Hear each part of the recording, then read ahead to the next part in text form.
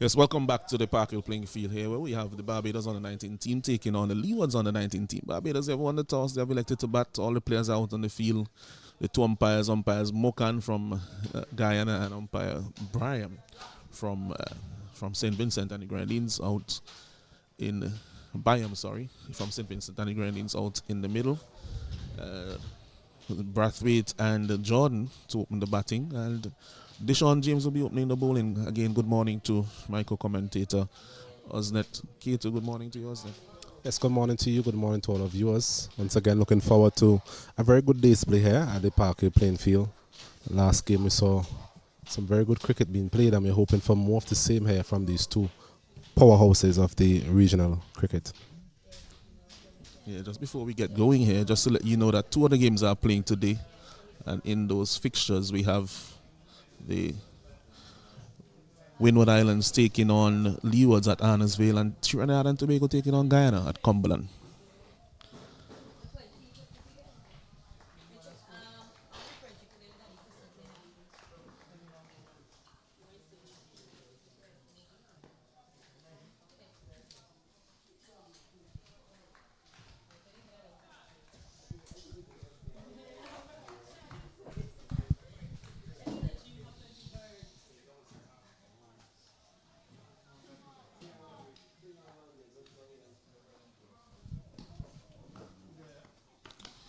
Good delivery first up from James, just around the off stump, played out to the man at what is a gully, one of two gullies, really well. There's a gully and a man at a shortish backward point, not really on the circle, but just about 2/3 of the way there. And the feel is that man had slipped the gully, man at backward point, extra cover, mid off, mid on. A man at a deep square leg boundary, and a fielder at short fine leg. There's also a third man as well. So almost an action replay of the first delivery. I think it's a very good line from Deshaun James. I've seen a lot of him. A model of consistency throughout the tournament so far. And maybe he haven't gotten to the wickets that his bowling warranted, but so far he's been very consistent for the Jamaican team, and he'll be hoping to start proceedings here efficiently, effectively for his team. But that's a very good line outside the off stump to Kyle Jordan. We've seen a lot of Kyle Jordan. We know what he's like, but that's just a good line and length outside the off stump. As you mentioned, a couple of fielders there in that gully region for any sort of edge. Same line again. Looking for the single this time is Jordan, but no running offer there. This time he plays it just in front of square as opposed to behind square as he did on the previous two deliveries. These two teams would have contested the final of the two-day format. The Barbados team winning on first innings. Jamaica, I'm sure, will be able to turn that result around in the form of a victory here today in the one-day format. This one is a loud appeal for LBW. Not out, says umpire Byam. That one struck him on the pad as he was looking to drive down the ground. Yes, umpire Byam on that occasion signaling that he would have missed the leg stump. That delivery seemed to have come back into the right-hander. Deshaun James normally tend to take the ball away from the right-handers. And the wind here today will help him to get that bit of inward movement, although at the moment it's pretty calm. Not much of a wind that is being detected on our breeze.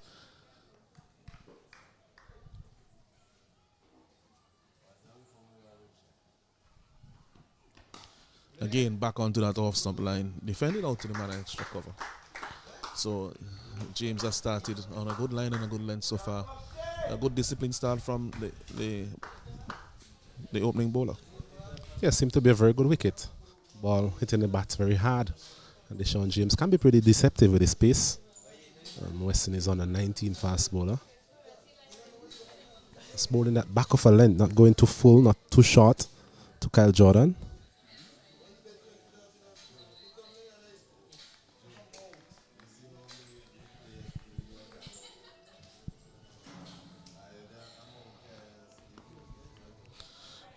This one, just a slight misfield from the man at gully, allowing the single.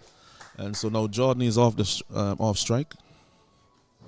And gets off the mark with that single to third man. And at the end of the over, the score is 1 without loss, Barbados. Yes, a very good start there by Deshaun James. Just keeping that line, that length to Kyle Jordan. We mentioned Kyle Jordan, his strengths being that short ball that he loves to just pull over mid-wicket. Also very severe on those full deliveries as well. So Deshaun James trying to stay away from those regions for Kyle Jordan. And you could see that his plan really is to just bowl just on about the off stump, and hopefully Kyle Jordan will make a mistake.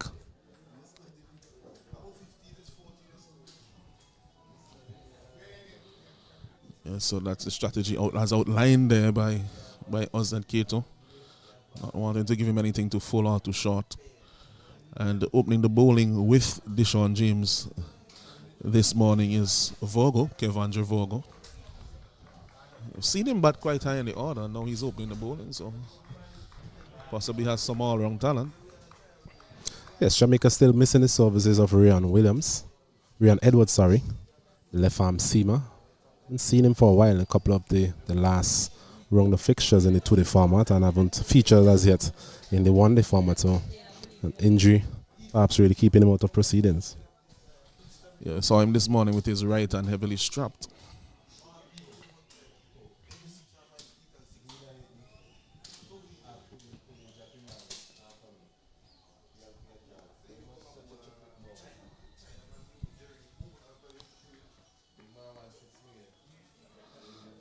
This one has gone down the leg side. Should be going for 4, yes. Wait on the signal from the umpire. Signal of a leg bye, or 4 leg byes there from umpire Mokan. Yes, not the best of start there from Vogo. A delivery on the line of the leg stump. A free hit really for Kyle Jordan, but not making any sort of contact with the bat. But in the end, getting 4 leg byes. So the Barbadian total moves up to 5. 5 without loss. Barbados having won the toss this morning here at the Parkway playing field and electing to take first strike at the wicket.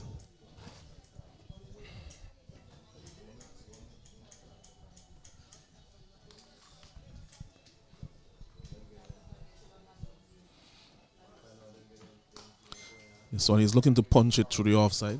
Slightly missed time with an open face. And that's around the line and the length that Vogo would want to be. Indeed so. Doesn't have the... Isn't blessed with a lot of pace, Vogo. So you definitely have to be accurate here versus Kyle Jordan. This one, he edges it down to the third man era. James, who is very quick over the ground, keeps it down to 1. So the field here, there's a slip, there's a third man, there is a man at backward point, a man in the cover region, there's an extra cover, and there's a man at mid-off, mid-on, mid-wicket, and there is a man at deep backward square, and a short fine leg in Adrian Ware.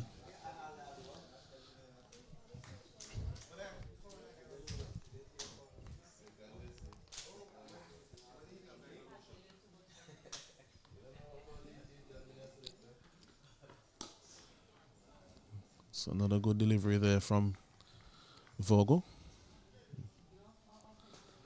Brathwaite back into the 11 today. Missed the last game due to slight illness. Had a chat with his coach this morning. So he's up on he's raring to go in this encounter. We saw the best of him versus the Windward Islands, where he was really in sublime form. So he'll be hoping he can find that form again today. And that one is caressed through the covers for 4 on the up. That's a wonderful shot there from Brathwaite, as you were talking about his form. Yes, I was just about to say, we mentioned that he was in sublime form in the previous encounter, especially through the offside. He's a short man, but definitely packs a punch when it comes to those shots through the offside. A bit of room given there by Vogo. Came forward and just punched it really. He tried to overhit it and got it through the infield and out to the boundary for 4. Very good start from him. Yes, and you could see that the offside is going to be reinforced just a bit now. We've moved the man from the short fine leg era. Bringing an additional feeler into the cover region. The offside boundary is quite inviting because it's a very short boundary in front of square on the offside.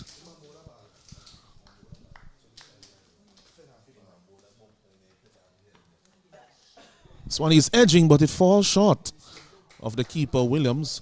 Heard the edge from all the way here in the commentary box. And they are able just to get a single off that delivery. After 2 overs, it's 10 without loss, Barbados. Yes, a reasonable start from the Barbadian team. We saw a bit of this in the previous encounter here versus the Windward Islands, where the first couple of overs they were reasonably watchful, and we have seen that again. A couple of good shots from Zion Brathwaite, but it's a reasonable start, 5 runs per over from them. They'll be hoping that they can actually put up a very good total here, something in the region of 250, which we saw Guyana making in the last round of fixture here at the Parkway playing field. Really proved to be too much for the Leeward Islands.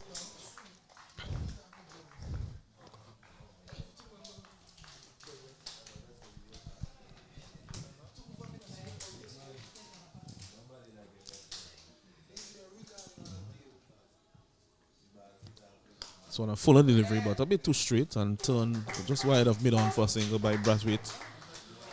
To the delight of his teammates applauding from in the stands. Just to say that we are back on the first strip that we played in the first on the first round, that game between Barbados and Windward Islands. So it seems as if the plan here is to alternate between the 2 strips from round to round.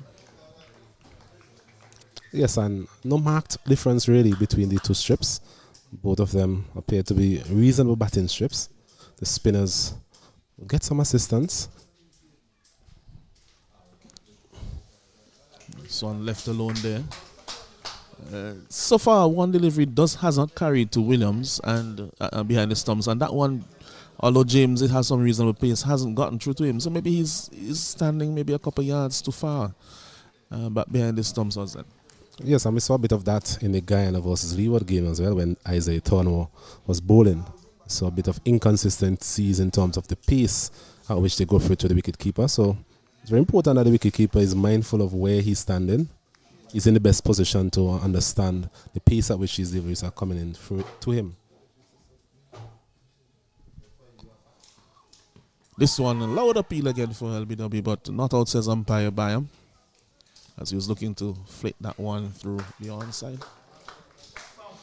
Yes, a couple of times now we have seen that delivery coming back into the right-handed Jordan, causing a bit of discomfort to some extent. Just doing a bit too much on those occasions, missing the leg stump. So good bowling by Deshaun James. We mentioned that he's a thinking bowler, very experienced at this level as well.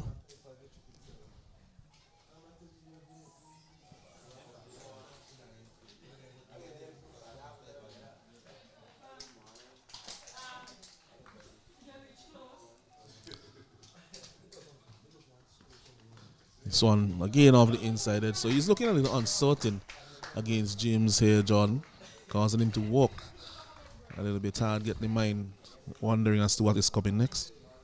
Yes, it's just as we said, it's just a very good line and a very good length to Kyle Jordan. We've seen a lot of him throughout this tournament and we know what he's like. And so far, Deshaun James have really stayed away from those danger areas, I would say, for Kyle Jordan.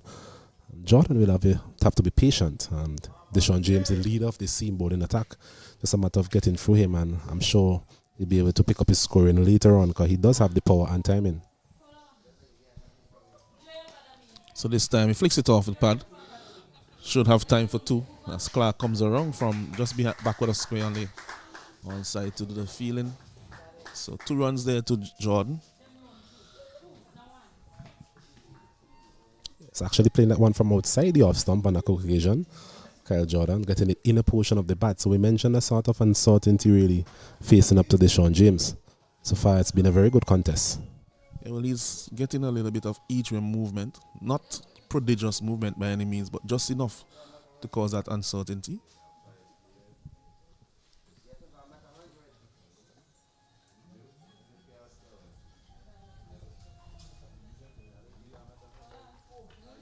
So and he's edging it down to the man that slipped, but safely in the end all along the ground. But again, a little uncertainty in the way he approached that delivery. As the third over comes to an end, 14 without loss, Barbados. Yes, Deshaun James continues to operate in that corridor of uncertainty, as we're saying. Kyle Jordan, they're feeling for that one. And thankfully for him, played with soft hands. And just falling short of the man there. Bands at slip. Actually, where in the slip cordon. So at the end of the third over, Barbados under 19, they're 14 without loss.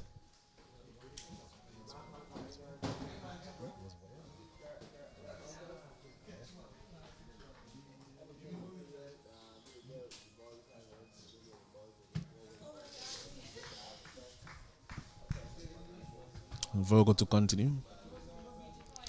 This one is driving over the top is Brathwaite. Should be one bounce into the boundary for 4. That's another good shot there from Brathwaite. He's opening up the offside, and that's not a bad ploy at all, especially from that end. The offside boundaries, as I mentioned before, are quite inviting there. Short.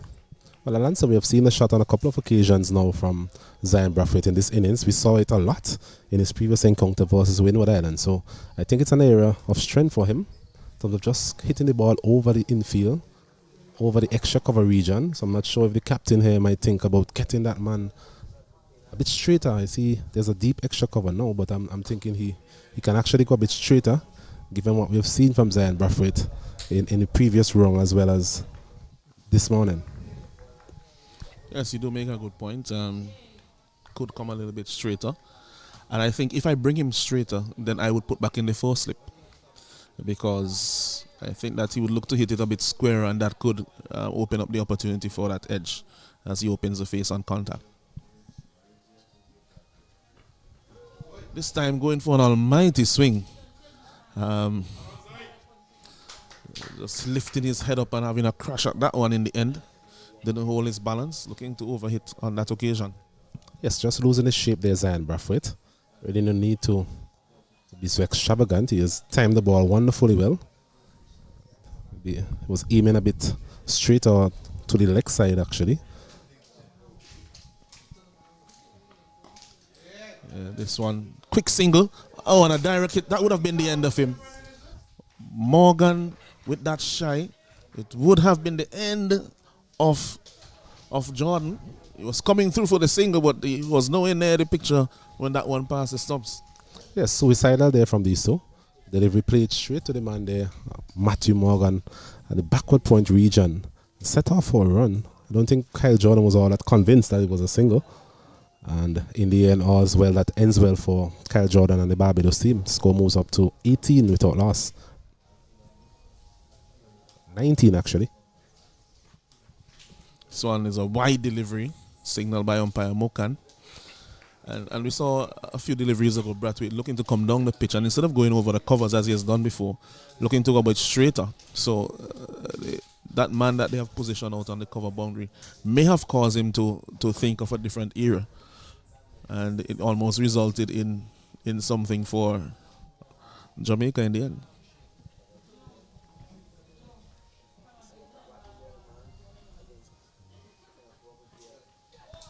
This one is beaten outside the off stump.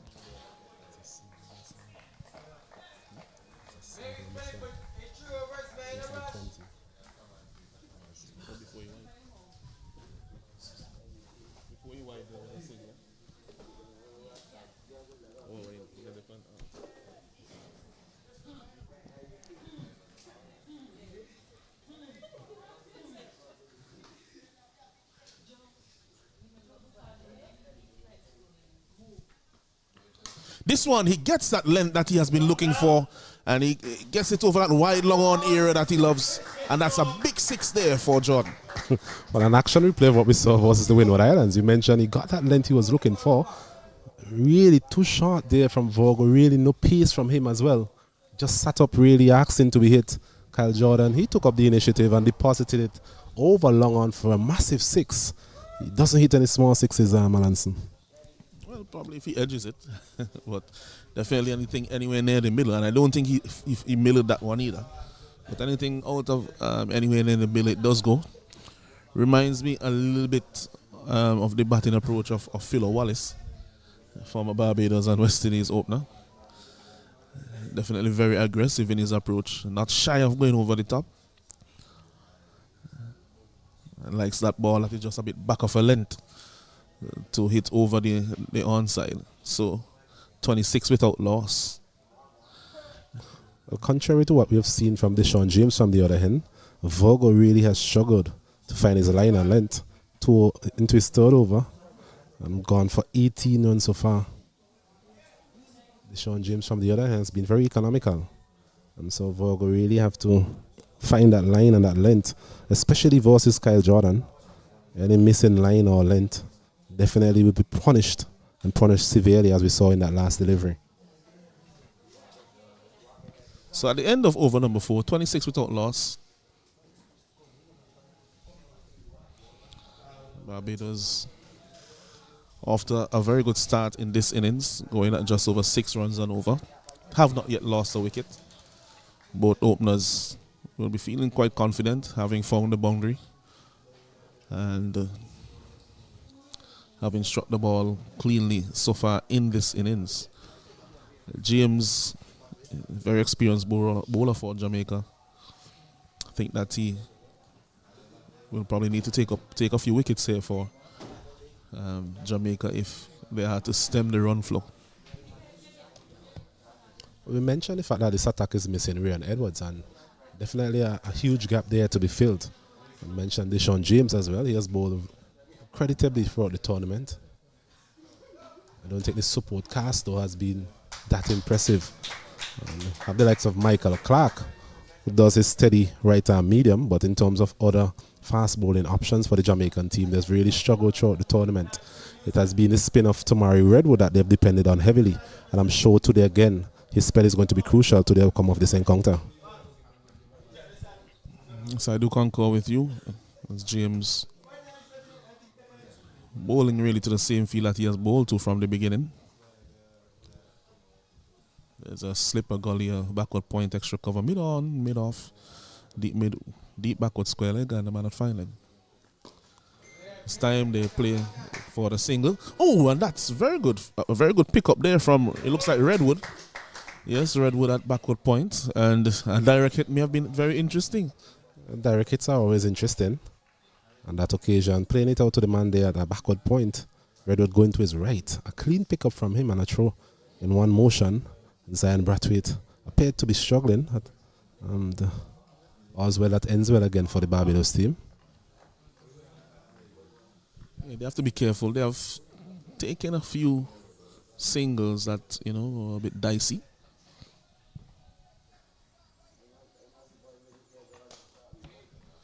And we know that they would want to keep the scoring rate going, and that the positive mindset is to look for those singles, but you have to make sure you judge them well as well. Agreed. So looking at the position of the wicketkeeper and that slip cordon again, Lance, in the last over we saw an edge falling short of the man there at 4 slip. They're quite a distance back considering what we've seen from the wicket so far. I'm thinking a couple of steps forward would put them in a better position really to effect any sort of catch, because most of the edges on this wicket will actually be going down.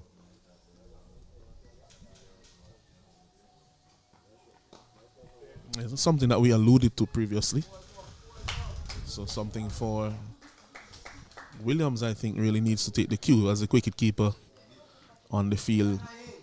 Ideally you'd want to be collecting those deliveries between the waist and at least the knee when they're coming throughout the fast bowler.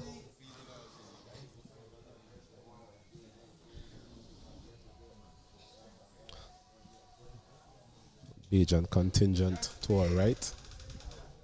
It's encouraging his teammate Zion Brathwaite to wait, be patient, to see off the spell here of Deshaun James, and things supposed to get better. This one he's pushing it to the man at mid-on. Quick single as well, aiming for the end of John, who is not as quick between the wickets as Brathwaite. But comfortable single for both batsmen on that occasion. Another quick single, they continue to accumulate the singles. Just been a feature of their batting. It's getting the ball into the gaps, running hard. And of course, we know that they have the power really to take advantage of any short or loose deliveries. So it's a good template for the Barbadian openers to use and execute.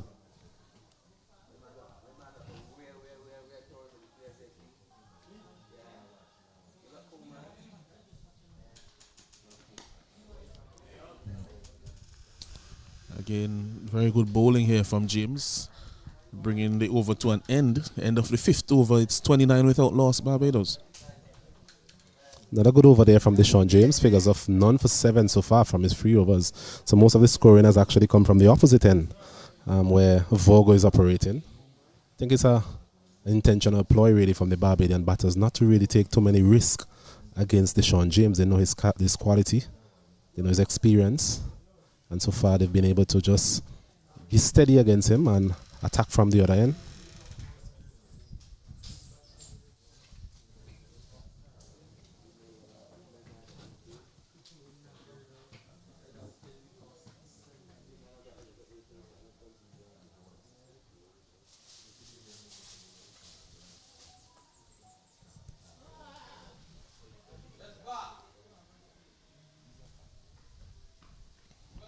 So another wide from Vogo. He's struggling a little bit in this spell.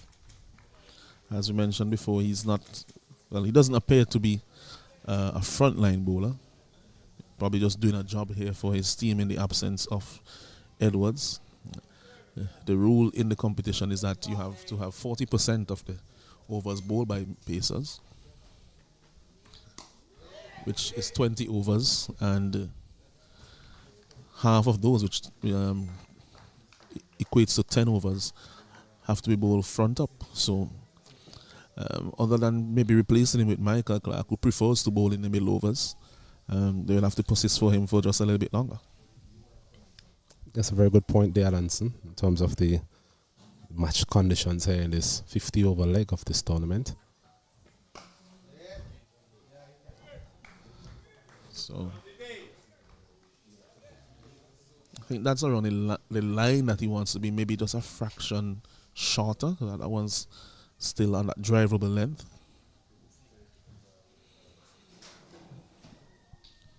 He's a tall lad, but he tends to get quite low in his delivery.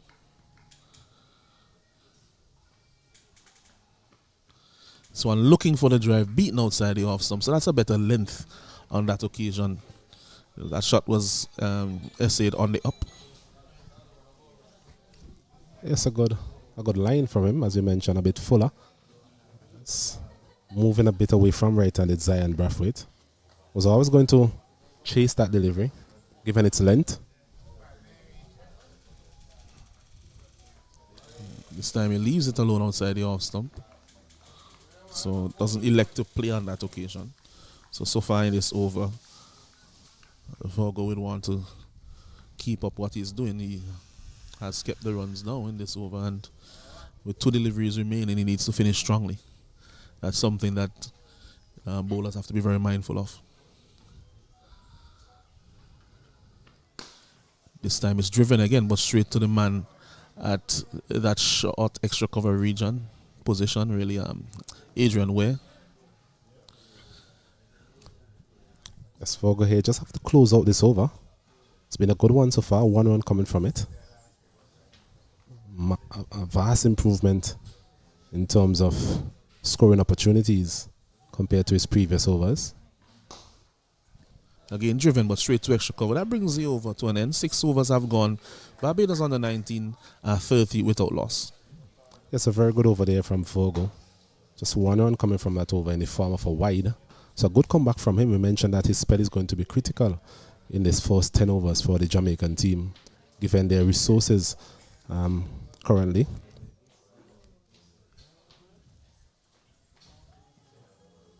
Steady start here from the Barbados team, scoring at 5 runs per over.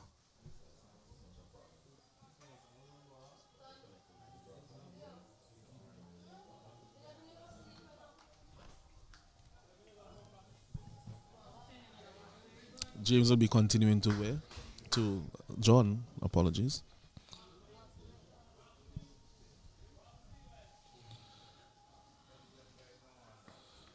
So he's on the drive, but goes straight out to the man in extra cover. Not timed.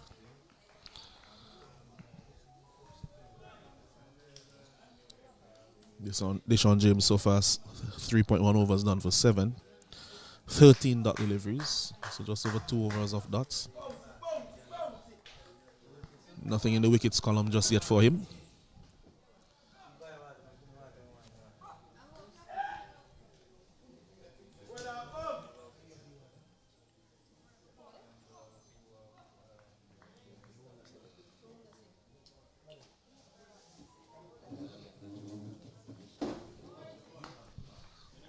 Looking for that favorite pull shot. That one is in the gap and it will go all the way for 4. Didn't time it perfectly, but there's a huge gap between the man at deep backward square and deep backward square leg and the man at mid on, and he was able to find the gap. So a welcome boundary for Barbados and Kyle Jordan. This one was also on the shorter side there from Deshaun James, outside the off stump. But as you mentioned, it's a favorite area of Kyle Jordan, and he managed to just get enough on it to penetrate the infield and get a boundary out there to deep mid wicket. That's the first boundary that James has conceded.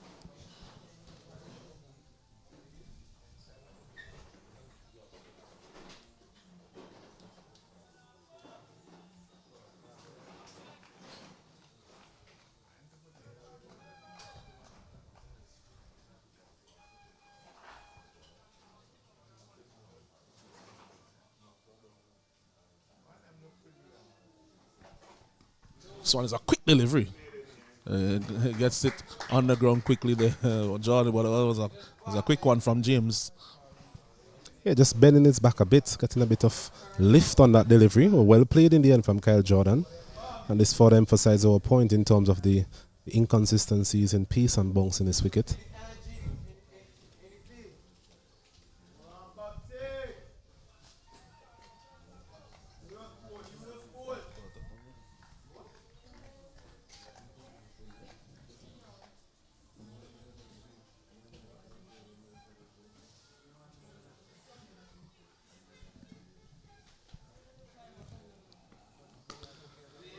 So just on that back of a length.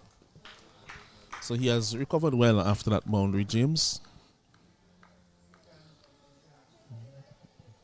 Well, as you mentioned earlier, it seems as if the Barbados team are well aware of the depleted nature of the pace attack for the Jamaica team, and they have elected not to take that many chances. We haven't seen some of the type of aggression that we have seen at the other end. So it's clear to us that there is a purposeful mindset here, not to take too many risks against James, but just to take what's on offer. They've done that effectively so well so far. So when I gain on that line, that length, and so 6.5 overs have gone, 34 without loss. Jordan 15 of 23 as Brathwaite is on 13 of 18.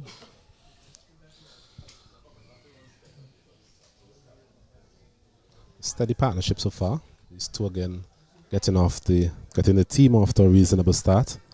We've seen a couple of these stats even in the two-day format, so these two players seem to understand each other very well. They complement each other very well.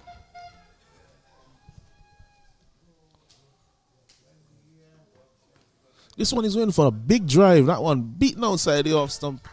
Looking for something quite ambitious there down the ground. Or maybe just wide off, long off. And that brings you over to an end. 7 overs have gone. Barbados on the 19. They're 34 without loss here at Park Hill. Yes, that delivery was a bit fuller than what we've seen from Deshaun James so far. Kyle Jordan there, his eyes lit up at the sight of that delivery, but in the end not making any sort of connection. And thankfully for him, no edge as well. So at the end of the 7th over, Barbados, they continue to fight on. 34 without loss here at the Park Hill playing field.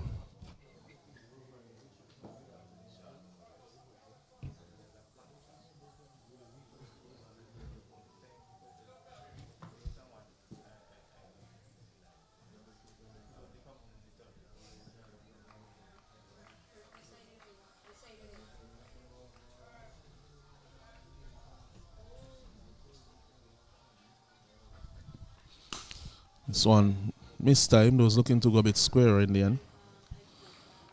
And went to the man at extra cover instead of square on the offside.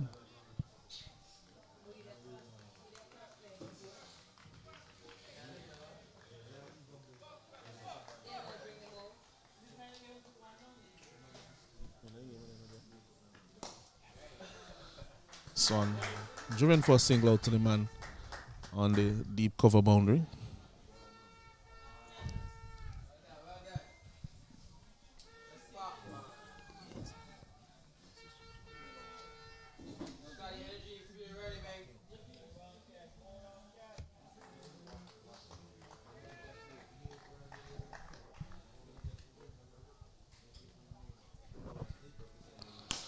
It's a cracking shot, but straight to the man at the cover position.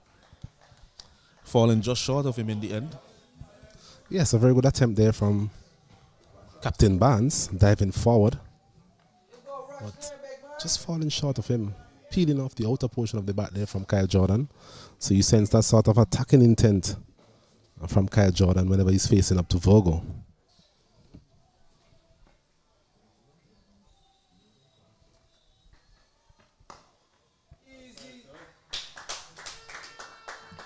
This one is played nicely down to third man.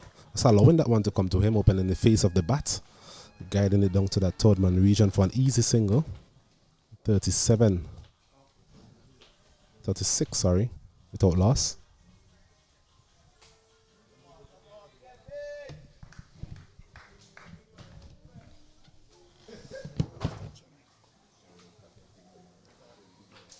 This one is driven again out to that man out at deep extra cover.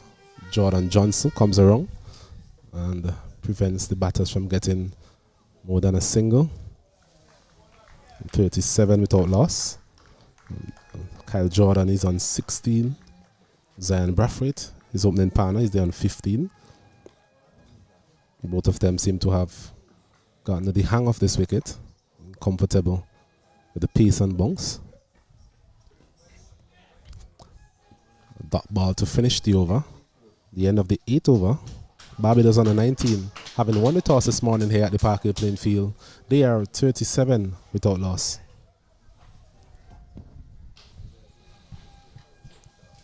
Yes, Barbados definitely will be pleased with this start. They are going at a reasonable rate of 4.63, but they are in the position where they have all 10 of their wickets in hand, and they have these two who are very integral in terms of scoring quickly for them at the crease.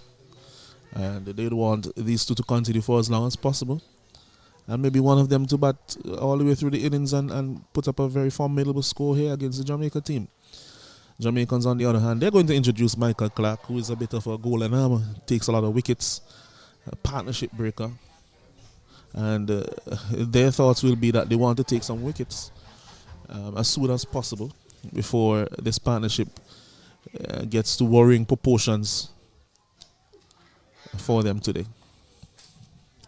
Yes, Michael Clark has had a reasonable tournament so far with the ball. I don't think he has done his batting any sort of justice. Some real injudicious shots at times from Michael Clark. None more so than that shot yesterday, chasing that paltry total versus Windward Islands, where he skied one up in the air and they only needed 3 runs to win. That's in the past. So Clark, this one is a wide down the leg side. Brathwaite will feel that he missed out there. As we said, that boundary is quite short to that side of the field, especially behind square on the on side. Just over 50 meter hit to the boundary, just backward of square. Yes, the shortest side of the ground. As a bowling unit, you have to be mindful of that. This one, if he had collected that one clean, it may have been interesting. Got a generous bounce in the end. Captain Barnes doing the fielding there, but single taken. That's another risky single there from the Barbadian openers. They've done this on quite a couple of occasions now. Barbados inner ring, fielders in the inner circle really haven't taken advantage of those half chances.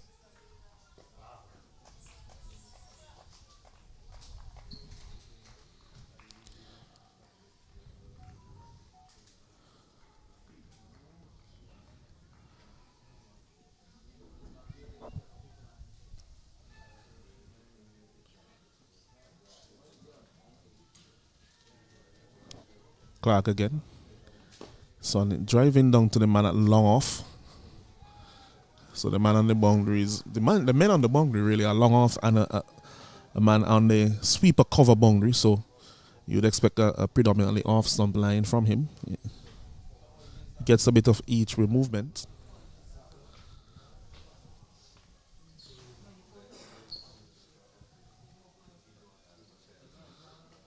Bowl him!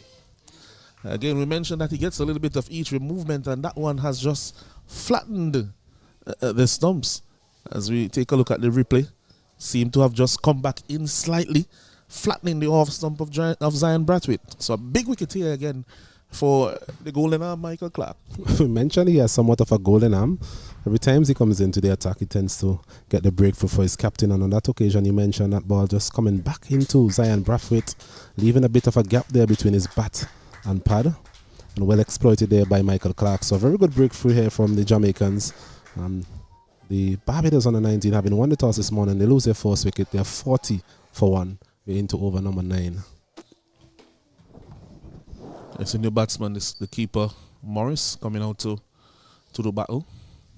That's a good delivery there from Clark, attacking the stumps. And he does that quite often, looks for LBW and ball dismissals.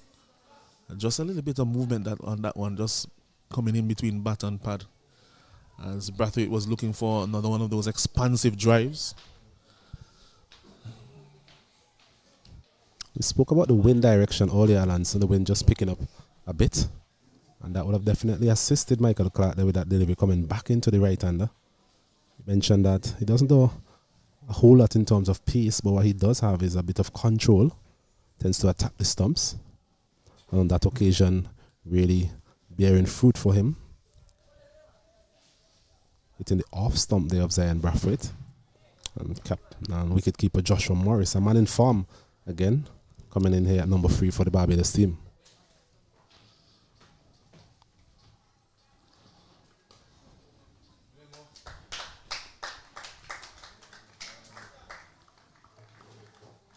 So good delivery to start there from him to Morris.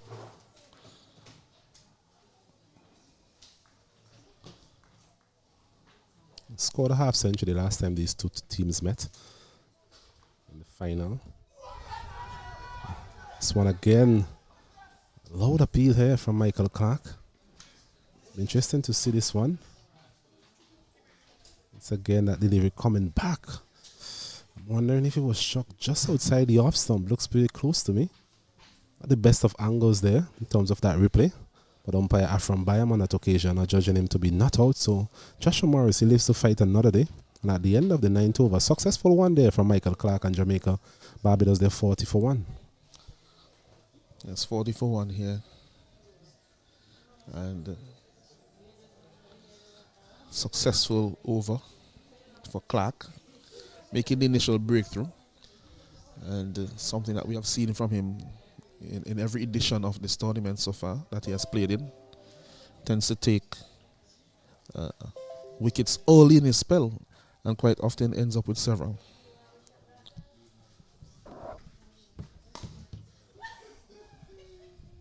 This one driven straight to the man at mid-off. Clark himself does the fielding as Virgo continues. Let's go into his 5th over. None for 22. Good recovery from him. His first couple of overs weren't anything to write home about. But so far he has found his line, has length. This time he's powering this one. Kyle Jordan should get close to the boundary. Michael Clark, he does well. It prevents that boundary, save his team 2 runs. 2 more added to the total, 42 for 1. Yes, 42 for 1. Just to the right of the man at mid-off, who's been sent back now to long off. Just pull back just shy of the boundary there from Clark.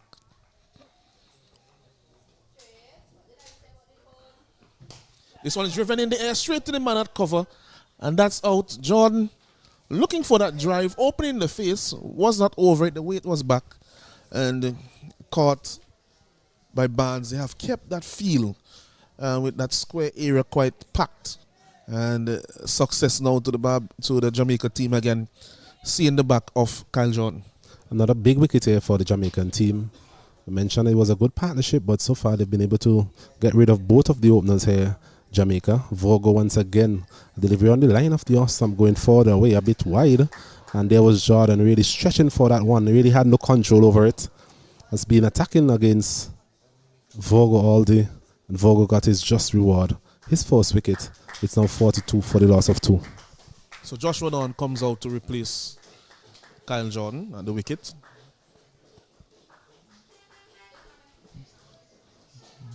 Experienced Don. We have been saying that throughout the tournament that he owes his team some runs. And bright sunshine here, fairly good batting conditions. No scoreboard pressure because he's batting first. Fairly good start for his team. So really, this is as good an opportunity as any for him to put up a substantial score. He's coming in at number 4 today. Normally, he bats at number 3. Barbados management opting for Joshua Morris to come in at number 3 today. So mentioned there's a lot of overs remaining. He likes to bat long.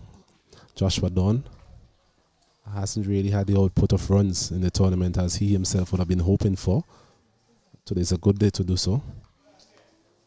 Good batting conditions.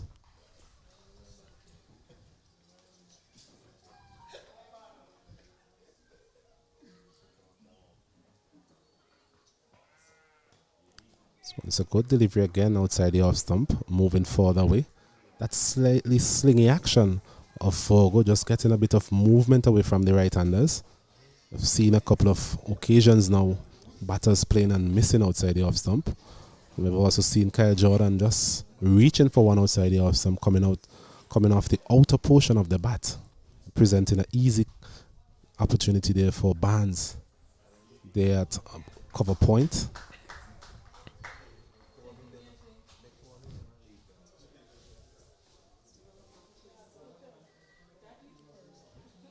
So after a very good start, Barbados now in a spot of bother, losing 2 quick wickets. A wicket of Brathwaite in the previous over, and then Vogo getting the big wicket of Kyle Jordan. It's again outside the off stump, but a bit too wide on this occasion. Umpire Mukan out of Guyana signals wide, so one more added to the total.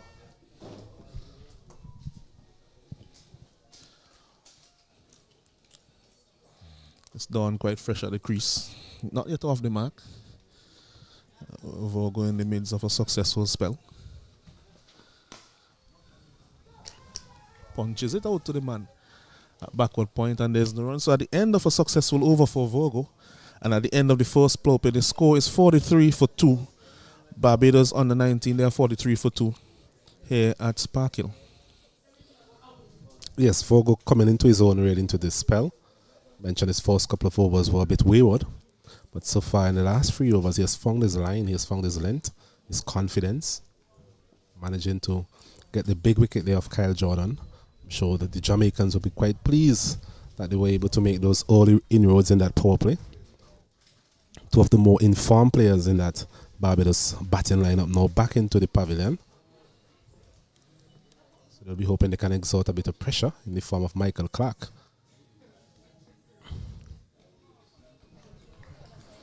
So Clark continues. That first delivery just outside the off stump and left alone by Morris, Joshua Morris. And both batsmen, they have yet to come off the mark.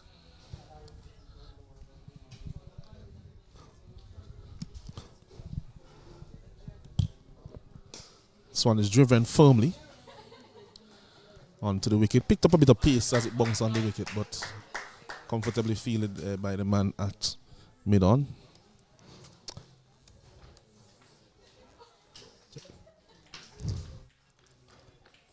I think today is the start of the third test as well. It was with West Indies versus England. I think you're following that game, Alanson. Any updates for the viewers? Yeah, just to say that West Indies are 159 for 5. Earlier we saw a half century from Craig Brathwaite. The first wicket actually fell at around in the 70s, so opening partnership again doing the job, but since then a flurry of wickets and currently 161 for 5. Holder and De Silva at the crease. 2 wickets so far for Atkinson.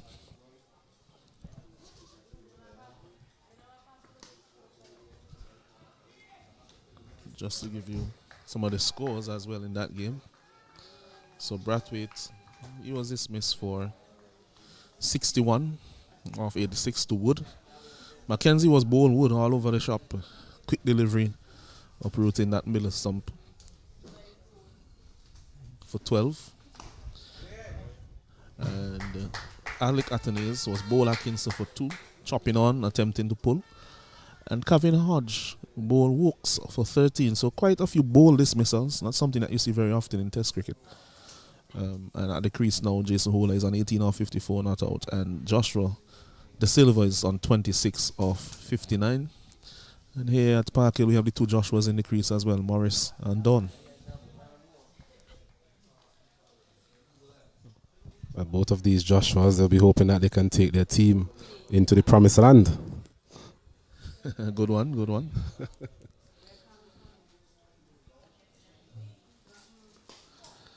Well, Joshua has to always build on the work of a Moses, so I'm sure that they will definitely be looking for a good performance based on the platform that they have been set. At the end of 11 overs, we will take a break for drinks as the players do so, and the officials as well, and we'll be back with you shortly. It's 44 for 2 here, Barbados on the 19 batting against Jamaica on the 19.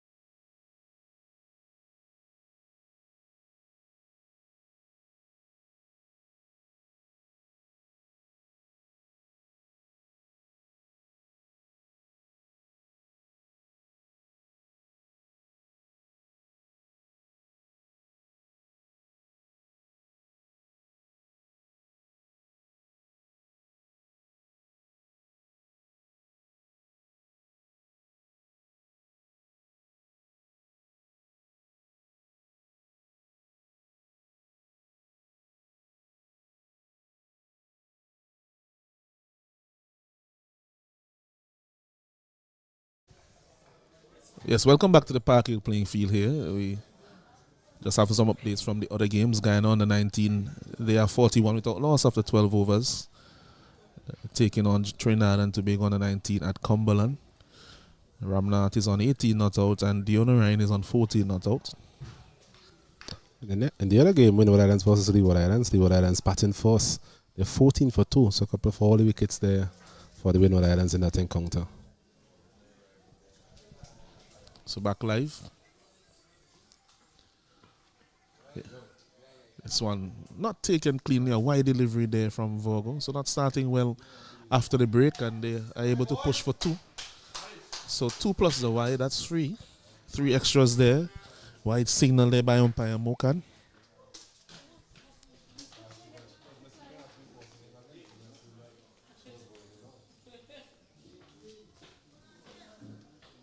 Takes the score up to 47 for 2 after 11. This one better line and played back to the bowler. Morrissey is on 1 of 8. Dawn yet to score.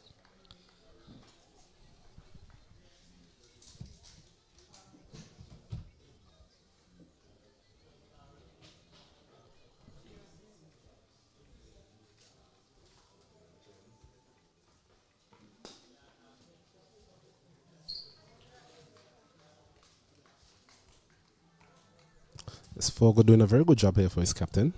Into his 6th over. A reasonably long spell by the young man. Well built.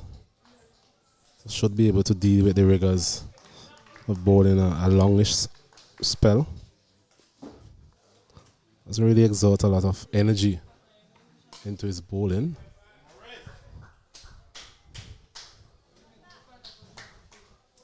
I think what we've seen from the 2 bowlers at the moment, just bowling straight, not giving any room to the batters.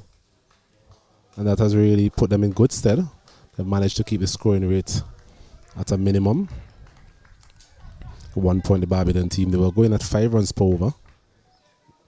Current run rate is just around 4.09, so the Jamaican team have really clawed their way back into this contest by virtue of taking those 2 big wickets of the openers and some steady bowling. Yeah, huge wickets there. These 2 will also have a key role to play for Barbados. Barbados, they do bat quite a way down. Likes of Prescott and Smith. They are even all the way down to those players. They are good players.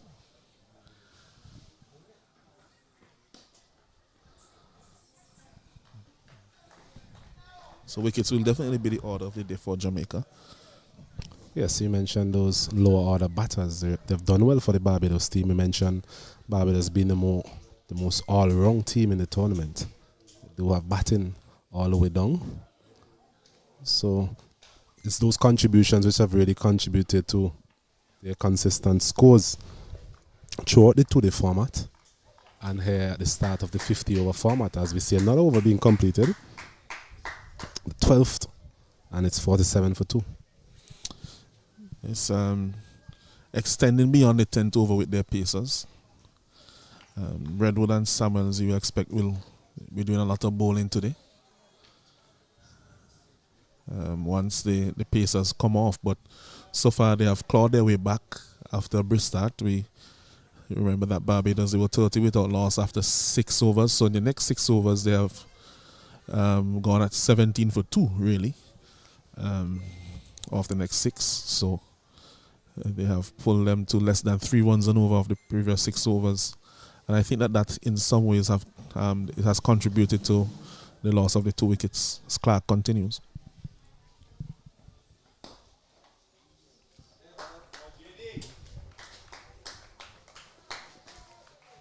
Michael Clark into his 3rd over. Figures of 1 for 4 so far. So he's been very economical and got that big wicket of Zion Brathwaite.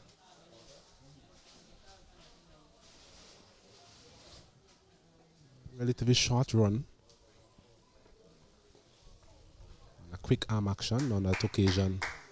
Airing on the wide side and umpire Byam signaling wide. 1 more added to the total. Yeah. Not often that you see him missing his line and his length. Usually quite consistent.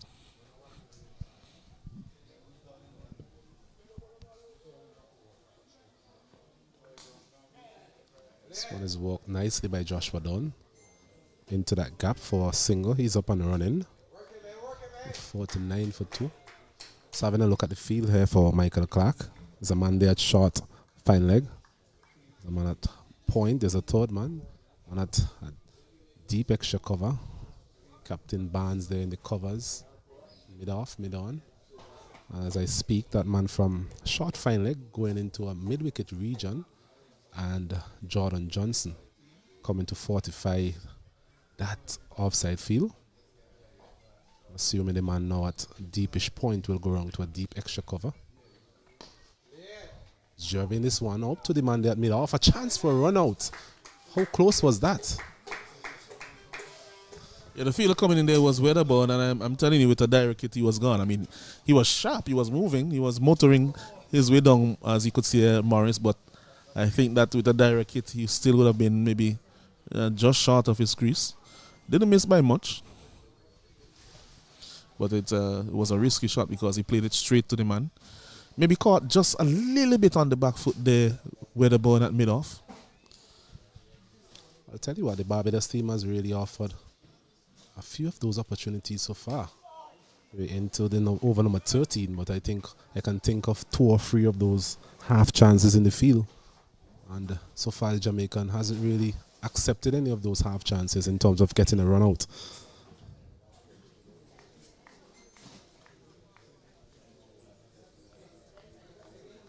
Friday morning here in St. Vincent and the Grenadines.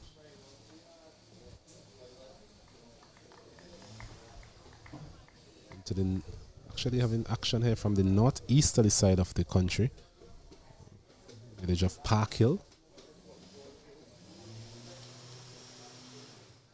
Other matches being played at Cumberland and at the main Annesville playing field.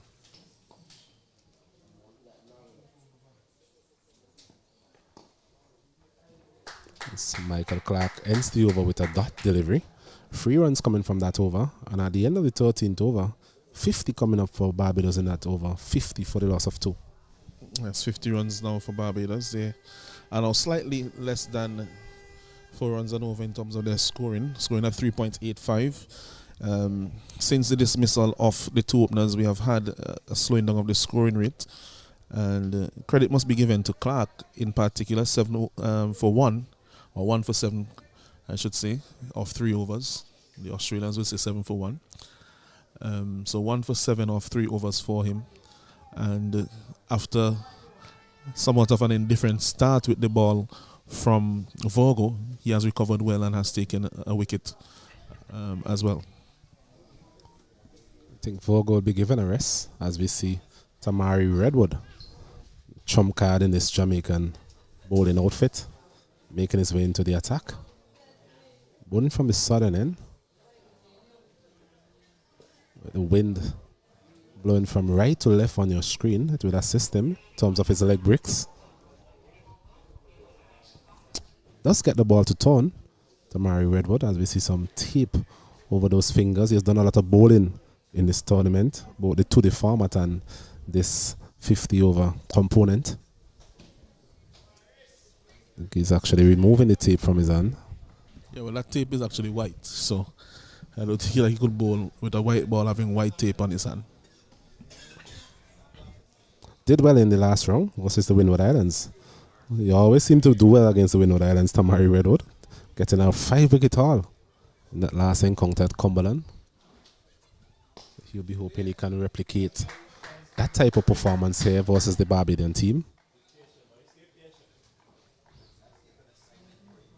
Also got 6 wickets versus the Windward Islands in that 2-day encounter. As this one is punched down to the man there at mid-on, a bit uppishly there from Morris. Yeah, he does play that shot off the back foot uppishly on some occasions. Might be a smart thing to have a silly mid-on to him. I haven't seen any of the teams employ that position. They have instead chosen on this occasion to have a silly mid-off in Samuels.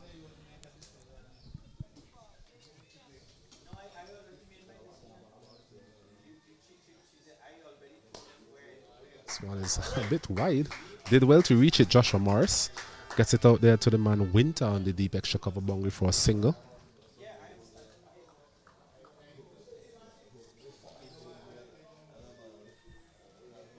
51 for 2.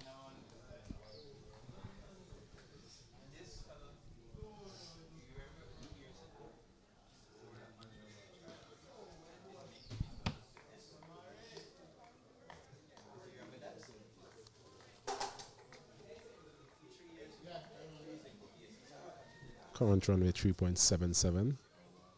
A downward spiral this run rate as this one is walked into the gap. I think the plan here from the Barbadian team would be just to walk the ball into the gaps, get somewhat of a partnership going, get some momentum back into their innings.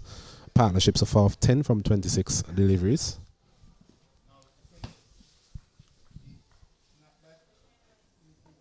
So short of a length, he's hit it straight back to the man there, Tamari Redwood. So he is up and running in terms of the wickets column. A delivery there short of a length, a bit of bounce. And Morris, as you mentioned, playing off the back foot, tends to play the ball a bit uppishly. On this occasion, presenting an opportunity there for Tamari Redwood, which he accepted gleefully. So the third wicket falls here for the Barbados team. Joshua Morris, a big wicket again, a man in form. He goes for free, and Barbados, they are now 52 for the loss of free. Yeah, just as I said, sometimes when you're looking at a batsman play, in your mind, if you have to think as a captain, you think as a bowler, and to see where he's offering you an opportunity. Not necessarily that you may get him out in a particular innings doing that, but on this occasion, so said, so done a few deliveries later. Not to a man at short mid-off or short mid-on, but back to the bowler. He was punching out the back foot uppishly. I think in the end, the turn defeated him and the bounce, and he was not able to get over that delivery. Saw the back of him, and yes, just looking here, still that bounce. It's a considerable amount of bounce there for Redwood. I was about to say it was not the best of overs from him initially. In terms of his length, it was a mixed bag, but he ends up taking a wicket and he has figures of 1 for 2 after 1 over. I think that's the thing with the leg spinners, Malanso. They always get wickets. Sometimes they may not be as consistent as you want them to be. But that delivery once again, pitching and turning. And I think it's the bounce that really defeated Morris. He was looking to punch it again off the back foot. I think he would have been better served to try and hit it through the offside. All right, or cut through the offside. But on that occasion, really got big on him. Had no choice but to punch it back straight to the bowler as the new batter comes in, Micah Greenwich, facing up to Michael Clark.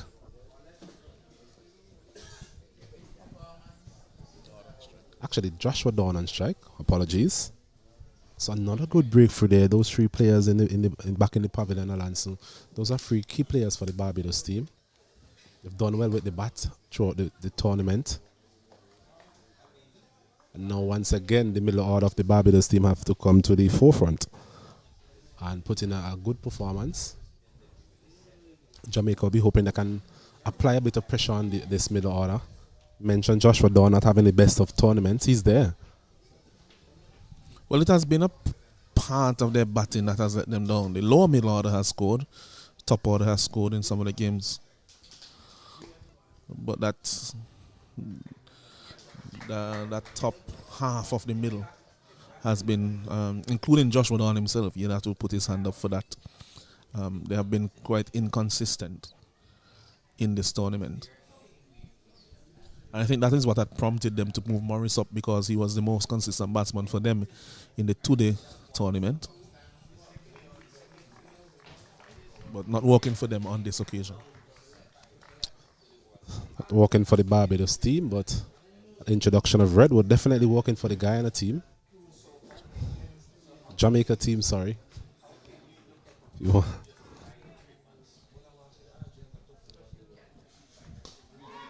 This one is punched, but straight to the man there at backward point.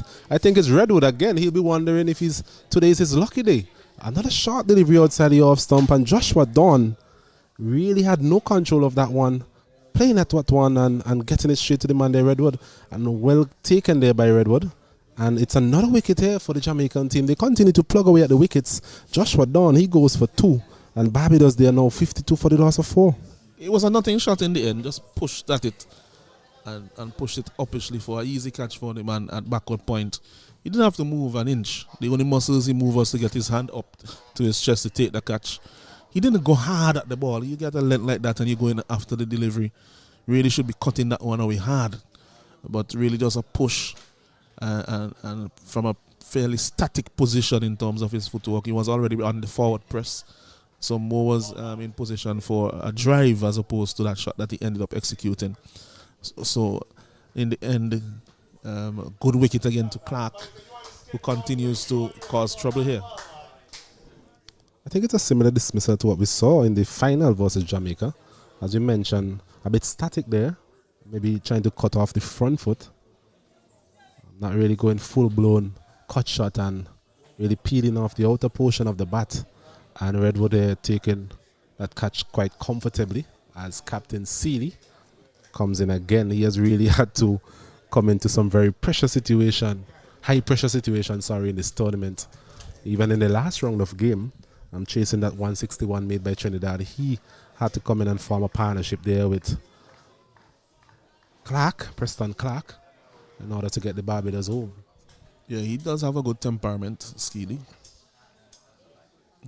Able to soak up some pressure and generally makes good decisions when batting or bowling.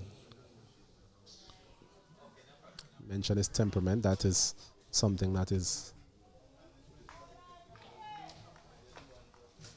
an important characteristic of his play. He was also the vice captain for the West Indies under-19 team. Definitely a man for a crisis, and the Barbados team here in a bit of a crisis situation, 52 for 4. This one is coming back again and just jamming down on that one. I think he kept a bit low as well. Michael Clark doing what Michael Clark does. Yeah, that one not bouncing anywhere near as high as Seeley thought it would. What may be comforting to him in his mind now is that they have to bowl second on this track, and Jamaica would have to bat second on it. This one is getting the edge, I think, and falling short there of Williams. Once again, we spoke about his positioning behind the wicket. Michael Clark, not any sort of pace from Michael Clark. We know what we're going to get with him, and really a bit too far back there, it must be said, Trevon Williams. Again, we have mentioned it several times, and it's not just because Michael Clark doesn't have a lot of pace, but you have to know your wicket. This is not a quick wicket. We have had a few wrongs on it now as well, so it's not as quick as it probably was earlier in the tournament. So getting to that point where it's getting slower and slower. So really should be in maybe another yard and a half or two.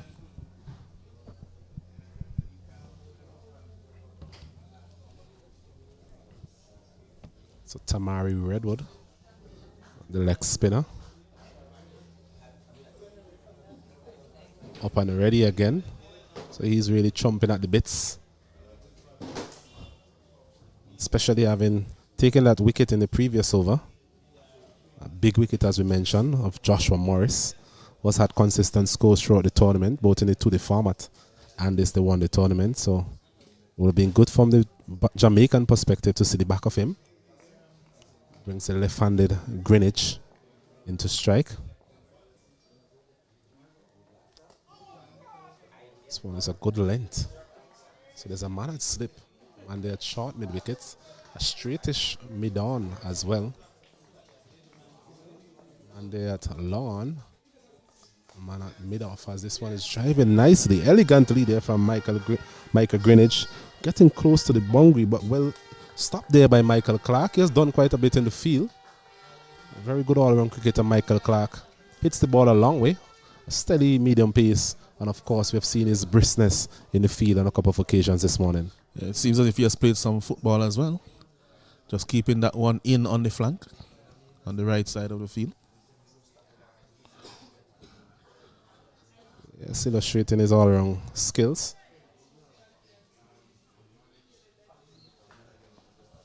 It's a good start there from Greenwich. It's coming forward and stroking that delivery through the offside. This one is misdirected by Redwood. A bit of turn, a bit of bounce once again. Something similar to what we saw in that dismissal of Joshua Morris. This one again. A bit of turn, defeating all. Ends up there, the wicket keeper. And 2 more runs. I think it will be signaled wide again by umpire Mukan. Yeah, wide signal there. Too straight, starting a bit too straight with that turn that he will get. has to be mindful of his line because he's now bowling to a left-hander and there's a right-hander at the non-striker's end, so he has to make that adjustment once the strike turns over.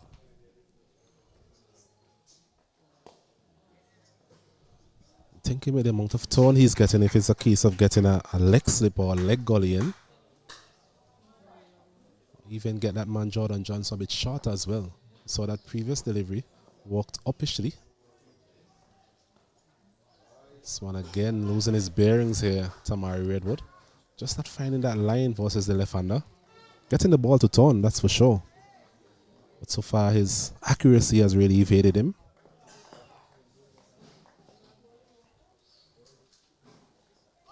This one again, a good delivery. And get a single to end. Actually, one delivery remaining. Yeah, some aspects of his bowling reminds me of what we used to see from Stuart McGill, Australian leg spinner. Quite inconsistent, lots of turn, and had a lot of wicket taking deliveries, but will give you opportunities to score, a lot of opportunities to score in between them. And sometimes even those opportunities to score makes his wicket taking deliveries even a bit more effective.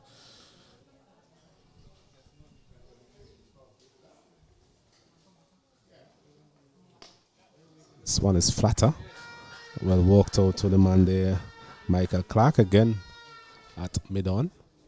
Yeah, as he goes through the levels, he'll definitely want to become a bit more consistent with his line and length, because when he comes up against tougher batting opposition, they will definitely score more heavily against him and put him under more pressure. He's not as consistent as some of the other leg spinners we have seen in the tournament. Does turn the ball a long way though. I think there's a lot of raw materials there to work with. As another over is completed, 16 overs gone. Barbados on the 19, in a bit of bother here. They're 60 for the loss of 4. Greenwich and Sealy at the wicket. Yes, after a very good start from Barbados, we mentioned that after 6 overs they were 30 without loss. 10 overs later, now they're 60 for 4. So the last 10 overs they have a score of 30 for 4, and that is telling based on the current position of the team. Definitely since the introduction of Clark, the wickets have come, the runs have dried up just a bit. We saw a wicket as well from Virgo, and now Redwood in his last over, which was, well, his first over really, he took a wicket. So he's already among the wickets, and they will want things to continue like that for him. The Jamaican team, the Barbados team, they now need a big partnership between the skipper and young Greenwich. This one is a bit straighter as Michael Clark starts a new over. Getting it out to the man there, Odell Samuels, just behind square on the left side. So there's a huge gap there to his right. If Sealy had gotten that one a bit finer, definitely some runs. As Samuels is now coming back on the deep square leg boundary. This one is hitting him on the pads. I think it's 2 songs we heard there. On that occasion, Michael Clark again continues to attack the stumps. Yeah, so the signal when asked the question there by Clark, umpire by him, just giving a little signal to say that, you know, he got some touch with the bat. It'll be interesting to see that replay.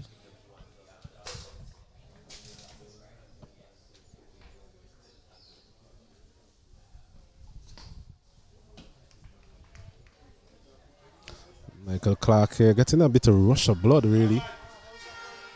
Wasn't really called for. Maybe a bit frustrated from his previous appeal and affording the Barbados an opportunity there to get a single. Yes, poor cricket by Clark in the end there. That delivery. There was never really any attempt to take a run there from Sealy. So that was poor cricket by Clark. Really just gifting them a single. Not something that you would want to see from the youngsters in this competition. Good to be in the game and to be aggressive, but has to be called for at the point in time as well. The batsman was in no way out of his ground or even making an attempt to come out of his ground.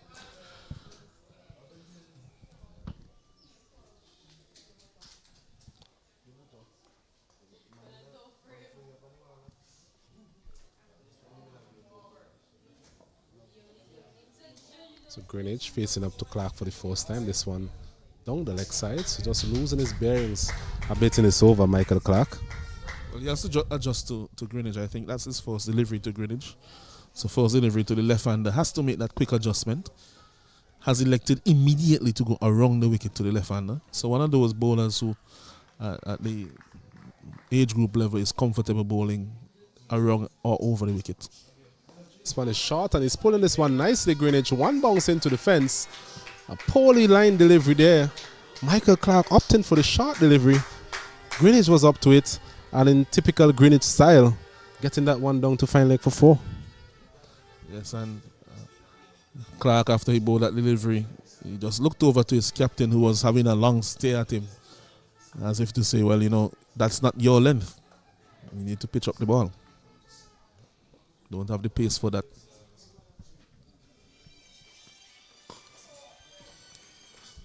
Delivery more in line with what we've come to expect from Michael Clark. Young left-hander Greenwich, a stylish batsman. Has a bit of flourish, additional flourish to his stroke play. Easy on the eye. Haven't seen a lot of him throughout the tournament. This one is driving uppishly, and another poor attempt there by Jordan Johnson, and allowing the batters to get a second. Not the best of cricket here by the Jamaican in this small period.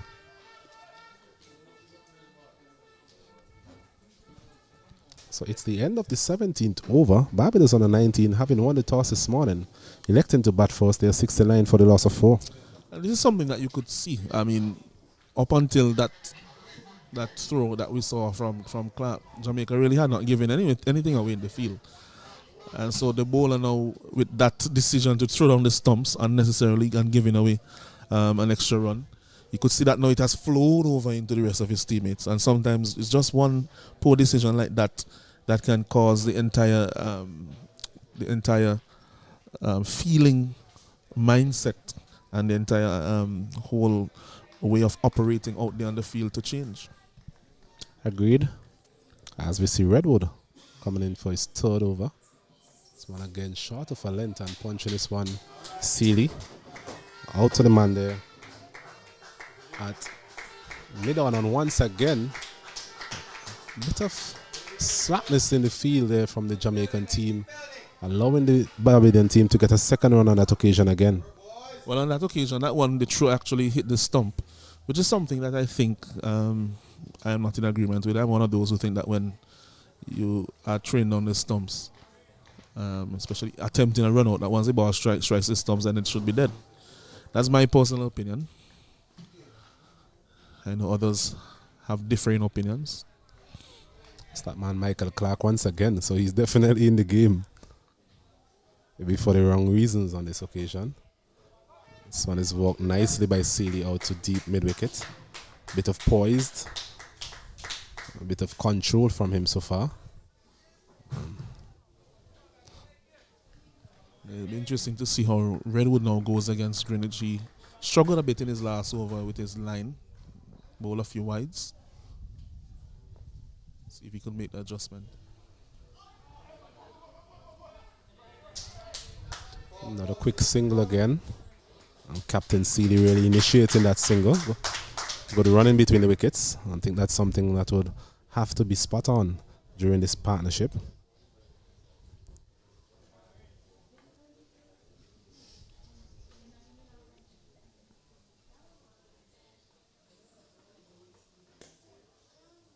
Good delivery there from Redwood. Sealy playing him off the back foot. Yeah, that one was a bit flatter, quicker. One straighter one from him.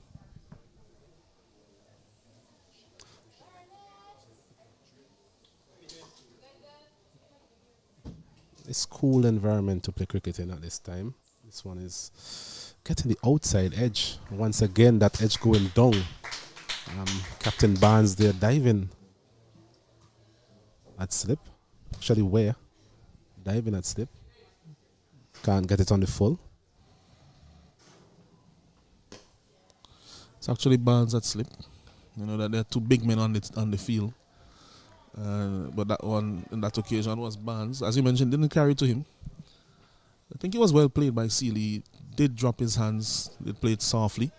So some trouble still being caused by Redwood. But they will be pleased enough with the output of that over the Barbados team. I think that Jamaica, they need to resettle and refocus after what you could consider a sloppy over or two. Yes, I think that refocus is needed. Managed to claw their way back into the game with those wickets. So definitely don't want to just allow the initiative to go back to the Barbadian team. They want to build a bit of pressure on these two. None better to do so than Michael Clark. He's into his 6th over, 2 for 15 so far.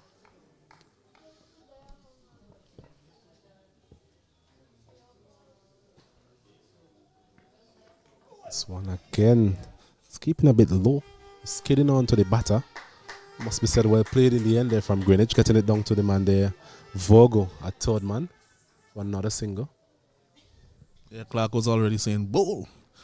I was going up there, already anticipating a wicket. But as we said, he gets some movement each way, but well watched by Greenwich. Single down to third man in the end.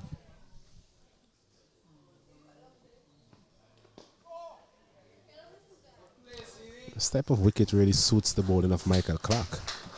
It's a wicket where there's not a lot of bounce and not a lot of pace. So all Michael Clark really has to do is just bowl the ball a bit straight, get a bit of movement in or out, and will definitely pose problems for the Barbadian batters. In fact, so far he has posed a lot of problems for the batters.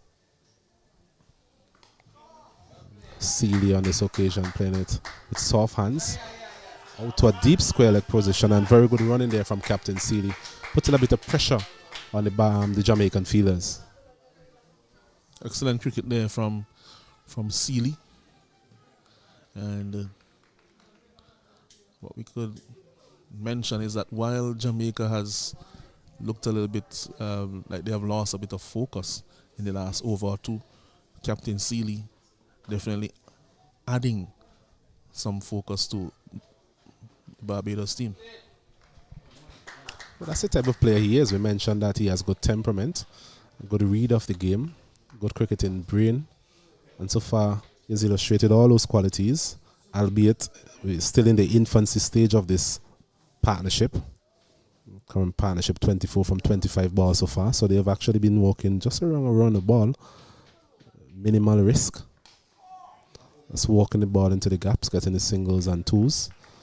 And so far that has been a good template for them to use as another over is completed from Michael Clark. And at the end of 19 overs, Barbados under 19, they move on to 76 for the loss of 4.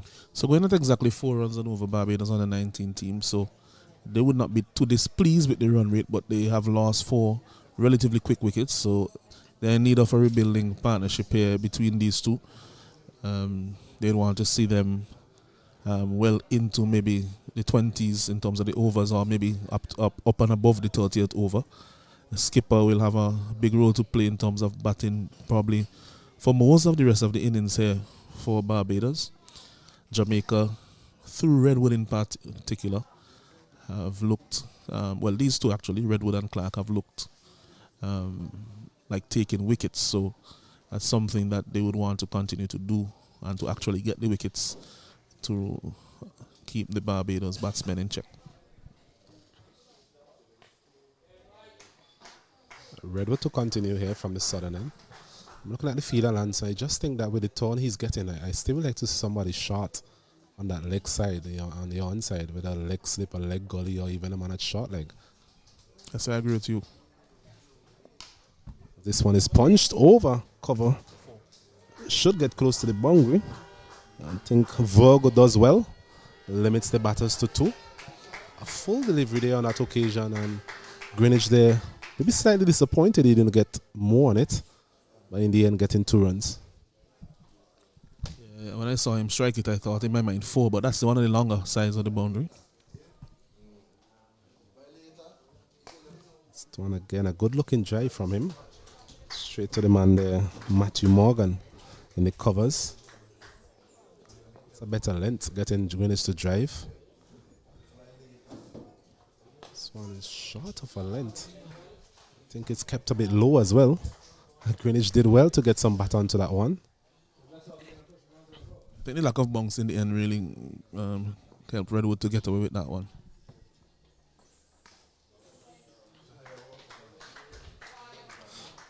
We spoke about the inconsistencies of Redwood, and this over is a good indication of that in terms of not really having that consistent line and length.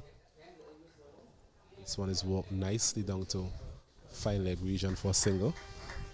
Yes, the first delivery being a full toss, and what we've seen so far is a series of short deliveries from him. Not really getting that consistent line and length. That would really make him even an improved bowler at this stage of his career.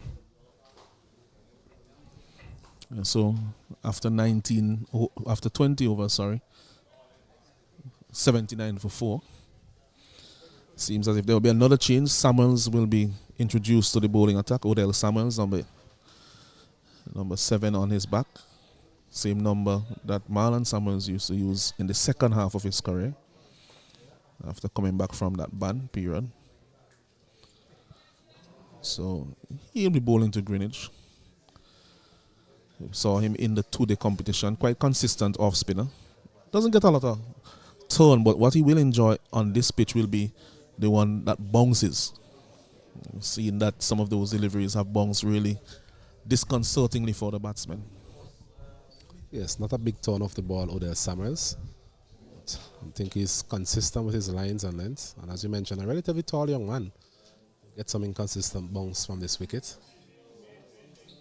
Jamaican team will be hoping from their perspective that he bowls a tight spell here. Just back up on the good work done by Michael Clark previously.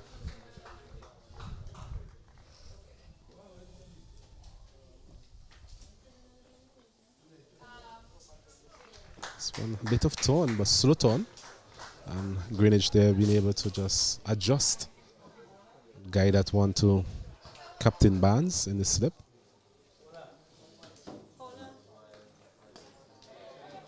This one is punched nicely there by Greenwich out to deep cover for another single. 80 for 4.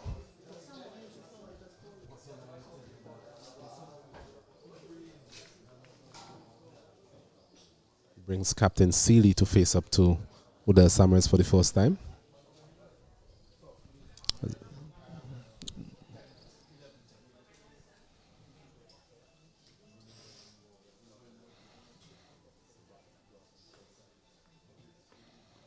This one is beating the outside edge. Seeley there half spin for a bit of turn. That one just going straight on. Well bowled by Samuels. Does get through his overs very quickly. This one wrapping him on the pad. Bit of bounce on that occasion.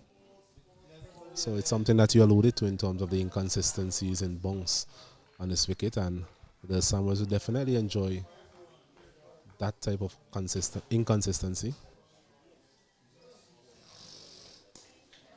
Seeley goes back and finishes the over with a nice punch out to the man there, Michael Clark, at deep mid wicket. So 2 runs coming from that first over from Odell Samuels, and Barbados they push on to 81 for the loss of 4.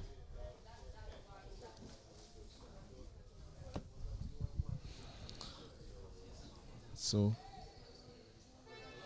4 wickets gone so far. 2 to Clark, 1 to Redwood, 1 to Virgo. Redwood will be continuing to Greenwich, to Seeley actually.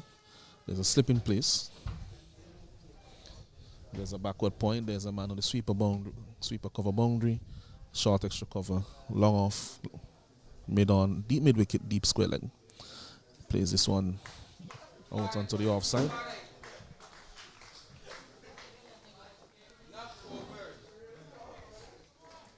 We'll have some updates shortly for you from the other 2 games.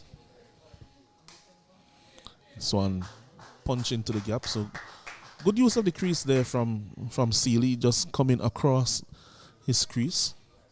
so that he can get behind that turning ball and punch it through the gap on the onside. So good cricket there from him. It's a shot we have seen him employed on a couple of occasions now, and he's been reasonably successful at doing so. Greenwich again just keeping the scoreboard ticking over, turning it in the gap for a single. It's just allowing those deliveries to come to him. Haven't seen the googly so far from Redwood. Hasn't bowled a lot of that in the tournament. So Greenwich just playing that one with soft hands being square is always going to be an easy single for him.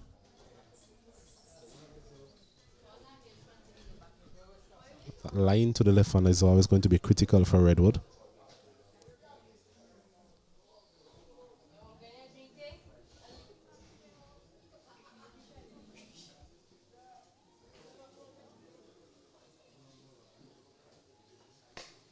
This one, he goes down the ground, should be caught. Would be very disappointed with this one, Sealy. That's the end of his innings. I think he was looking straighter, or maybe over the mid-on area, but then that one had some turn on it. Yes, he was looking over that long-on area, and he has been dismissed. So that's a massive wicket there for Redwood and the Jamaicans. Well, we spoke about this temperament earlier, Nathan Sealy, that really came out of the blue in terms of that shot. Perhaps aiming somewhere over mid-on. The mid-on was in the circle, but that turn again from Redwood, just getting the outer portion of the bat and presented an easy opportunity there to Michael Clark. He wasn't going to put that one down. So Jamaica, they've managed to take 5 wickets in this session so far, 83 for 5. Tamari Redwood at wicket number 2. And a big wicket at that, Captain Sealy goes. Yeah, just to say that he would have been a lot better served actually aiming for the long off area in the first place. I think that he would have been successful in getting that one beyond the boundary. Would have gotten a bigger portion of the bat on it. And just to update you on the other games, at Cumberland playing field, Trinidad and Tobago under 19 taking on Guyana under 19. And the Guyanese team, they are 84 without loss after 25 overs, Rampatab Ramnath, he's on 43 not out. And Romeo Dionarine, he's on 30 of 71 deliveries. In the other game played at the Annesville Sporting Complex between the Leeward Islands and the Windward Islands. The Leeward Islands, they're 45 for 2.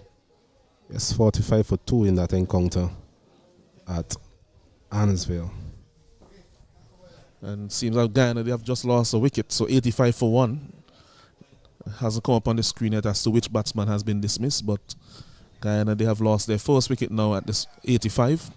West Indies just after tea in Birmingham at Edgbaston, they are 197 for 5. Joshua De Silva on 42 of 76, now 201 for 5. Bit of boundary there to Joshua De Silva. And Jason Holder, he's on 42 of 77. At this time, they will have a short drink, and we'll take a short break here as well as we have some refreshments.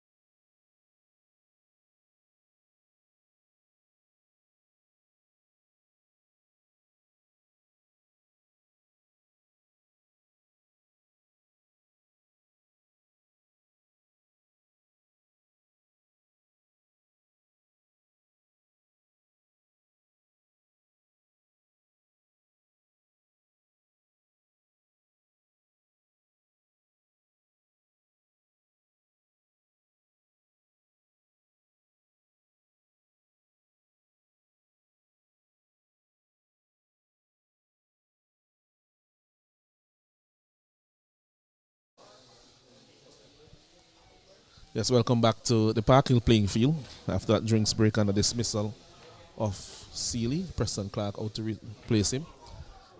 Quicker, flatter delivery kept out there by Clark.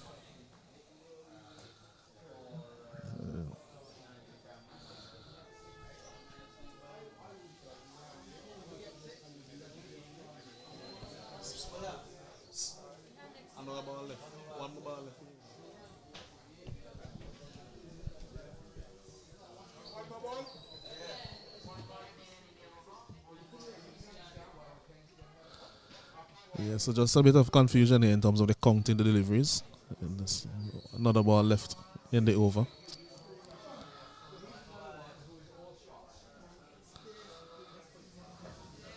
So one delivery remaining.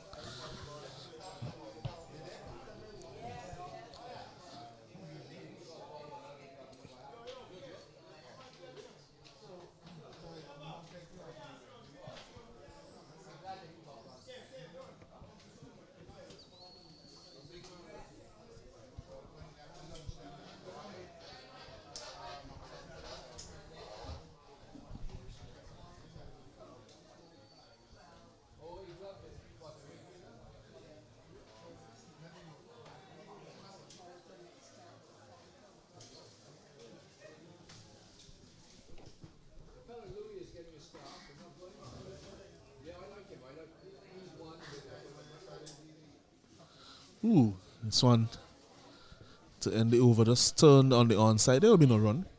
At the end of 22 overs, the score, Barbados on the 19 batting. They're 83 for 5.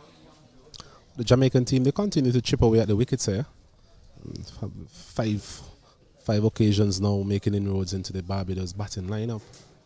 As we mentioned before, the Barbados, they bat pretty deep.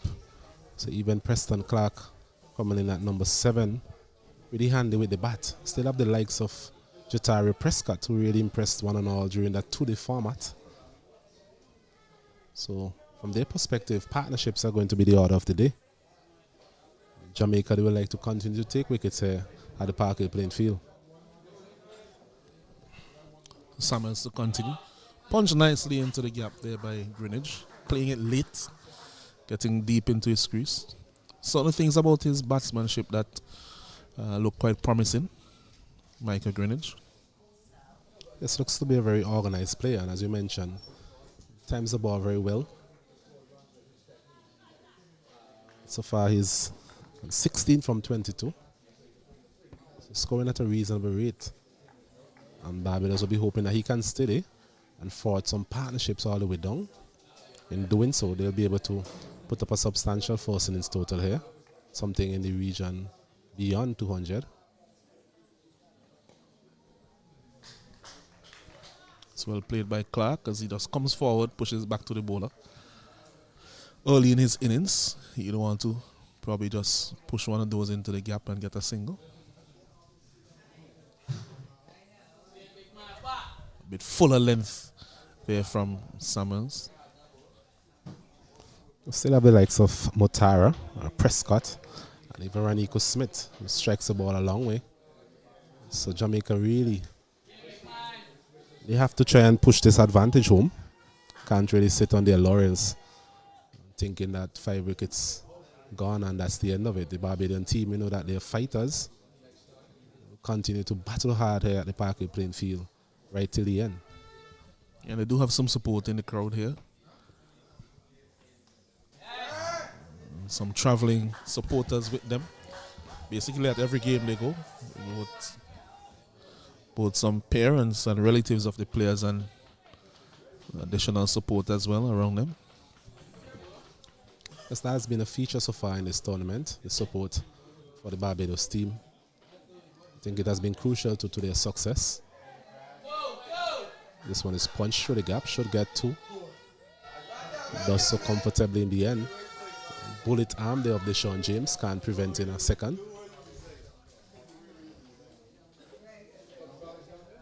So at the end of 23 overs, Barbados on the 19, they move on to 88 for 5.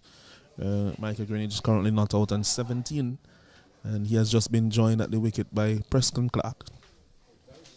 It's a crucial point in the proceedings, almost at the halfway stage, and the Jamaican team will feel quite comfortable so far with their day's work. Having said that, still quite a bit of work to do for the Jamaicans if they are to really limit the Barbados team to a subpar total here at Park Hill.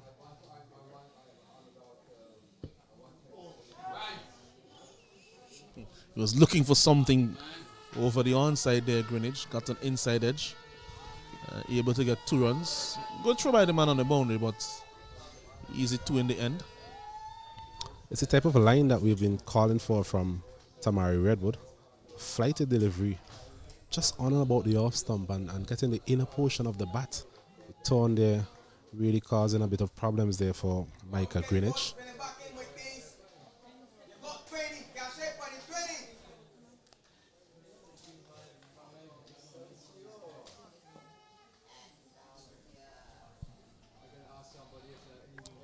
So he plays it calmly.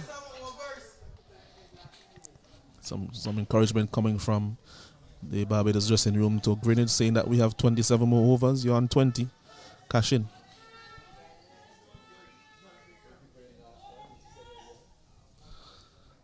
Swan driven to the man at mid-off. Looks good on the drive.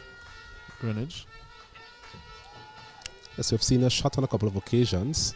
Just has to be mindful of the length. That delivery turning in back so prediciously from Redwood. Has to be careful. Just need to get right to the pitch of those deliveries if he's to execute that drive successfully.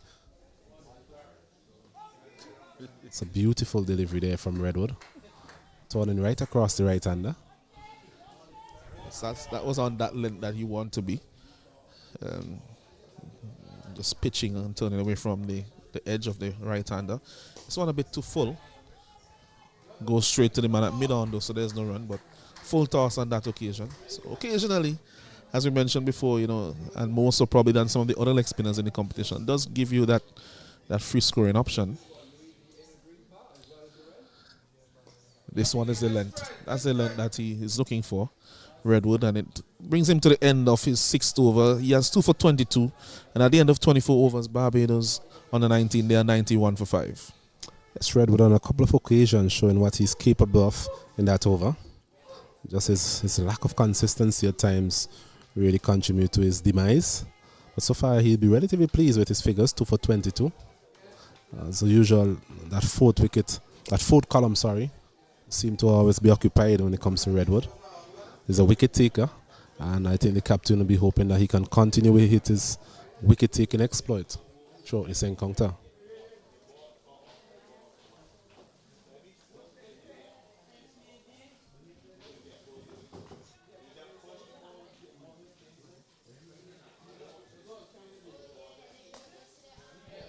So Summers, as he continues, bowls to Greenwich, plays it back to the man down at extra cover. No run scored.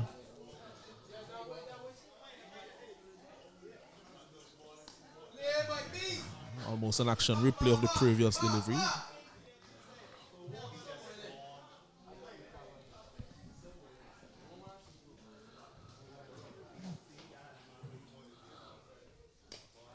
Actually saw that the captain, if you could see on your screen, Barnes just told Summers to toss it up just a little bit more, and that he did on that occasion.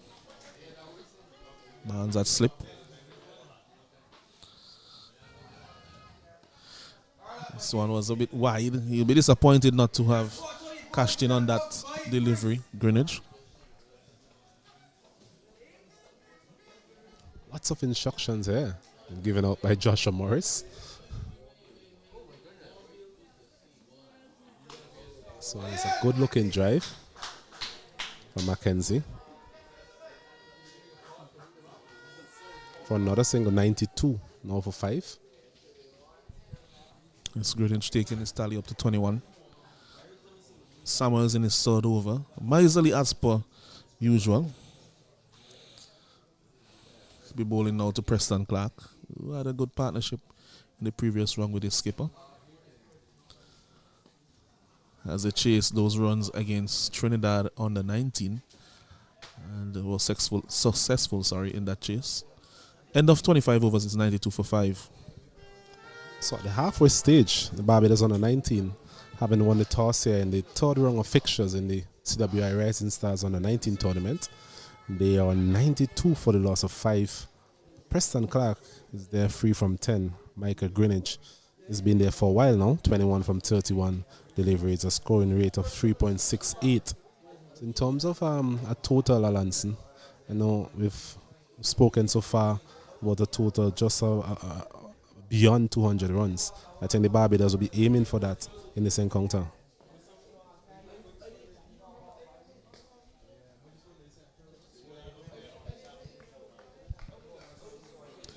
Yeah, that would be a good score here. It will challenge the Jamaica team, who have not scored that amount of runs as yet in the 50 over competition. And that one was bowling.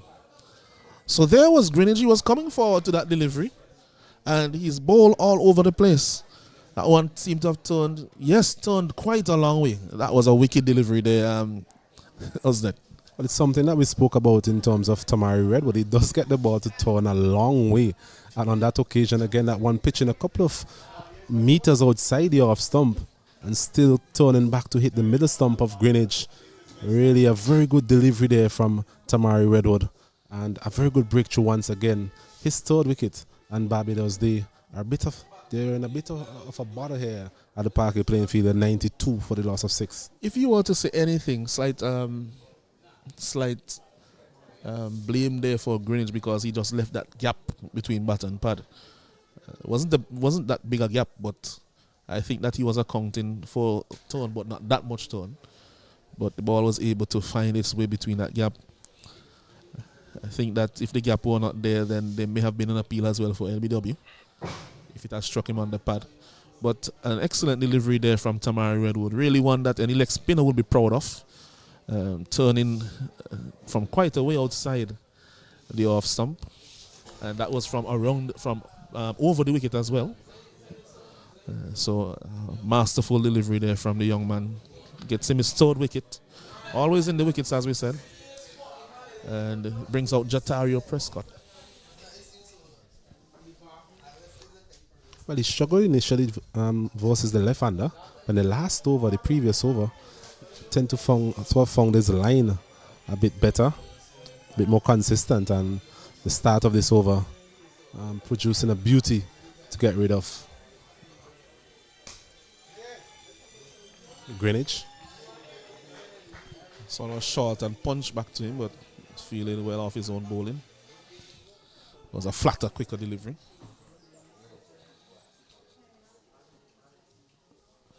This one had some flight. It's off the bat. Oh, and there's a collision. There's a collision there. I think that one, either one of them could have caught it, but in the end, I think that neither heard a call. I don't know if any of them called because I didn't hear anything from out here. But that was another beautiful delivery. Captain going towards it. Weatherborn as well. Really, it was already in Weatherborn's hand. And I don't know if there was a call. But he kept it in his hand. So he has taken the catch.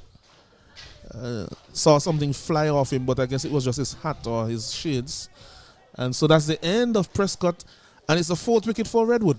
Yes, another good delivery there from Redwood. Just pitching just on about the off stump, and I think it got a bit of bounce as well, which is why it carried all the way to the man there at point. And as you mentioned, a bit of a collision between the two, Weatherborn and Captain Barnes, but I think he'll be okay. The physio onto the field, doing his usual protocols. But another wicket there for the Jamaican team. Barbados now 7 down for 92. They're falling apart here at the Parkway playing field. Wow. Tamari Redwood weaving a web of spin, causing all sorts of problems here at Park Hill. New batsman to replace Prescott is Zishan Motara, who himself is also a leg spinner. For Barbados' sake, you would hope that he has a better idea of what is coming at him because of that. Because Redwood really has his tail up. Yes, he has found his consistency in the last couple of overs at Anson. He started shakily, despite those all the wickets that he got. It really was all over the shop. But in the last couple of overs, he has just found that line and that length. And as usual, presenting wicket-taking opportunities for himself and his team. Figures of 4 for 22 so far as Motara faces up.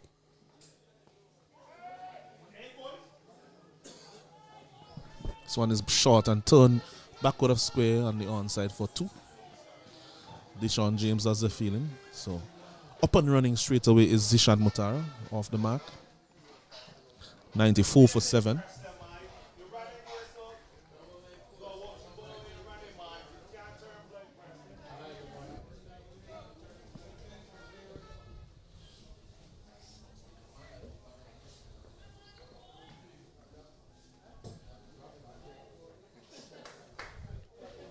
So Captain Barnes off the field. I think Jordan Johnson will assume captain duties in the meantime.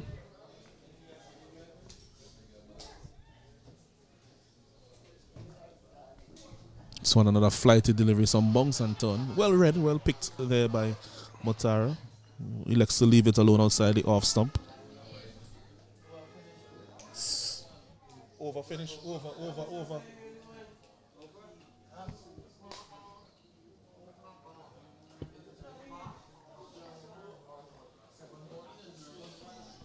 I think that was just a 7-ball over there.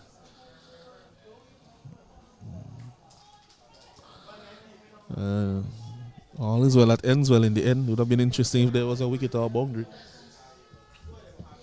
All is well that ends well, as you said, Alanson. It's definitely shaping up to end well here for the Jamaican team. Bowling effort so far. They've been able to get wickets consistently.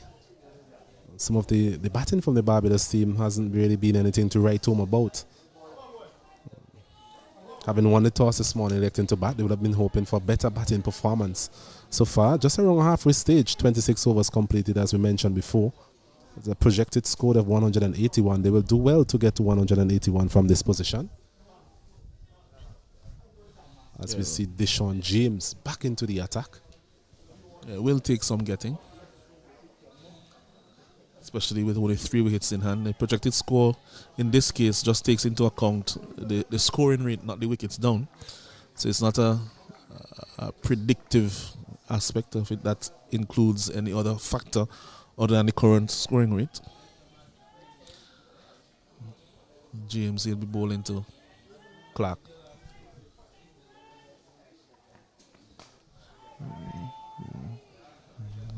Interesting decision there, Alonso, to take Samuels out of the attack. He was quite miserly in his approach, but I think the captain here looking to really press home the advantage with the introduction of his premier fast bowler.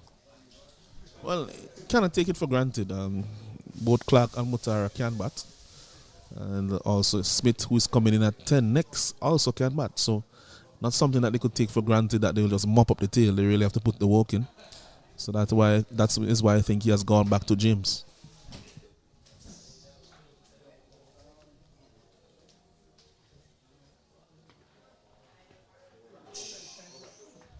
It's beaten outside the off stump. That one kept a bit low.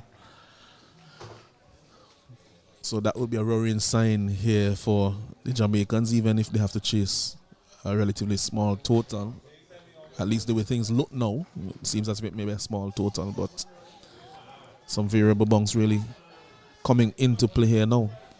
Yeah, we saw quite a bit of that in the bowling of Michael Clark. So we're saying that this wicket is tailored towards his bowling. On that occasion again, Deshaun James a bit quicker, getting that inconsistent bounce.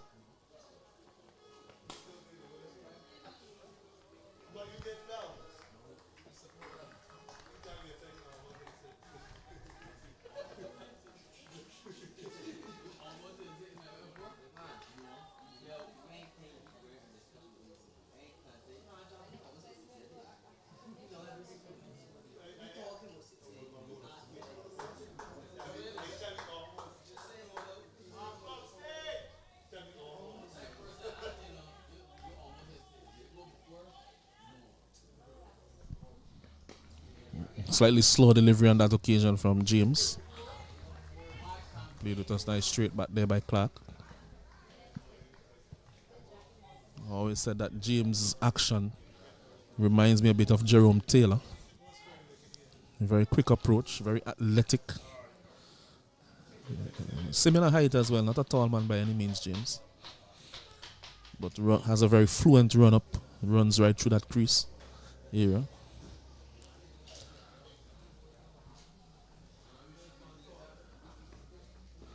So again, just beating him outside the off stump. He's looking to drive. Some action replay of what we saw earlier in the over. 5 dot bars in this over so far.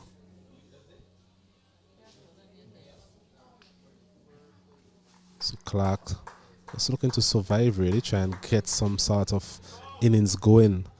Try and get some sort of partnership going.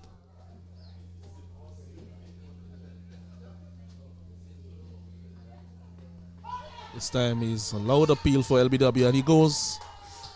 Only question may have been a bit of height, so you'll see on the replay soon. The umpire by him quick on the draw on that occasion. It was a straight delivery. Yes, it wasn't too high at all. And that's another big wicket there for the Jamaicans. They continue to take wickets consistently, 94 for 8. It's not the best of shots there from Preston Clark going across the line. And given the low bounce that we have seen on this pitch so far, it wasn't really the best option to take at this point in time. And in the end, umpire by him there, a relatively easy decision for him in the end. And Deshaun James, he has toiled away hard and getting his just reward there with that wicket of Preston Clark. So 27 overs completed. Barbados, they continue to falter here at the Parkway playing field, having won the toss this morning. They are now 94 for the loss of 8 as Ranico Smith makes his way to the middle. So Smith, the new batsman, coming out to face the music. Over has ended, but they're going to introduce Michael Clark now. Will they? Just some discussion as to whether they want to bowl Clark or bowl Redwood. So Redwood will continue. Given the way that he has bowled so far, not a bad decision. Although Clark has had a very good spell earlier. Redwood has taken 4 wickets so far. And is in with a good chance to pick up a fifer. We mentioned he got a fifer in his previous game. So back-to-back fifer is definitely on the cards here for Tamari Redwood. Young leg spinner out of Jamaica. It's a beautiful delivery again from him. Well flighted. And see, that's the serious turn. That is serious turn, was that? Yes, getting the ball to turn square, it must be said. Presenting all sort of trouble here for the Barbadian batters. It's a wide call by umpire Mokan.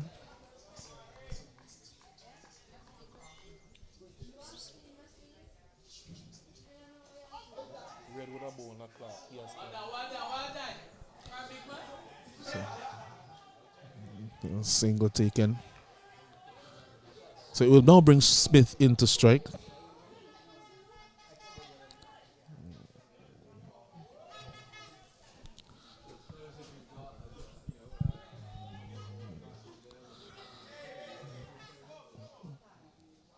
Smith just taking guard, facing his first delivery.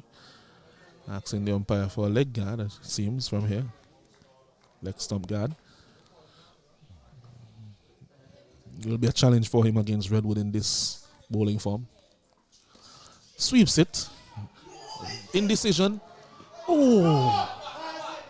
And he has dropped it, really. I think that if he had collected that cleanly, that would have been the end of Smith.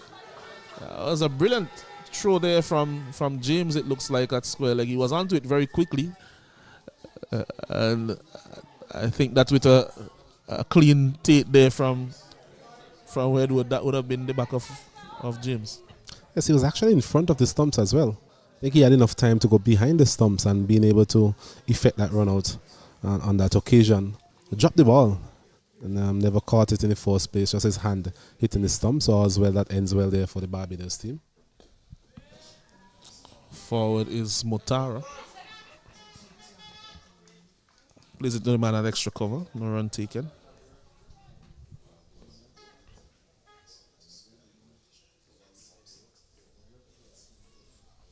This one is short. Not timed well, but straight out to the man at mid-wicket for a single. Deep mid-wicket comes in, does the feeling. Looks like Morgan is a feeler.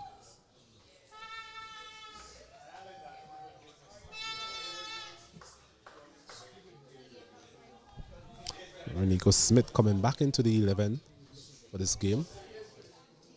Not sure he would have been looking forward to a bat this early. Well, you never know. Some of these bowlers like to bat. But I get what you mean. Definitely didn't want to see his team losing 8 wickets before the 30th over. It's a very good shot from him. He swept it all along the ground. That's 4 runs. That's good batting there from Smith. Well, he's a good player. We saw quite a bit of him in the 2-day format. Hits the ball a long way. And on this occasion again, getting that sweep shot going. Got it on the full actually.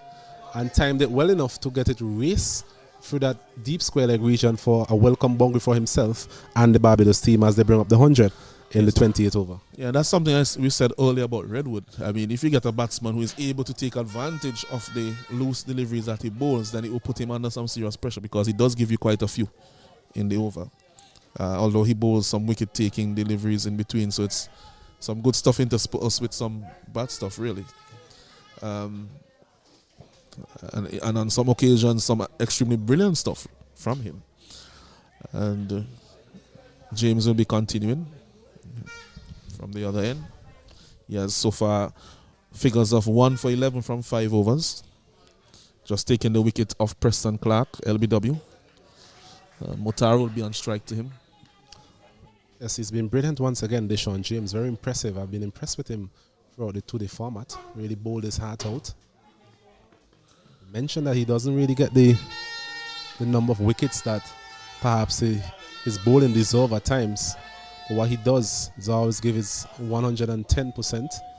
Very economical. And he's been able to do that again today versus the mighty Barbadian team.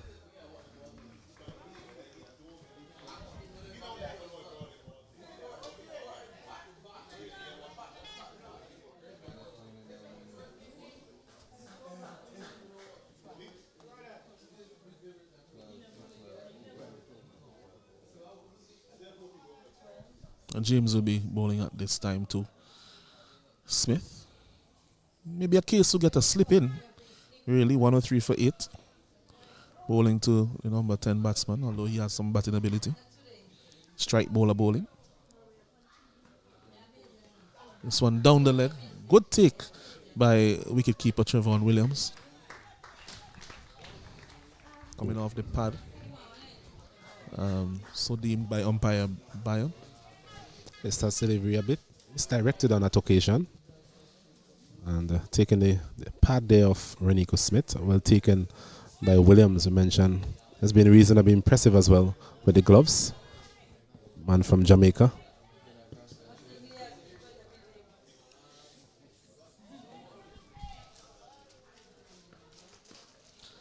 This one almost playing him, really. Playing that one extremely late. But keeping it out, which is the most important thing for him at this point. He knows why James is on bowling. He's on there to take wickets. And if they can see him off and continue the partnership beyond that, then they could put up a score that will be challenging for Jamaica, because we have seen that conditions are not necessarily the best for batting today at Park Hill.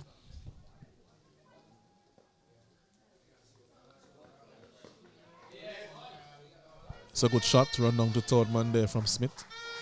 So although he's batting at 10, we'd mention that he has some batting pedigree. Yes, that's delivery, giving a bit of room outside the off stump. There was Renico Smith just guiding that one down to third man for an easy run. I think more of that is needed if they are to mount any sort of recovery here on the Barbadian team. Partnership just still in its infancy stage. 10 from 11. Leg spinner Mutara comes into strike. Man with a bit of first class experience, so you'll be hoping that that experience can count for something here for his team. He plays that one nicely off the back foot. We must commend Deshaun James for his line and his length in this game. Just occasionally straight onto the pads, but by and large, for his 2 spells, he has been on the money.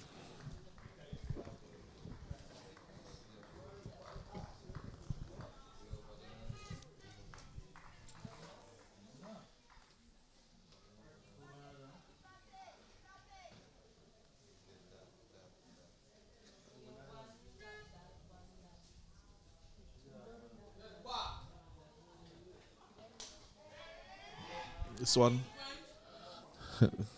I think the right call was made by Smith in the end. And now that's the end of the over. At the end of over 29, it's 104 for 8. Now let's study over there from Deshaun James. I mentioned that he's been able to be a model of consistency so far.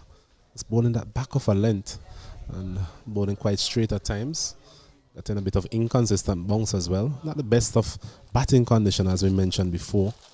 But I think some of the Barbados top order will be very disappointed with their dismissals. 104 for 8. Just how much can they get up to here, the Barbados team?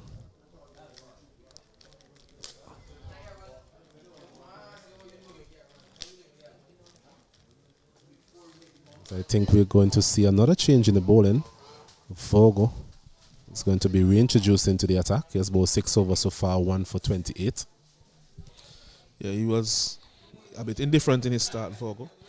But in the end, I think he rallied well and recovered well in his last 3 overs in his first spell. So taking the wicket off Jordan, which is a big wicket as well at that time. He'll be bowling now to Renico Smith. Smith looking for that shot down to third man again. He has to be careful. That chooses the right delivery, but it seems like a shot that he's really looking for at all times. It must be said, Alan, so that the pitch itself really hasn't offered a lot of pace. As we've seen in the previous 2 encounters here at the Parkway playing field, a lot of deliveries really not getting up to hip height. Some of these deliveries keeping low, bouncing before they reach the wicketkeeper Williams. So it has been a challenge really for the batters, the bowlers. They've been able to just concentrate on that line just on about the off stump, and at times a bit straighter as well. And has definitely caused a lot of problems for the batsmen we've seen so far.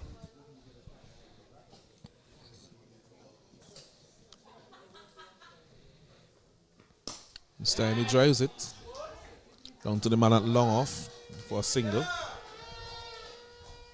So has looked organized enough there, Smith at the crease.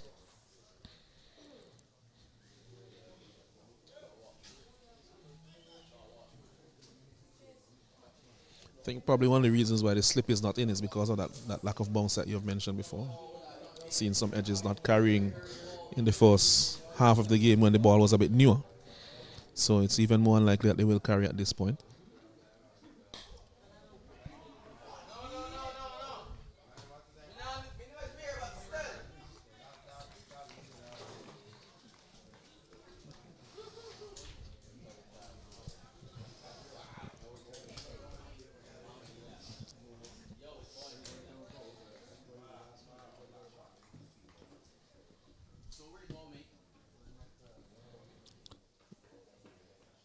This one beaten outside the off stump, Motara.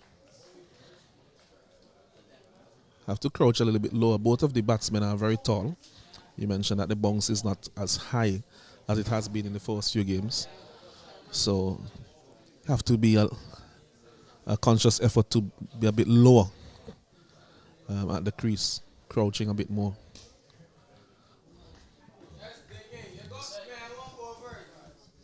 So at the end of 30 overs, the score is now 105 for 8, Barbados under 19.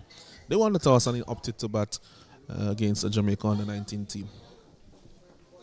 That's another good over there from Vogo, in line with what we were saying in terms of him actually working his way into his spell, his first spell that is, coming back for the second spell. Just 1 run coming from that over. A couple of occasions they're beating the outside edge, but as you said, the lack of pace really, those deliveries dying before they get to the wicketkeeper Trevor Williams. So that's something that these players and even the Barbados team on a whole would really be mindful of in terms of just getting a score on the board. Both of these are bowlers, so they themselves want something to bowl at, and I'm sure that they would have lowered their expectations given the state of the game at this point in time. I think perhaps a score of just beyond 150 or so, 150, 175 is something to actually bowl at in terms of this encounter.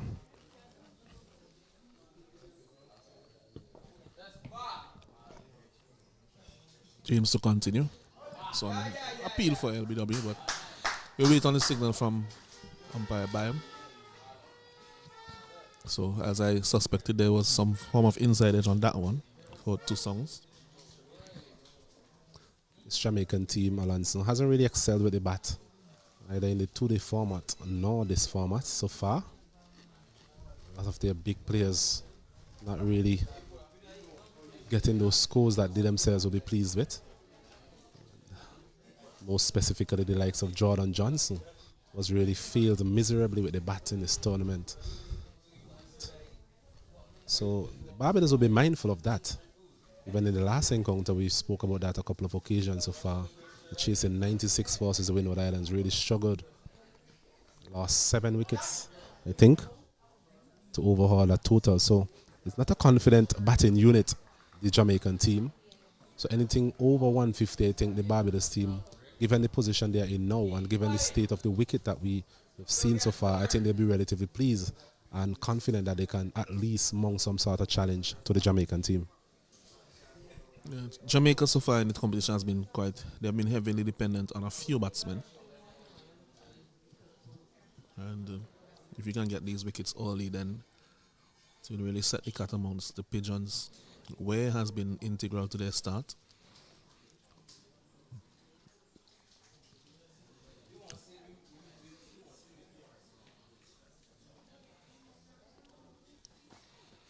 This one is driven, but straight back to the man down at mid-on. No run taken.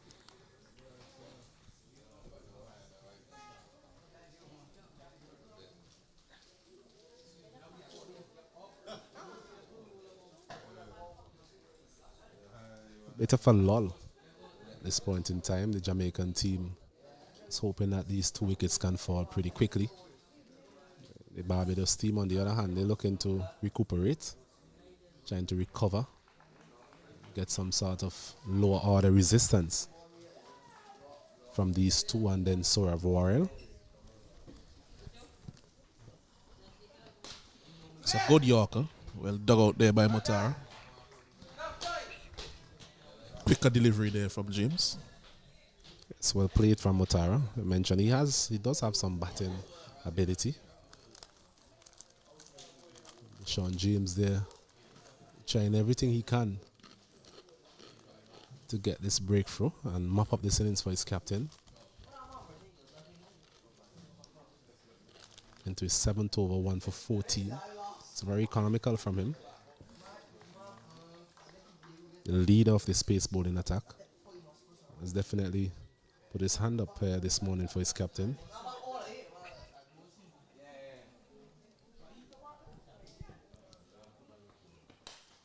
So on walk off the pass, but straight to the man at mid wicket.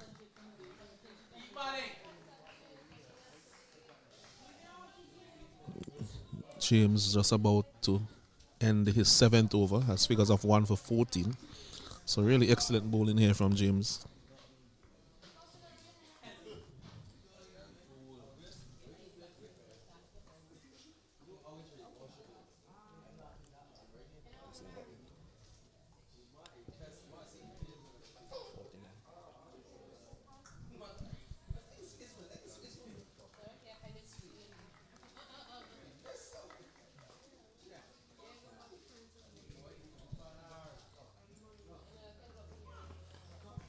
This one is run down to third man. Quite fine. Doesn't get to the boundary. Well fielded there by Vogel. But they have time for 2. Still a bit shorter than the previous lengths. Once again, not really rising as much as Motara was expecting it to.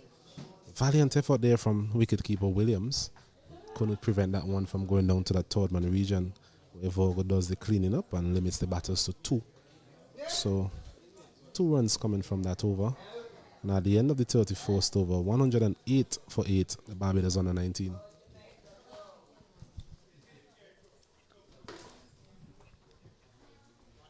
So we could have some updates now from the other games. At Cumberland, Trinidad under 19 taking on Guyana under 19. They are 130 for 2.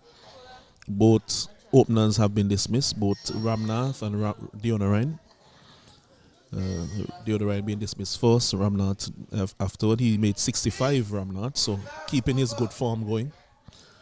And Mavendra Dindial, the skipper, is in with Jonathan Van Langer. And the other encounter at the Hannesville Sporting Complex, we have Leeward Islands struggling to some extent. They're 70 for 3. As we see Redwood back into the attack, into his 9th over. So there was a Over there from Vogo, previously, the captain on this occasion, Captain Barnes, was back onto the field following that incident earlier, opting for his trump card really in the form of Tamari Redwood.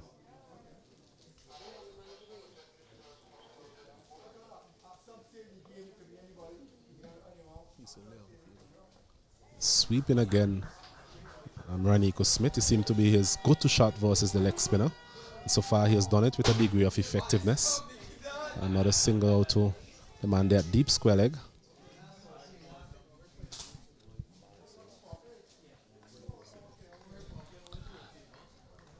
It's a shot that he has employed on several occasions. In fact, almost as if he premeditates it, he's really done quite early.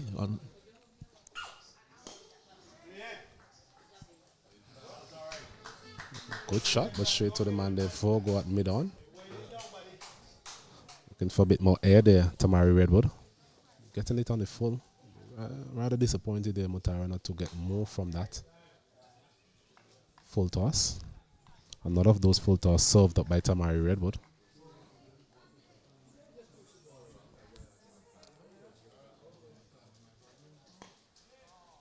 This time going back, trying to force this one through the offside. Not bouncing as much as he would have expected once again. Projected score coming down all the time, 173. A while ago it was 195. Quicker delivery there. Mutara, being a leg spinner himself, spotted it. And definitely a good contest here between these two leg spinners.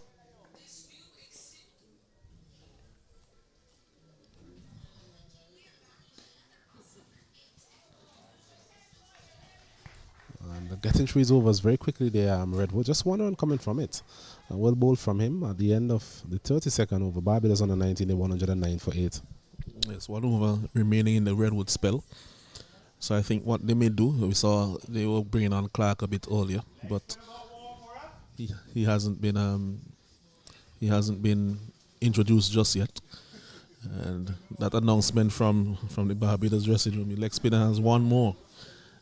I think going out to the players just to let them know, but also I think a bit of celebration in the tone of that voice, because he has caused them all sorts of problems, Redwood, in this innings.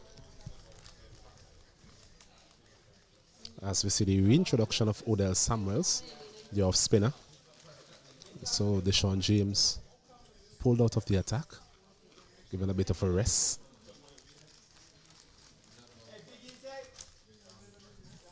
James looking to mop things up here. But I'm sure Raniko Smith and Mutara would have other ideas. Quite a few bongy riders.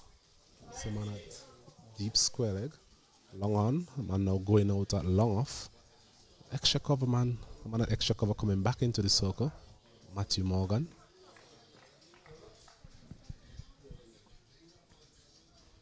This one again.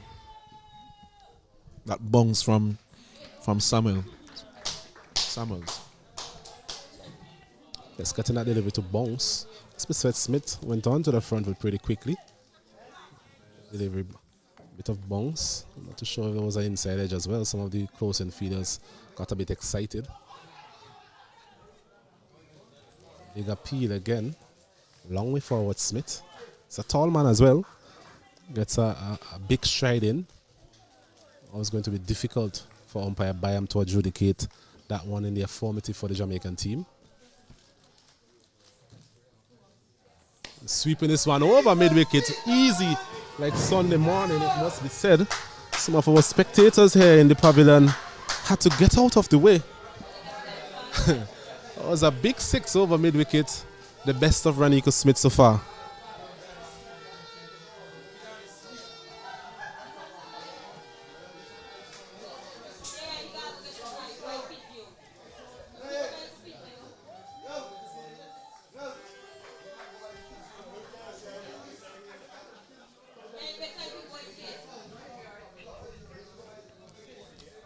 So it's the first shot we've seen played in anger from Raniko Smith. So far he has been controlled. We have seen controlled aggression from him.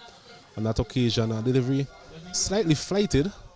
And Raniko Smith again resorting to that sweep shot, this time uppishly And remember, this is the shorter side of the ground, just about 40 to 45 meters here. And in the end, clearing the boundary quite comfortably for a 6. As this one again walked out to deep square leg. Michael Clark runs in, can't prevent a single. So it's a good over here in the making for the Barbadian team. 8 runs from it so far.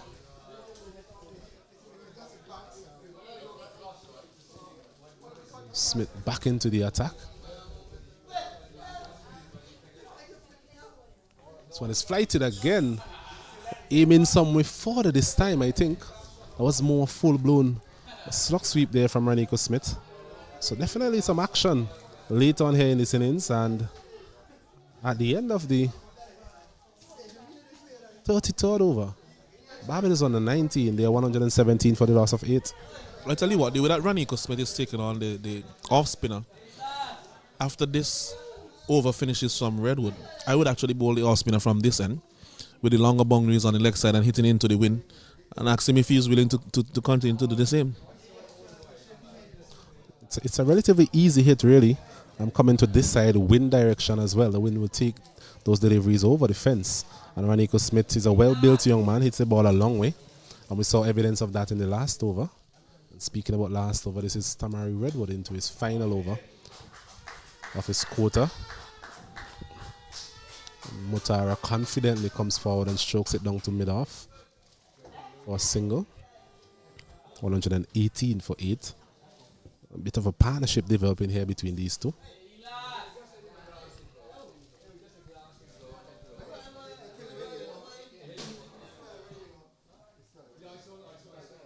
This one is a quicker delivery.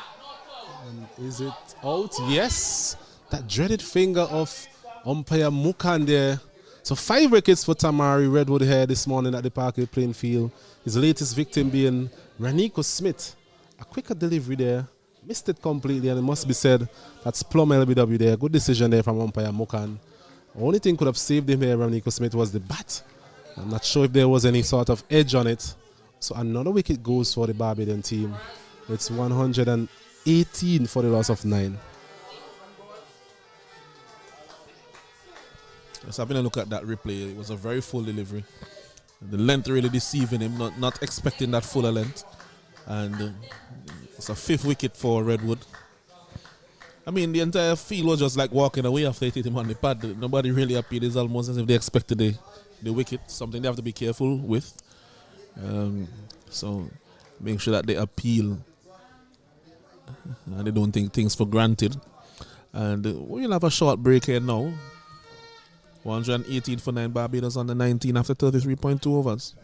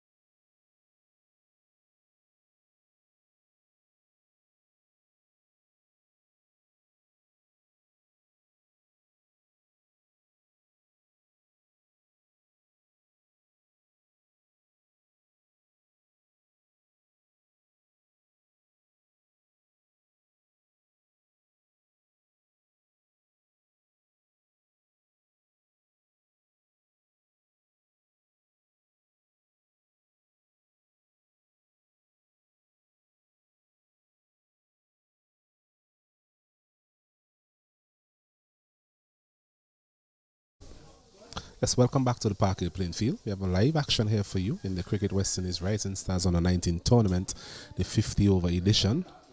Jamaica Under 19 here versus Barbados Under 19. Jamaica really in the driver's seat here, cruising along the highway. Barbados Under 19, they won the toss earlier on this morning. They are currently 118 for 9. Tamari Redwood here trying to finish off proceedings here for the Jamaican team with 1 wicket to go. He has figures of 5 for 34 so far. 2 deliveries remaining in his spell. His delivery again is beating Worrell outside the off stump. 3 in a row. Sourav Worrell, the new batter. I think perhaps we'll see that quicker delivery from Redwood for this last one. So said, so done. And this time, all's well that ends well for Sourav. And it's a very good spell by the young man. Tamari Redwood back to back. 5 wicket haul here in this 50 over tournament. Previously 5 against the Windward Islands, and this morning 5 against the Barbadian team. Well done to the young man as well. Come back and land Cruikshank. Yes, good morning to you, Osnet, again, and good morning to our viewers. Incisive spell there from Tamari Redwood, 5 for 34. You mentioned that it's his second consecutive 5 wicket haul, and so he is showing that he has that ability to take wickets, something that we have seen from him in all of the tournaments so far. Just would be good to see as he develops further that he gets a bit more consistency. He does have that prodigious turn that he gets on the ball. Turns the ball a long way. And definitely one to watch as he develops in the future. Yes, and I think, as we said before, I think there are enough raw materials there to actually work with. Still a relatively young man, still learning the craft. As they say, the art of leg spin is a difficult one. As Michael Clark coming back into the attack with his right arm seamers, looking to polish up the innings here for Jamaica. Figures of 2 for 18 so far from Michael Clark. Yes, back to Redwood. Still a relatively young man, still learning the craft. Difficult craft, it must be said. But so far he has exhibited enough to suggest to us that he can actually go all the way. Just need to work harder in terms of his consistency. So Mutara here so far has been prepared to show a bit of respect to Michael Clark. Hasn't done anything out of the ordinary, given what we've seen from Worrell from the previous over. So one again outside the off stump, not bouncing as much as Mutara was expecting. Getting the under edge. Yeah, I think that other than the new ball, that one is a shot that you have to really think twice about, which is that cut shot.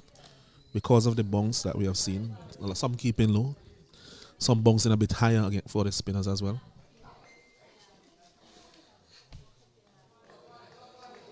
Just as you were saying, it's not the best, it's not the easiest shot, to play on this wicket because of that low bounce. Once again, looking at the replay, Mutara there defeated by the lack of bounce. He's also very tall, Mutara, about 6'4". So it's a long way down for him.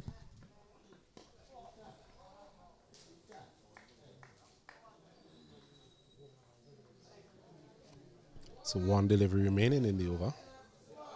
Wondering if Mutara would look to farm the strike, as they would say.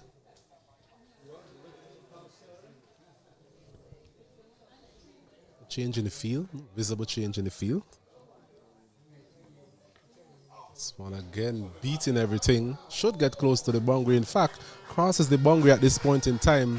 Fortuitous there for the Barbados team, but they will take it nevertheless. It's 122 for the loss of 9. Yes, important boundary for Barbados, as you mentioned, quite fortuitous. That back foot shot through the offside, a very dangerous shot to Michael Clark in particular. Not getting a lot of bounce, not a lot of pace in this wicket. And fortune favouring the brave, I suppose, on that occasion from Mutara, but something that he has to be on the lookout for. Quite easily could have chopped it onto his stumps.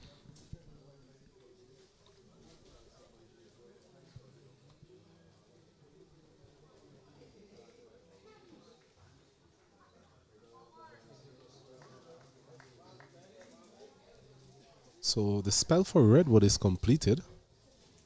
I think it's going to be the reintroduction of Virgo into the attack. Looking to finish off the innings here for Jamaica.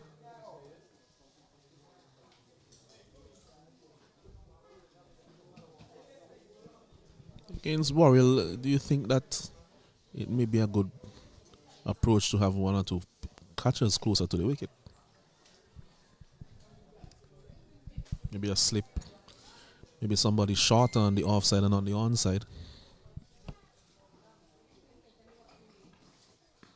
Once again, Warrior driving outside the off stump. It's a shot we have seen against the spinners without success, and so far again against the pace of Virgo, missing it completely.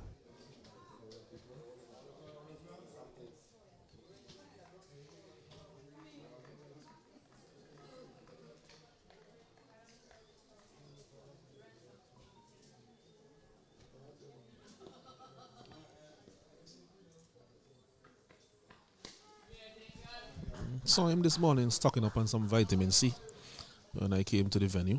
Warrior, don't know if he has a little bug, flu.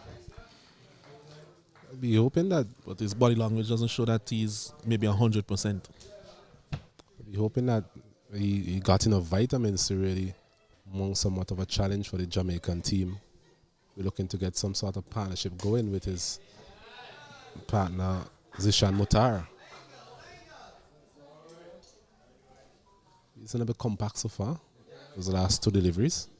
Yeah, he's definitely not an out-and-out number 11.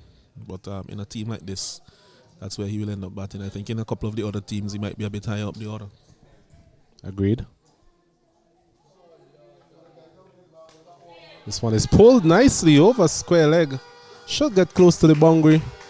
It does. It's a very good shot there from Warrior. A short of a length delivery from Virgo really stood up, and Warrior took full advantage of that. As I said, he's not a number 11. But based on the batting lineup that Barbados have, that is where he's batting in this team, and he'll be a bit higher in some of the other teams where the bowlers are not as strong with the bat. So evidence there in that shot. Pull well in front of square. Not that Virgo has that much pace, but a very good boundary to him. 126 for 9. Slowly but surely, Babylon total coming up as he's driving this one straight to the man there at cover. Taking it on the second attempt, Odell Samuels. And that's the end of the innings. A good looking drive there from Warrell, but it was uppish and in the end perished at the hands of Odell Samuels there. So Virgo finishes the innings off for the Jamaican team. They're all out for 126 here at the Parkway playing field. It's 126 all out. Barbados, 5-wicket haul to Tamari Redwood, 2 wickets to Clark for Jamaica as well. And really the Jamaicans were successful in just consistently picking up wickets. After that opening partnership, they just kept pegging away, and they were consistently taking wickets, and that really held the Barbados team in check. And it's something we spoke about in terms of the only way you're going to curtail the scoring or the progress of the opposition team is by taking wickets. And that's something that the Jamaican team did very well today, having lost the toss. And the Barbados team really never had any sort of significant partnerships all the way down. And that really dented their progress towards a substantial total here in the first innings. Yeah, so John, he was dismissed for 19, caught Brian Barnes, bowl Virgo. Brathwaite was bowl Michael Clark for 16. Morris, he was caught on bowl Tamari Redwood for 3. Dawn caught Tamari Redwood, bowl Clark for 2. Michael Greenwich, bowl Tamari Redwood for 21. Nathan Seeley, the skipper, he was caught Michael Clark, bowl Tamari Redwood for 9. Preston Clark was LBW Deshaun James for 3. Prescott, Jataria Prescott caught Stephen Weatherborn, bowl Tamari Redwood without scoring. Motaro, he was left not out on 13. Raniko Smith made 16 LBW Redwood. And Soravoy, last dismiss, was caught Samuels bowl Virgo for 4. In terms of the bowling, Deshaun James, he bowled well. 7 overs, 1 for 16.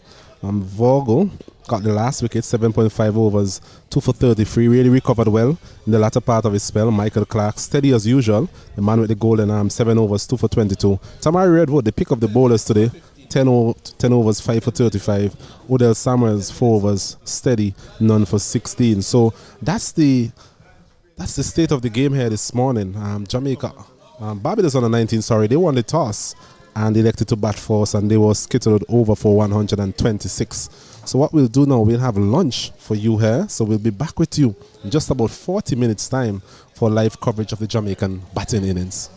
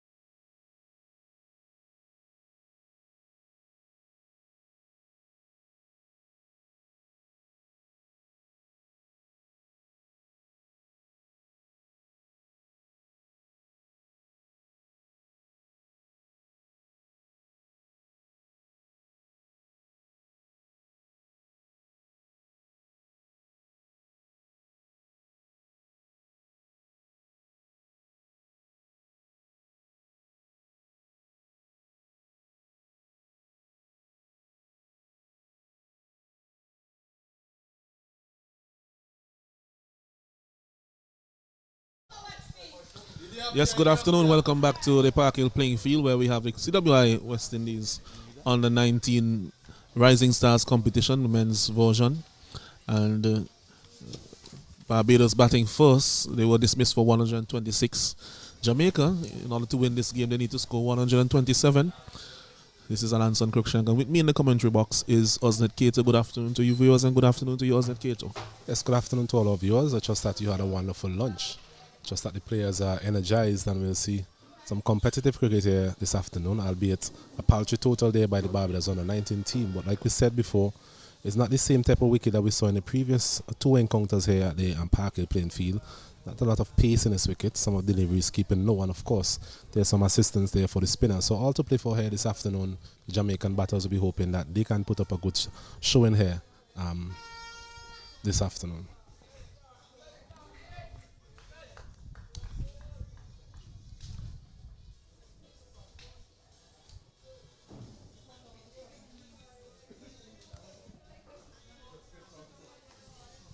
It's a quick update from Cumberland. Guyana, they are 202 for 4 after 46.2 overs.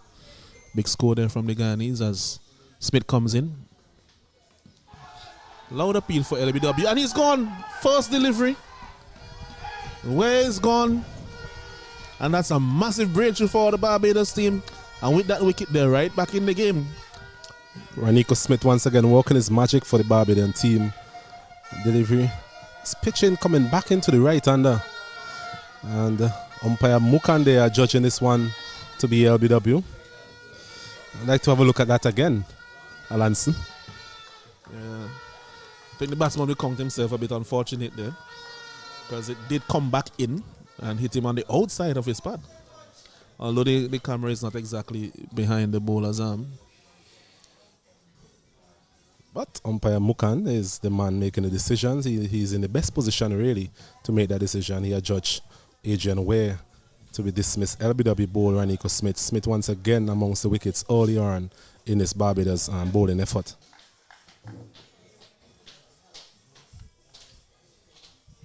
So it brings Jordan Johnson to the crease. Hasn't had the best of tournaments, Johnson. With the small total, definitely would be needed here by his team.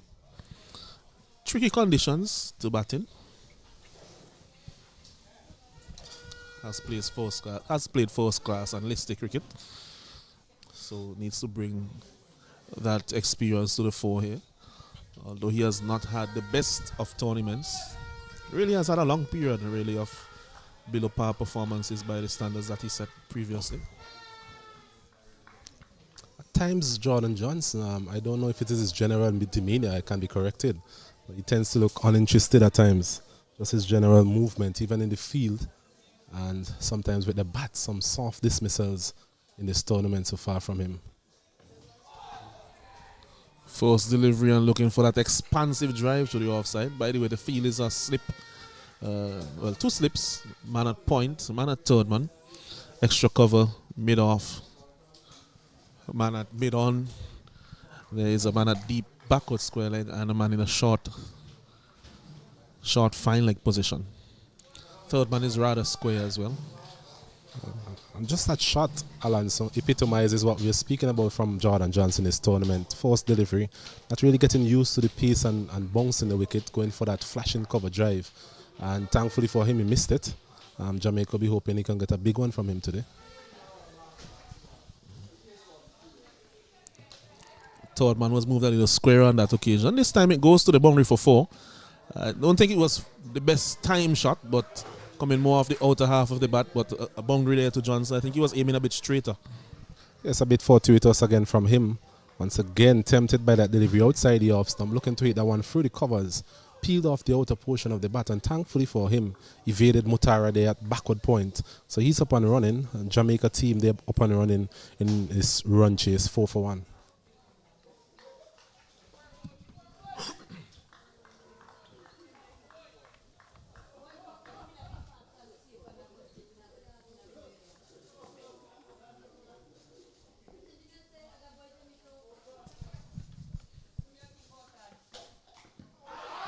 Loud appeal for LBW on that occasion. Screaming and beckoning on that occasion is Smith. close one. I would say that it was a bit closer than Ware's delivery. Yes, this delivery coming back into the left-hander, both deliveries so far pitching and moving away from Jordan Johnson. Ranico Smith, we know that he has the ability to bring that ball back into the left-hander, showing his full array of skills there, and umpire Mukan on that occasion, judging that one to be not out, but definitely close.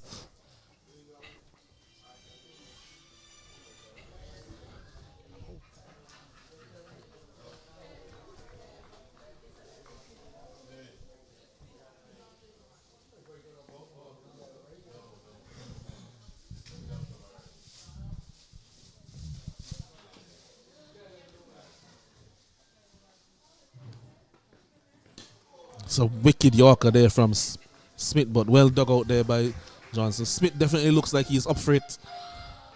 Really wanting to make some early inroads here for his team against the Jamaicans. Brilliant delivery there from Smith. Once again, that delivery coming back into the left-handed Jordan Johnson. I think he has actually put on a yard of pace since Jordan came to the wicket as well. It's good to see good contest here between ball and bat. Barbados, their premier fast bowler in the form of Ranico Smith. And of course, we all know about Jordan Johnson and his exploits at both the under 19 and even the first class level.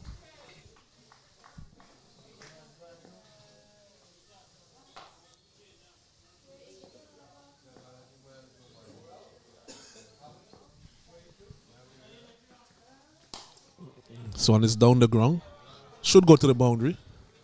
No, it will be overhauled there by the fielder. Good feeling there by him. It looks like Greenwich. So 2 runs there to Johnson. At the end of the first over, very eventful over, the score is 6-1. Yes, all happening here at the Parkway playing field. This response by the Barbados team in their bowling effort. Another delivery attempted Yorker again there from Ranico Smith, and this time I'm getting it full there, Jordan Johnson, punching it down the ground for 2 runs. But definitely a good battle between bat and ball. And we all know if Jordan Johnson spend any sort of time at the wicket, this total definitely would not be anything competitive.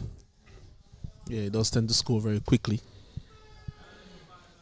And it brings his opening partner now on strike. Well, his batting partner, Vogo. He has been there from the start but hasn't faced a delivery. Left-hand batsman. So Vogo in that position where he opened the bowling and now he's opening the batting. That's something you will see every day. Such is the multi-dimensional nature of players in the 21st century. Just an update from the test match. West Indies all out for 282. And that is after losing their 5th wicket with the score on 6 wicket with the score on 224. So they were 224 for 5. Bowled out now for 282. Not much in terms of scoring after the dismissal of the Silva and Holder. Joseph got 15. Azari Joseph, that is, and 16 from Shamal. Moti dismissed for 8. C is not out on 7. Having won the toss, batting first, or the type of total the West Indies team perhaps were looking for, but still something to bowl at. 283, 282 all out. West Indies there in that 3rd test match. And 4 wickets again for Atkinson. 3 for Wokes, 2 for Wood, 1 for Bashir. This one, he's driving it. Wonderful feeling there by Mutara, but single still completed.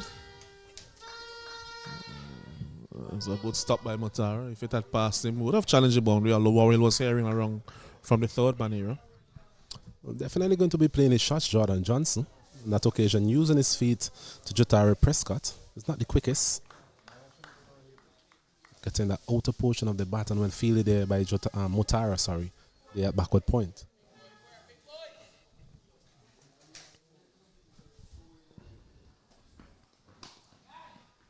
Vogo punching off the back foot, but no run to him.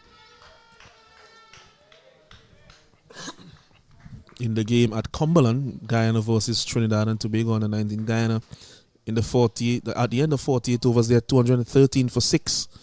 So definitely going to be a formidable chase there for the Trinidad and Tobago team, considering the conditions usually at Cumberland. Yes, the Guyana team batting seem to be coming to the forefront. Haven't seen a lot of that in the 2-day version, but definitely so far in this 1-day format. Batting seemed to be coming into its own.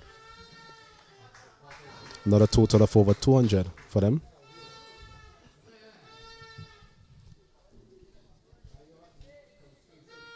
Yeah, they batted very well here in the last game. Got to 249 in the last round. Again, Ramnath and the skipper Dindial in amongst the runs. Dindial 51. Ramnath made 65. It's good to see Dindial getting some runs. The last game he actually threatened to get a big one, and the end gave it away to some extent. And he's one of those players who have been earmarked before the tournament in terms of looking forward to big things from him. And it's good to see the young man getting a bit of form at the back end of this tournament. Yes, did play in that West Indies under 19 team. I think he batted at 3 and 4 along with Joshua Dawn.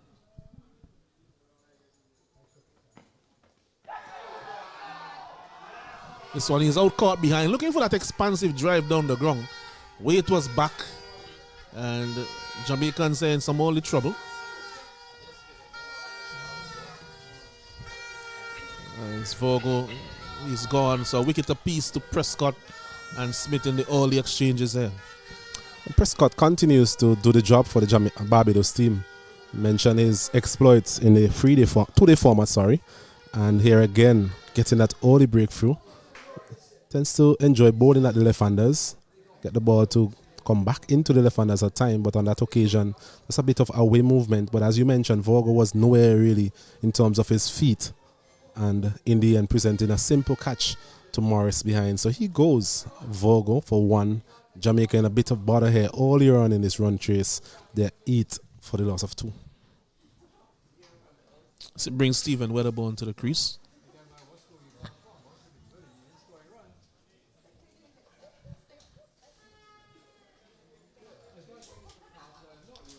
Well, Wedderburn normally is the man for the crisis.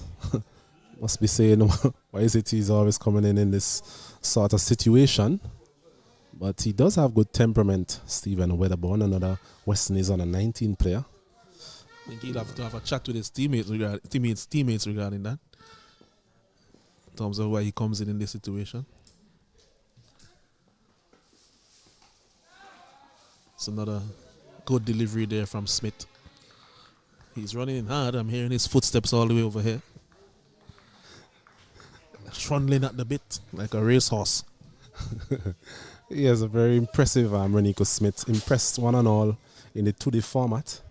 Had some slight niggles recently. Had a chat with his coach earlier on. I think he missed out on the previous round. But he's back now, fresh. I'll be hoping that counts for something as he look to get the wicket of the dangerous Jordan Johnson here.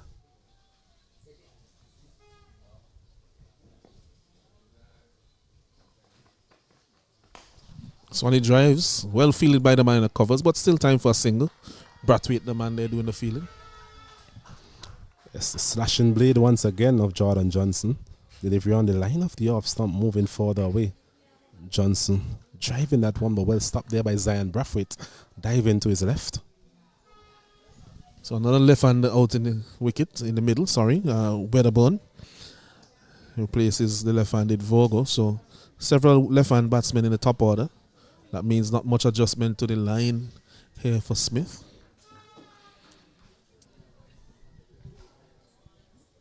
It's good to see the Barbados captain Nathan Seeley, who has also been very impressive in terms of his captaincy, employing 2 slips, really giving his support to his premier fast bowler.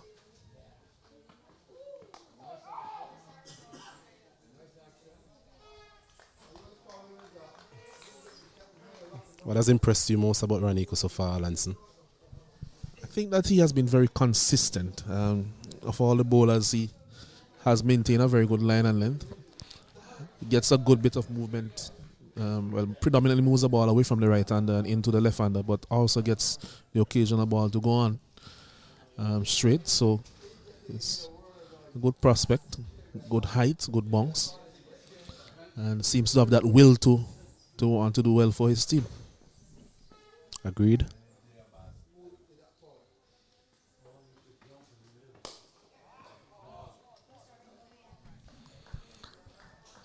Just having that little shuffle just before his delivery stride, which we are hearing quite clearly from here and seeing it as well. Just that little shuffle. Almost looks like if he's going to trip at some point. So just a little idiosyncrasy in his action.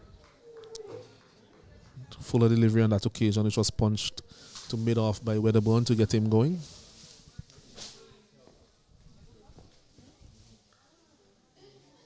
Ball making a very good song off the bat of these two.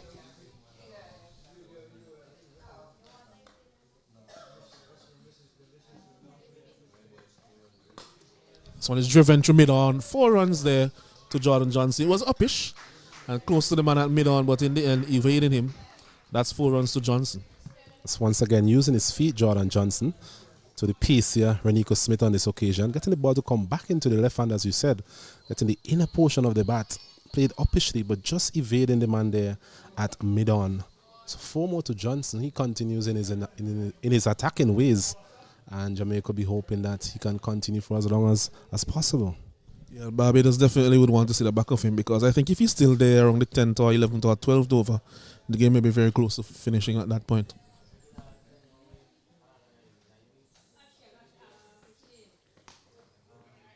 Excellent delivery there. Very good comeback there from Smith. Well played by Jordan Johnson.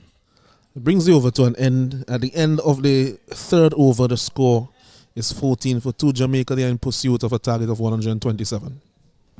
A compelling contest here, especially with Renico Smith versus Jordan Johnson. Jordan Johnson being the premier batsman in this Jamaican outfit, and Renico Smith leading the bowling here for the Barbados team. Really is a good contest to see between the two young men. So far, even Stevens, must be said.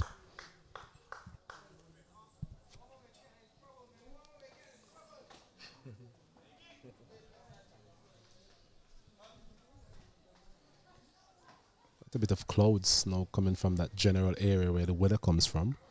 Be hoping that the rain can stay away. Yeah, just for the first time today, just getting a bit dark overhead. Prescott continuing. Left alone by Wedderburn, who has on very brightly colored neon pads. Type of iridescence coming from those pads. I think if the sun was out, then he probably will be blinding some of the fielders. Jatari Prescott would know Wedderburn very well.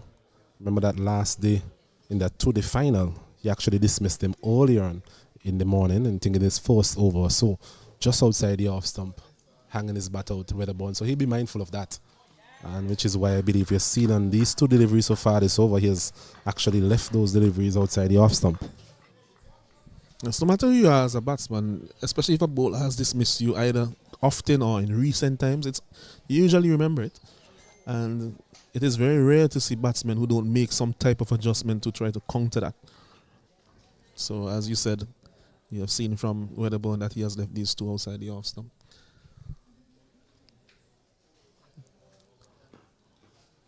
This time again in that corridor, left alone again by Wedderburn. Let's see, maybe if Prescott can get it a little straighter, or maybe to nip back.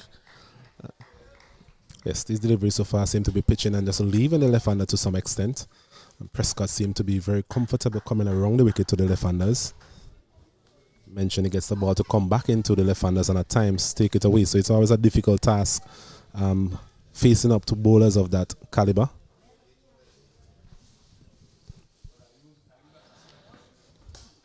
So on the defense in the offside. Excellent running. This one he played with soft hands and got it for a single. That's good cricket. Yes, good cricket. This one a bit straighter as you called for Alanson. And there was Wedderburn coming onto the front foot and playing it out into the gap. Soft hands. Managed to cross for a single. So that's going to be equally important for the Jamaican team as well. The running between the wickets here. Speaking about right-arm bowlers bowling around the wicket, Alanson, we can't look past the Stuart Broad. He's done that for years. Yes, and Flintoff used to be extremely good at it too. Had that successful 2005 Ashes tour. Simon Jones as well.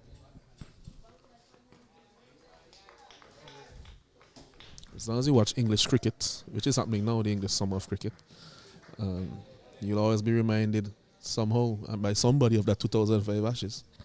Yes, it is. Perhaps one of the best test series I've actually seen. Well, that's from my personal opinion. And now can I also speak about the West Indies versus Australia test series that was in 1999. 1999, yes. I remember actually having the video cassette of that series home and looking at it on a couple of occasions. Yes, I did watch the YouTube version for the 2005 one. The 99 is also on YouTube now. So just for those who wish to see that, at the end of 4 overs, the score is 15 for 2 Jamaica. They're in pursuit of a target of 127. It's very good over there from Prescott. A good start from him. 1 over for 3 so far. So he's been quite miserly in his approach. The Barbados team looking to exert some early pressure on the Jamaican team. Those 2 wickets would have helped. But as we mentioned before, this partnership is key for the Jamaican team. Having lost Ware earlier on in the piece, where is an important clog in this batting lineup. And having lost him, they will be depending a lot on these 2 experienced campaigners at this level. And of course, we know that they were also part of the West Indies under 19 team played in the last World Cup. Smith to Wedderburn. That one leaves him, and that is a beautiful delivery. Beating him outside the off stump. Top stuff here from Smith. Top stuff indeed. That delivery pitching and going away from Wedderburn. A lot of bounce in this wicket. Just getting that delivery to move slightly away from the left hander in that corridor of uncertainty. Raniko Smith. Impressive again from the young man.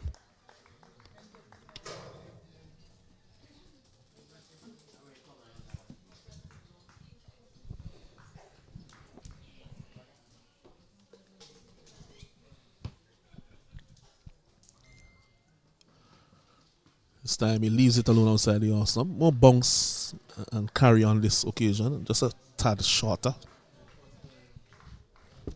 Just looking at the position in there of Joshua Morris. I think he's mindful of the fact that there's not a lot of pace in this wicket. So I think he's rather closer than where Trevor Williams was actually stationed when the Jamaicans were in the field. Absolutely so. Williams was quite a distance back.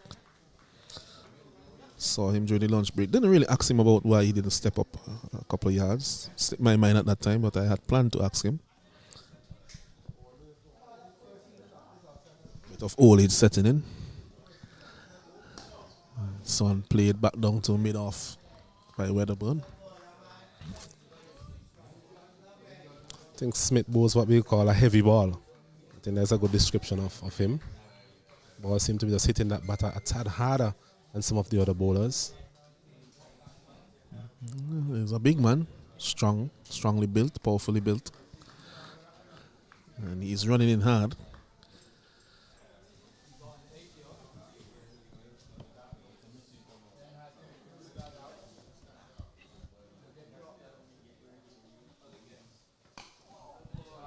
Well played on that occasion by Wedderburn. Another interesting point of this game, Malance, is going to be the introduction of the third seamer. And that's something we spoke about at length when the Barbados last played here. We saw the likes of Kyle Jordan taking up that duty and really being punished. We also have the likes of Zion Brathwaite. So it's interesting. It will be interesting to see how the captain utilizes those 2 seamers. Because as we said before, part of the playing conditions is that 20%, 40% of the 50 overs has to be bowled by seamers. This one is hit powerfully through the onside. You're not catching up with that on this pitch. And so that's 4 runs through mid-wicket there for Wedderburn. A boundary. This one coming, yes, taking it from just around off stump. The bottom hand coming into play there. Yes, a very good counter punch there by Wedderburn. We mentioned that so far Raniko Smith has been immaculate with his line and length on that occasion, just offering it a bit fuller to Wedderburn and hitting it through a straightish mid-wicket for his first boundary. Jamaica up to 19 for 2. That's good camera work there from the ITFX team. Throwing that chase as Jordan was in pursuit of that through mid-wicket.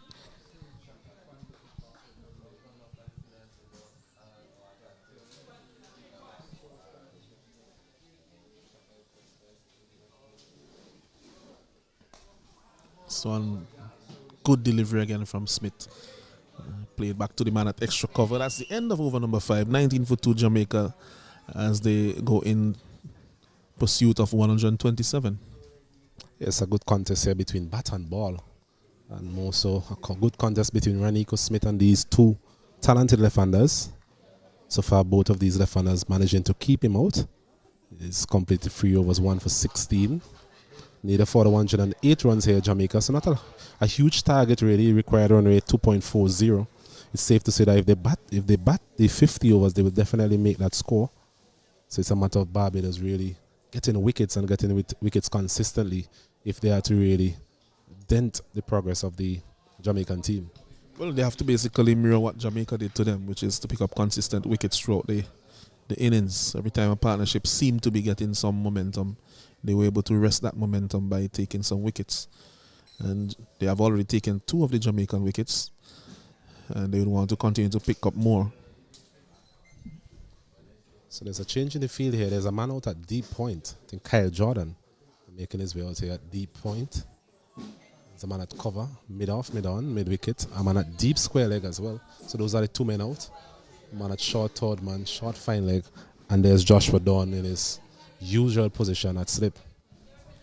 You see the bowler being asked to remove some tape off his non-bowling arm, which is quite interesting.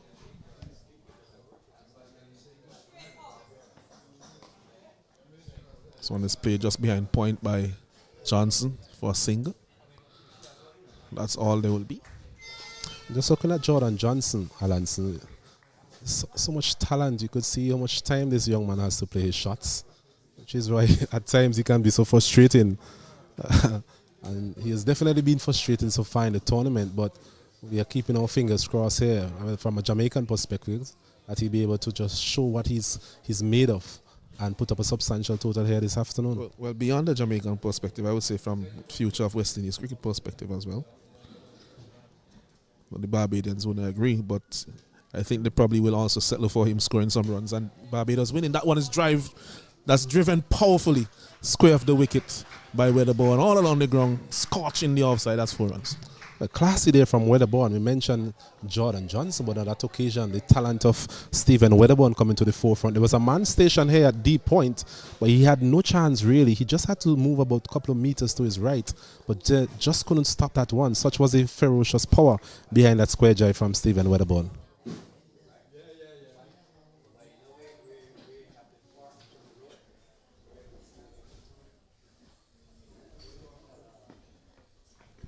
So when he leaves it outside the off stump, Prescott back on that length and line.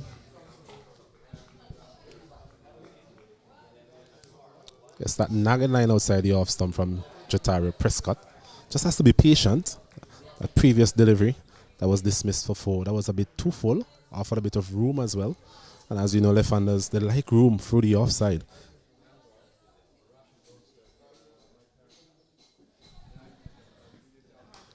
This one is an easy single because the man at point is on the boundary. So good intelligent cricket here by Weatherbourne. Takes the score up to 25 for 2 in the 6th over. It's the type of cricket that we like to see at this level. Batters just playing with soft hands there on that occasion. Stephen Weatherbourne, as you mentioned, the man is back on the point boundary. And an easy single in the end. So that is the type of match awareness that we are looking for from the youngsters.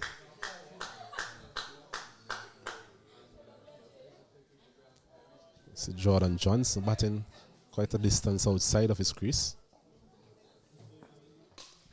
This one is in the air. It will be safe. Just a matter of whether it goes to the boundary. Yes, it does. Waiting on the signal. It's 4-run signal there by umpire Bayan. Didn't get all of it. It was a bit under it.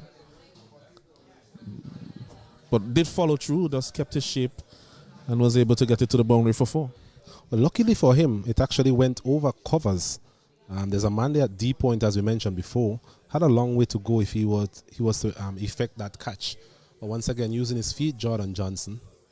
Jatario Prescott doesn't have the pace of Ranico Smith. So we have seen on a couple of occasions Jordan Johnson choosing to use his feet, getting closer to him.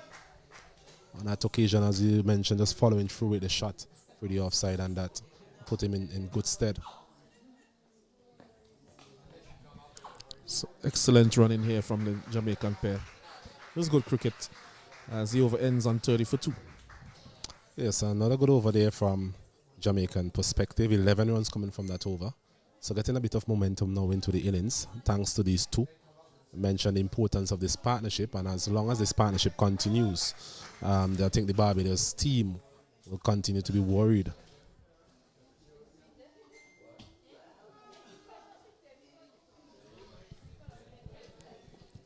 Smith will continue. He will have in his mind and in his plans a desire to break this partnership and to get into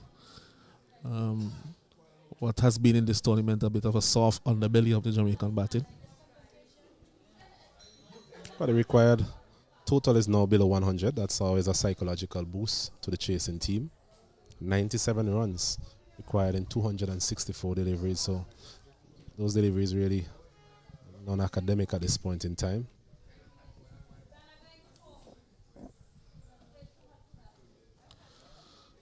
This one is driven powerfully through the covers. Wide of the man at mid-off. That's 4 runs to Jordan Johnson. That was hit powerfully. Classy once again from Jordan Johnson. Pretty still and driving that one uppishly, but into the gap, and the man there at mid-off really had no chance. Good timing and good placement there from Jordan Johnson. Yeah, is it going to be his afternoon this afternoon? Who knows? Definitely looks like he's up for it, that he has a bit between the teeth. I think a change in the field here, Captain Seeley. It's coming a bit straighter. Wondering if maybe he can take out the man at slip for now. Get another man in that cover region, because so far he has had a tendency to drive through that cover region, Jordan Johnson. Yes, and drive uppishly as well, because he's hitting out of them on the up. They are not fully lofted shots, but they are going 20, 30 yards in the air. There's a man back on the deep extra cover boundary, a bit of protection. Ranico Smith as he comes around the wicket this time. This time he goes over extra cover. That's another 4. Just a bounce. 2 bounces. That's 4 runs. Once again, all the natural talent of this young man coming to the forefront. Using his feet once again. We spoke about him using the feet to Jotaro Prescott, but on this occasion using it to the more pacier Ranico Smith and getting it over that extra cover region. Couple of bounces into the fence. Very good batting here by Jordan Johnson. Do these bowlers have a good short ball? Because there's no way that you should be using your feet to me like that if I'm a pace bowler and you don't get tested somewhere in the middle of the pitch. So is it that we are going to see something short from him soon? Because Johnson as well has had some issues against the short pitch bowling. Not so much at the under-19 level, but definitely at the first class level.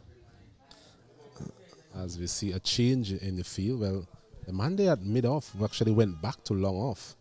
Captain Seeley opting to revert to the previous field. Just having that man Mutara coming a bit straighter on the deep extra cover boundary.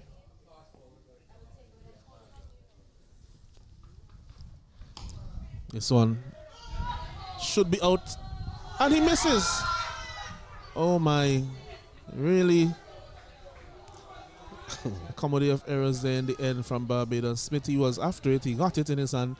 There was a shout of no from Johnson as Weatherbourne was well out of his crease.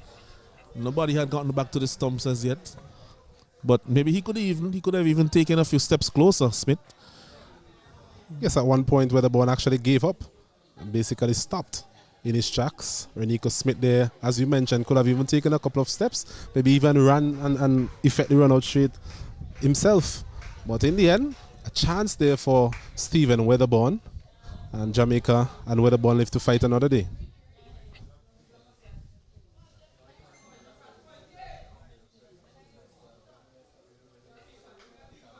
It's a slight drizzle here at the ground as we speak.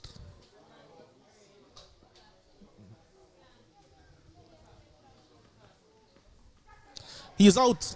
That's the end of Johnson. A shorter delivery. And as I said, look for something shorter because, I mean, he has been so dominant on the front foot. But I don't think he's comfortable with those shorter deliveries, at least not at this point yet. Very soft dismissal there from Jordan Johnson. Just as when we were saying, it's today going to be his day. And I'm sure all of the spectators here would have been thrilled so far with his stroke play. And that little bit short of a length outside the off stump, looking to really guide it. I'm not too sure if he was aware that the man was in his circle there. He looks to right at one down to third man. Maybe a better option would have been to give it a full-blown cut shot. And on that occasion, just guiding it really into the safe hands of Jotaro Prescott. So very good dismissal here for the Barbados team, just when the Jamaican team were getting back into the contest. And it's 38 for the loss of 3 as the drizzle becomes a bit harder here at the Parkway playing field. As you mentioned, Johnson can be a bit enigmatic. Reminds me at times of a young Carl Hooper and even a young Marlon Samuels. After, in that period, probably from about 2002, 2000 to 2000, about 3 years, no, 2002 to about 2005 or 6 for Samuels, before he started to show a bit more consistency. You just have play some magnificent shots and then get out. It's very disappointing from the young man. I'm sure he himself would be disappointed given the start that he had. As you were saying rightly, Alonso, I'm sure there would have been a change of length from Ranico Smith, having pitched the ball up quite a great deal so far. On that occasion, testing the middle of the wicket, and it really paid dividends for him with that big wicket of Jordan Johnson. He's out again. That's another wicket. That's the back of Barnes, looking to drive loosely outside the off stump and it goes straight to the man there at gully. Jotaro Prescott says another wicket for Smith. And I must say, it's good planning, good thinking from Smith, but I don't think it's the best of decision making from the Jamaican batsman. Yes, that delivery was wide outside the off stump, really. Had no need to play at that one, Brian Barnes. Slashing at that one, and that man stationed there at short third man. Jotaro Prescott really getting some catching practice at this point in time. He must be thinking that he's still in his warm-up phase with his coaches.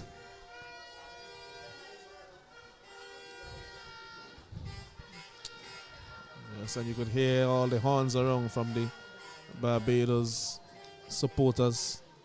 In the blink of an eye, game looks a little bit different than it looked just a couple of deliveries ago. So he's on a hat-trick now, Ranico Smith. What I was impressed about Smith is that he did make that change in length. I think Johnson didn't play it well in the end. So definitely one up for him in that contest. And then he followed it up just outside the off stump. We have seen, if you have watched Barnes bat quite often, he has a tendency to lay back on the back foot when he's driving. He tends to drive a lot with his weight back instead of over delivery. If you look at the way that, let's say, Michael Greenidge as a left-hander drove the ball earlier, he is always coming into the ball. But Barnes has that tendency to lay back on the drive, and he has been out caught a few times in the covers driving in this competition. So it's something for him to work on. Matthew Morgan, the new batsman, to face the music from Ranico Smith. Hat-trick delivery. And he's covering that one up nicely. Is it going to be a team hat-trick? No, he's comfortably in for the single. Some hesitation there, but it really was a long single. And at the end of 7 overs, it is 39 for 4. The Jamaicans, they are in pursuit of a target of 127 here at Park Hill. Well, what started out to be an exciting over for the Jamaican fans, with 2 boundaries from Jordan Johnson, ended in Barbados' favour, with Ranico Smith coming back, really showing his resolve. And getting figures of 3 for 25 so far. He has taken quite a bit of tap, as they would say, but I'm sure he and his coaches, they will be pleased with that, what is in that 4th column in the form of 3 wickets. Jamaica definitely making this game very interesting. We saw that low scoring encounter versus the Windward Islands. A similar thing happened on this occasion again, chasing a total of 127. They are now 39 for the loss of 4. Weatherborn becomes an increasingly important man now for the Jamaican team. Well, I tell you what, the way that is going is going to be over soon. I mean, one way or the other. I don't think that we're going to be here for anywhere near close to 50 overs. Not complaining about that from a personal standpoint, but from a cricketing standpoint, not the best of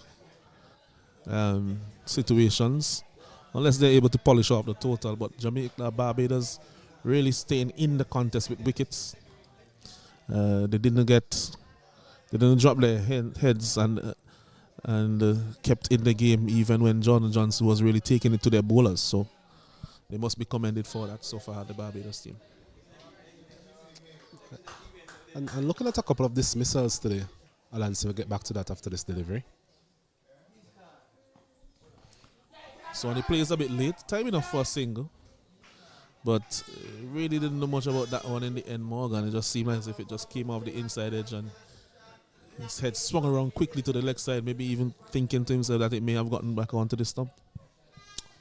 Yes, just looking at a couple of dismissals today, it tends to be that wicket where some of those shots really not the best of selection really from some of the Jamaican batters. If you look back at the Barbados innings, we saw the likes of Joshua Dawn and Kyle Jordan getting caught in that backward point region with balls just not really timing the ball well enough, getting the outer portion of the bat and presenting simple chances. And so far again, today we have seen that on a couple of occasions here. So it's the type of wicket that you have to be totally in control in terms of driving the ball. Mentioned it doesn't have the type of pace like previous pitches that we have seen here. So it's something for the Jamaican team to be mindful of. Yes, just about to mention that when that happens, it tends to be symptomatic of a lack of pace in the wicket. They're a bit early into the shots, especially in the covers. And Prescott, he continues as well. He has taken 1 for 15. Good support to Smith so far.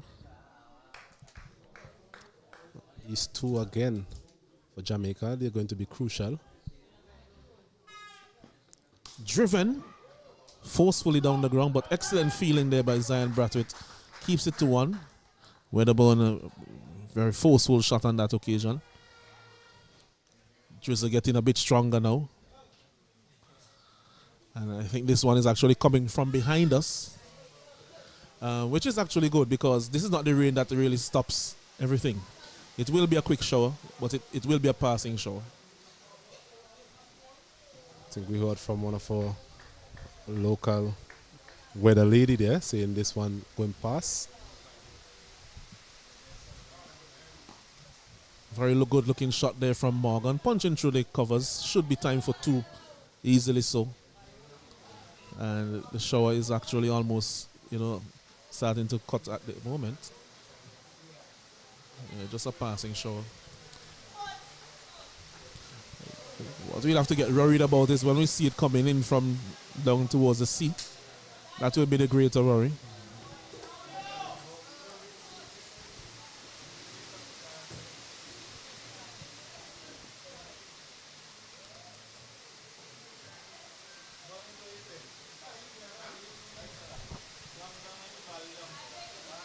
No.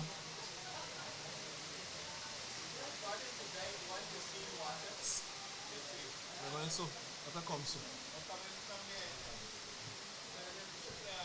Huh?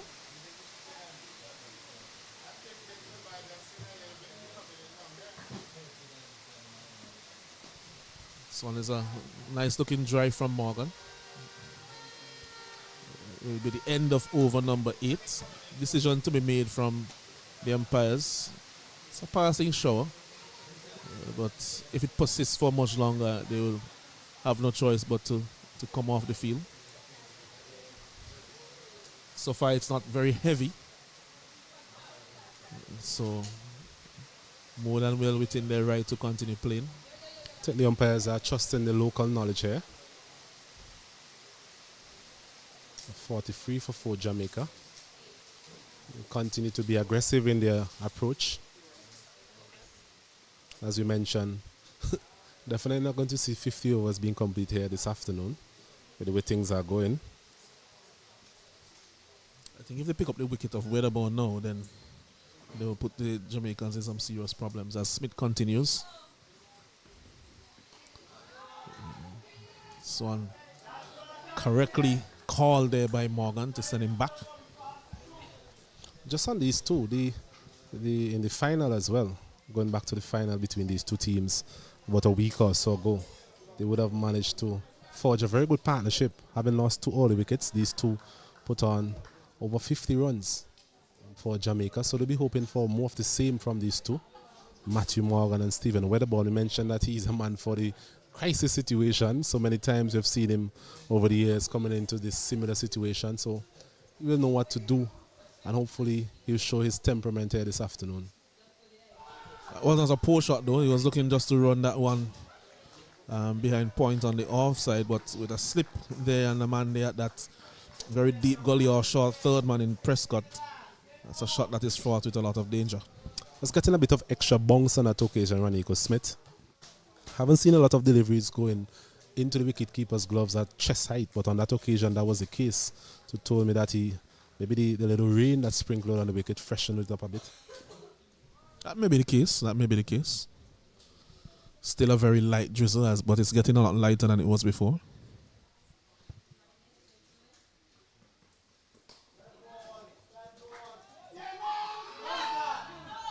Loud appeal, but well inside of his crease there.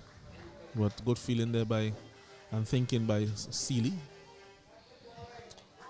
Morgan was looking for the single. Got a very generous bounce there, Seeley. But Morgan was back in his crease with ample time. It's been one of those innings so far that is not short of action in some shape or form.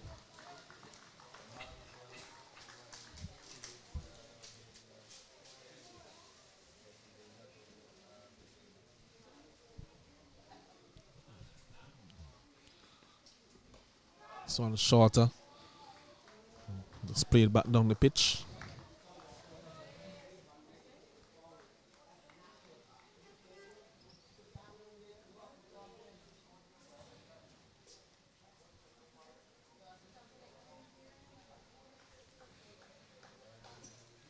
Interestingly, England in response, they're 31 for 3. Wickets for Alzari Joseph and 2 for Jaden Seals, who has really had a good series with the ball. Seals. It's very impressive from Seals.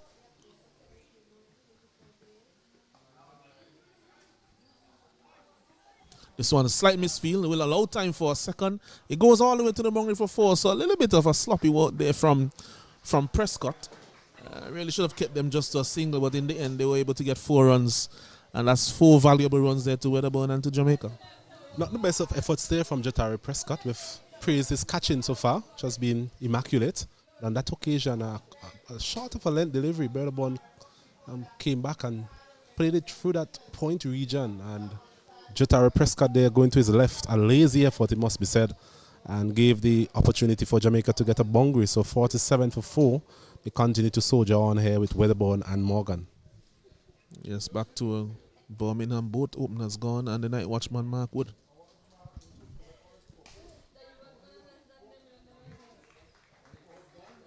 Another dot delivery here, and at the end of 9 overs, Jamaica, they are 47 for 4. They are looking to get to 127, so they need another 80 runs, while Barbados needs 6 wickets.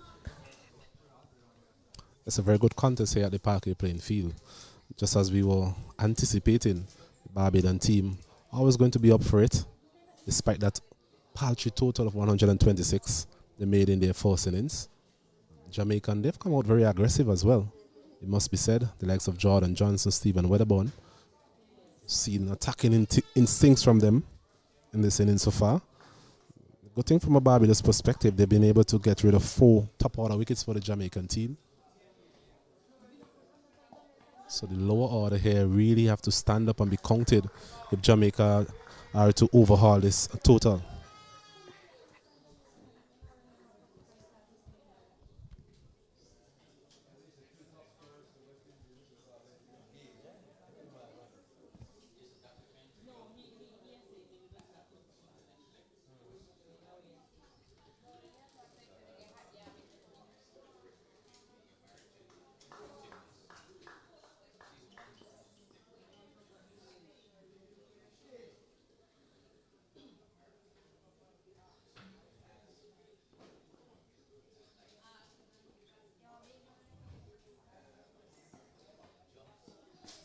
This one is left alone by Morgan. So not a bad start so far in this over from Prescott. Let's going back to Javon Seals. Very good bowler. Just needs to stay fit. I think that is the only issue with him really, his fitness. He's definitely impressed one and all since his debut and his transition from that under 19 team into the senior team.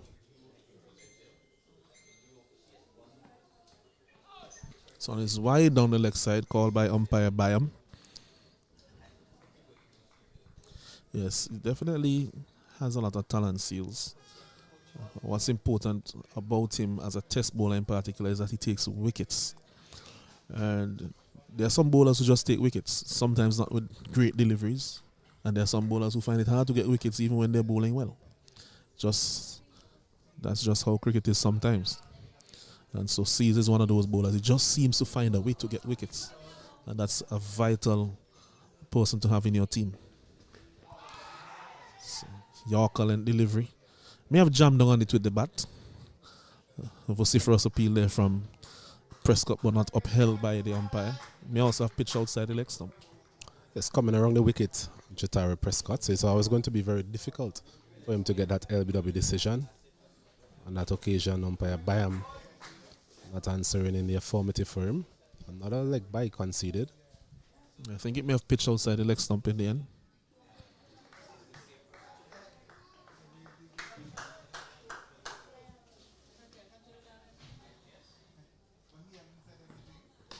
This one is driven square again firmly, but this time it goes straight to the man on the boundary, Jordan. So only one run to Redwood on this occasion. He played that shot previously in the gap and was able to pick up a boundary.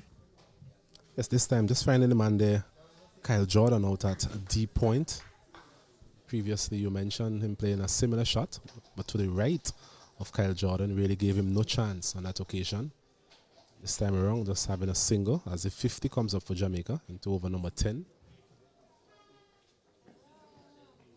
This one is wide down the leg side from Prescott.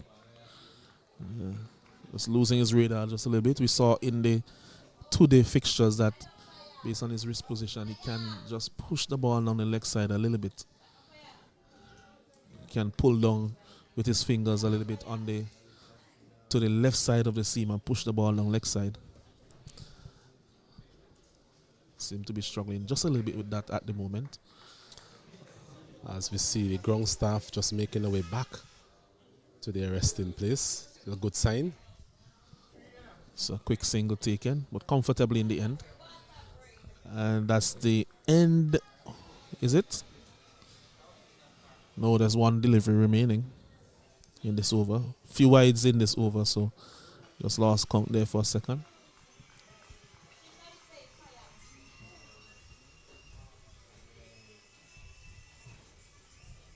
Partnership of 14 so far between these two. Just trying to build on something.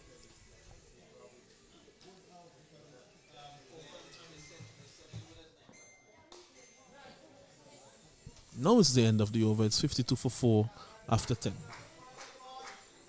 Actually think it's time for a drinks break as well. A lot of action so far in those 10 overs. And we'll take a break here in the commentary box as well.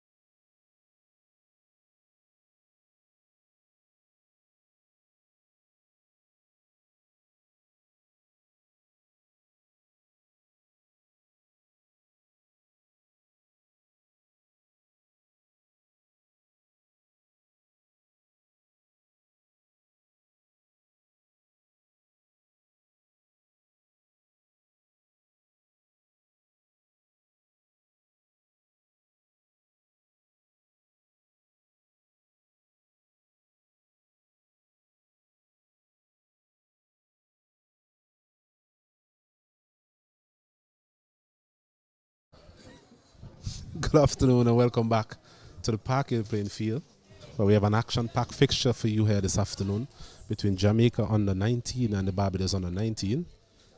Barbados under 19, they won it to us earlier.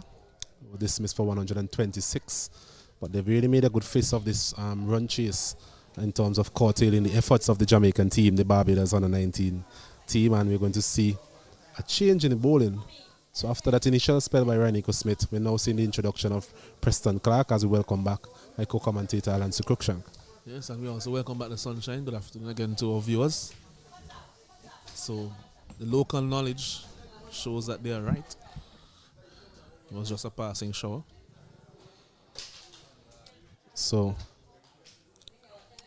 Preston Clark, tall off spinner, impressed in the last game versus the Guyanese. The Windward Islands, sorry. Impressed in the previous game here at the Parkway playing field versus the Windward Islands. We'll be hoping to do more of the same again.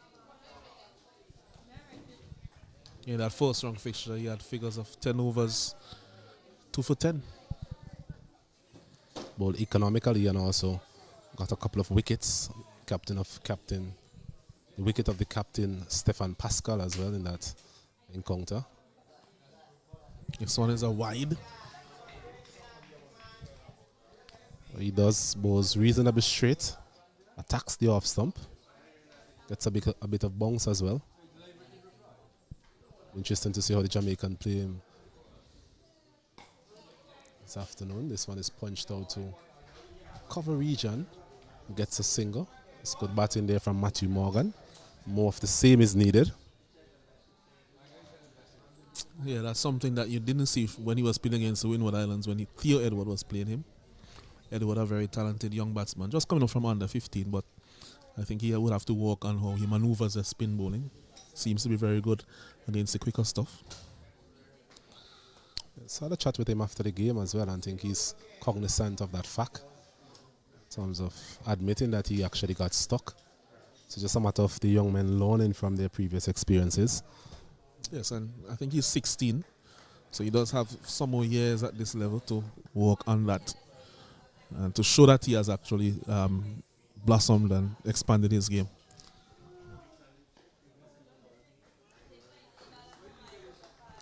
Bowling now to the left-handed weatherborn Preston Clark. Has a slip, Joshua Dunn. Solitary slip. Yeah, with the turn that we have seen here so far, Dunn is definitely in play.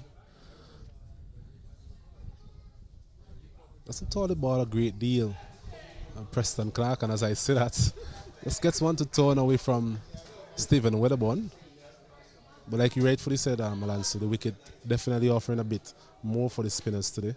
Saw the likes of Redwood really getting that ball to rip quite appreciably earlier on. Yeah, there's something that Weatherborn needs to be mindful of. So when he punches to the man at deep mid wicket, have time for a single, and that's all there will be. Enough a steady over there from Preston Clark. Not a bad start. 3 runs coming from that one. It's 55, sorry, for the loss of 4. Yeah, they're going at exactly 5 runs and over. And they have lost the wicket of Johnson. And both openers quite early. So this partnership now needs to continue for them if they are to get those 72 runs that they need to get the victory. Morgan so far has looked fairly assured since he has come to the crease, 6 off 12. And Weatherborn is really the key man here, I would think. They have also lost the wicket of their captain Barnes as well. So 4 wickets down. Bit of a partnership developing. But now with both spinners in operation, this will be a bigger challenge. As we have seen here in Parkhill, the spinners do get quite a bit of assistance from the surface. Yes, a couple of force ball dismissals as well in the Jamaican batting effort. Adrian Ware, Captain Brian Barnes dismissed from their first deliveries. Quite disappointed, no doubt. As we see Captain Nathan Seeley introducing himself from that northern end. It's the end that he has actually preferred so far in a couple of the games played here at the Parkway playing field. Coming around the wicket as well to the left-handed Weatherborn.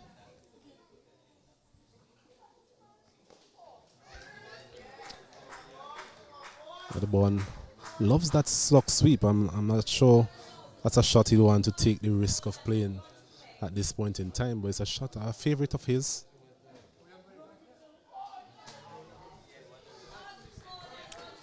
Excellent bounce there.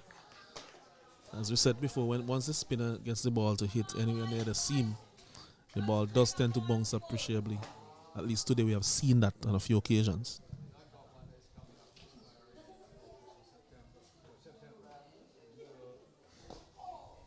This one is turning nicely to the left of Prescott and gets 2 runs. Very good run in between these two. He played it in the gap and was able to come back for a second. Yeah, that was good cricket from Weatherborn and from Morgan. Good running, and Weatherborn waiting his shot, also placing it in the gap. He has to be careful with prodding forward quite early on this pitch to Sealy with the extra bounce he'll get on occasions.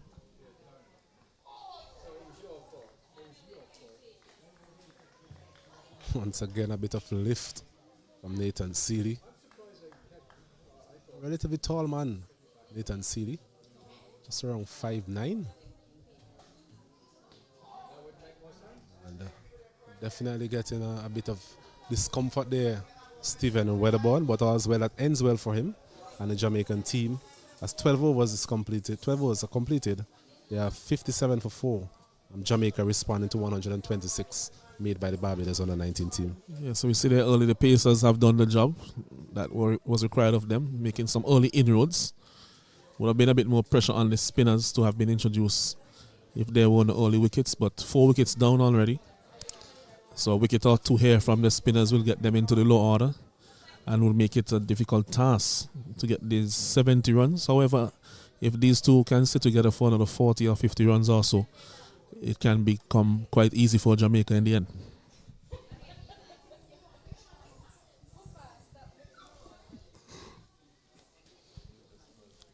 As we're going to see Preston Clark to continue proceedings. This one turning back into Matthew Morgan, well played in the end, kept a bit low as well. Spinners here coming into their own. Bit of bounce from CD from the other end, and a lack of bounce here from Clark from this southern end.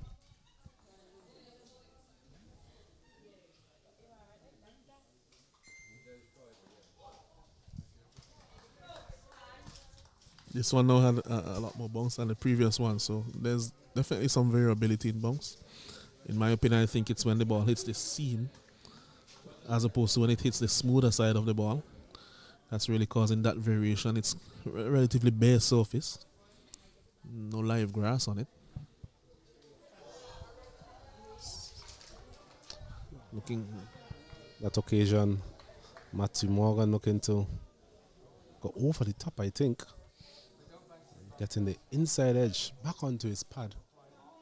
So a bit of pressure here being exerted on the right-hander from Jamaica.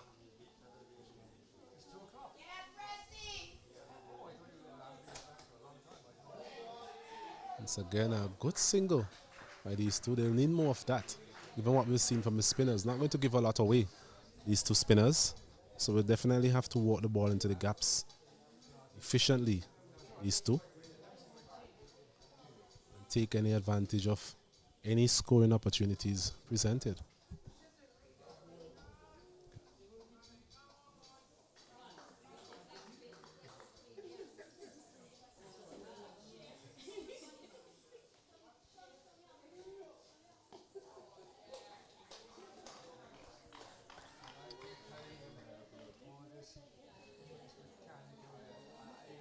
Both spinners now operating in tandem after that initial boss by the two seamers, Prescott and Smith.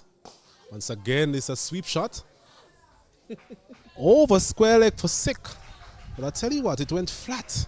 Didn't really leave the ground. And we spoke about that slug sweep from Weatherborn, and there was it for the first time this afternoon. Yeah, that one gave him the length that he wanted.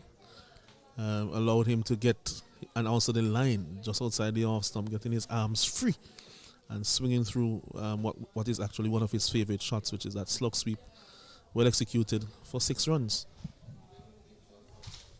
Well executed indeed. Delivery on the line of the middle and off stump, really. It wasn't really a leg stump delivery. There was Weatherborn always looking for that shot. Spoke about it in the previous over.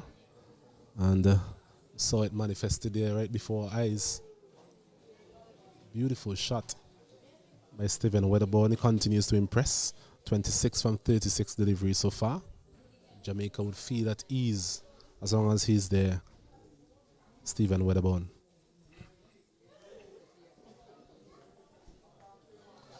Just a 63 runs required. Lots of overs to go.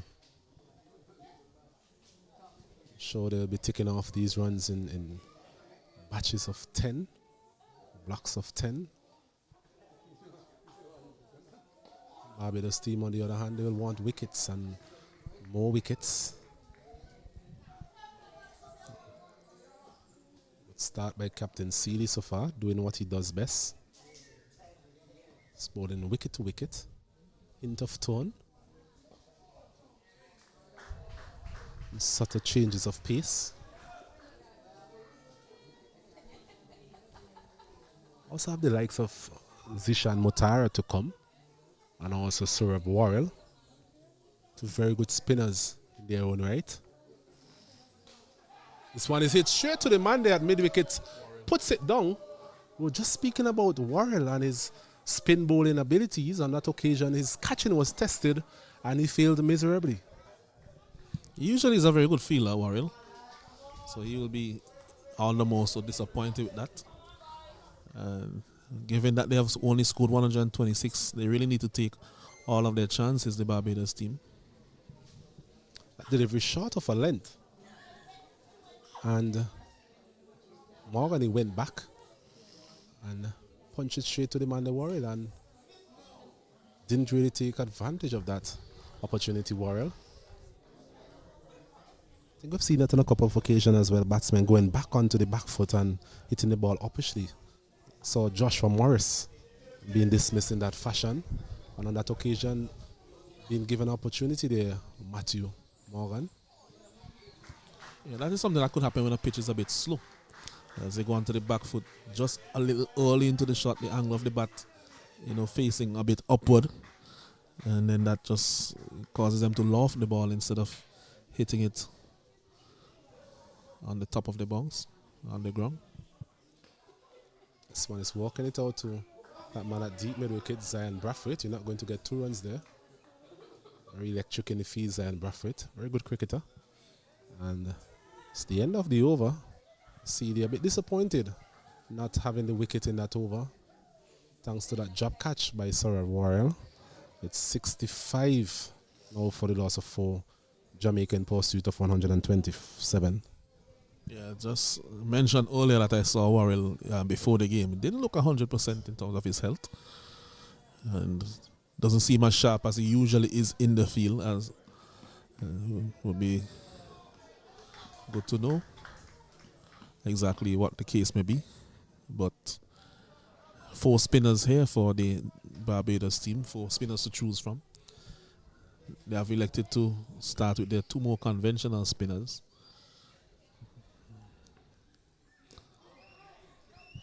It's again getting a single in that direction.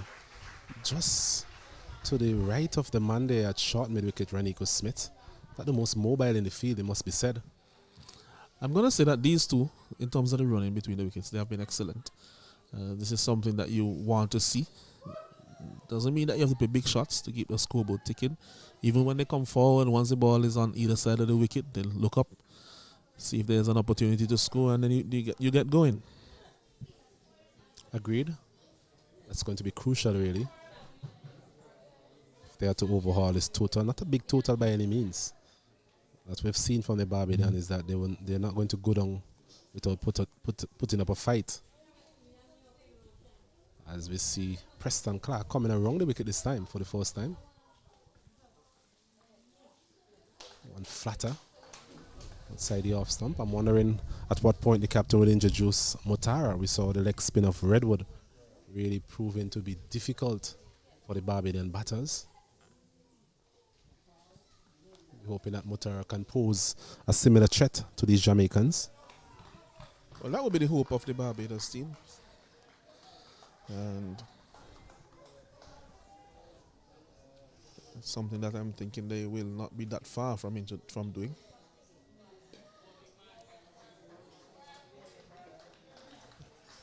I mentioned they have started with two more conventional, or in my mind, the two more defensive of the spinners. Both Worrell and Mutara. A bit more attacking, they give the ball a bit more air. I think that because the score is such a small score, captain has one eye on the run rate as well. You took the words out of my mouth there, Alanson. Just about to mention Worrell. We spoke about him being an attacking spinner. Just give you opportunities to score. This one is punched past Ranico Smith in the cover region. And they're coming back for second. A close one. Made it in the end, Matthew Morgan. Well run. Yes, both of them are very fast between the wickets, these two players. Morgan at one point looked like if he might be in some danger with the strong arm of Prescott, but he covered those last few meters rapidly.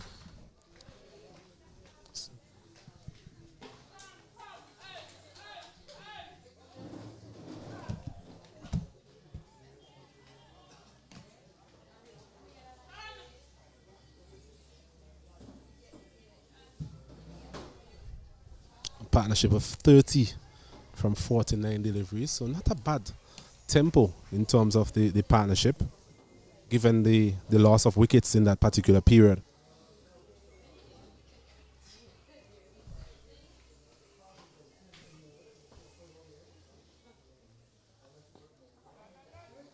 It's again good running between the wickets. This is good from the Jamaican team. This is excellent cricket. That's the type of cricket that you want to be seeing a lot from these young men. Facing the spinners in the middle overs is something that even the senior team they tend to get bogged down in that period. And so far, they're not really taking that many risks. They're just coming forward, turning the ball in the offside or in the onside, and taking some singles. I think there'll be more of a concerted effort, Alanson, to really put up a better batting performance in this game. So I think Weatherbourne was shaping up for that sweep shot once again. I saw that the delivery a bit fuller from Nathan Seeley. In the end, changed his mind. Has to be careful to Seeley. He has a lot of pace. And can get under that sweep shot with a flatter one. So I was saying there might be more of a concerted effort to not replicate the type of batting performance we saw in the previous round versus the Windward Islands, where they were chasing a paltry total and they basically gifted some of their wickets away. So maybe that's why we have seen some of these balls being played into gaps and looking for the singles and the twos, more in line with what we come to expect for players at this level.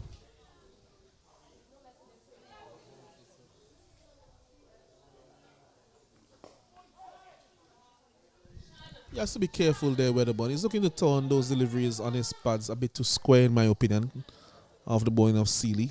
It's not a big turn of the ball. He needs to try to play a little bit straighter.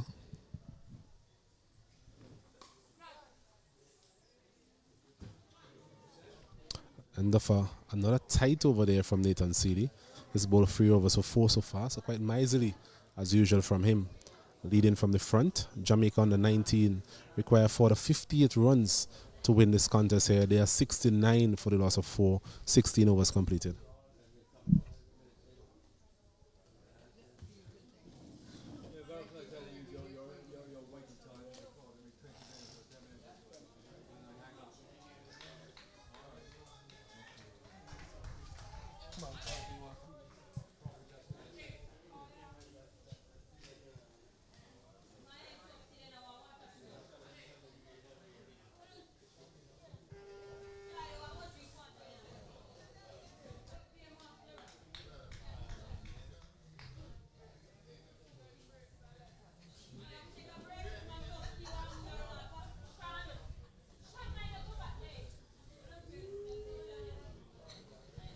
As we see Preston Clark continuing proceedings there from the southern end.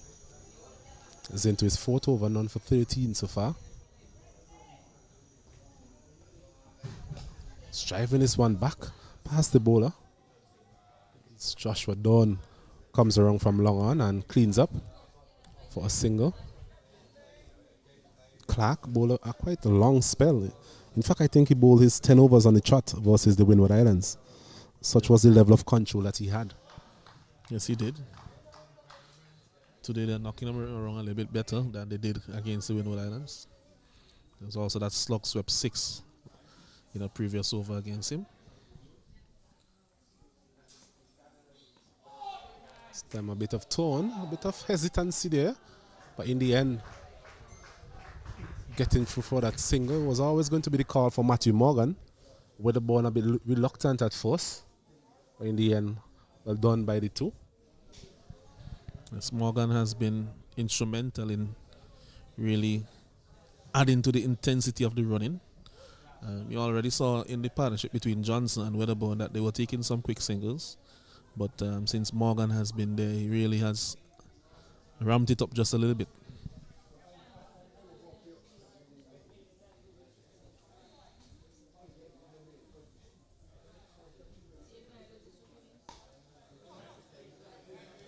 Punching this one again, but just can't find a gap there. Zion Brathwaite has been quite busy in the field this afternoon.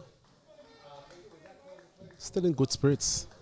The Barbados team encouraging their bowlers, led by the captain, of course, Nathan Seeley.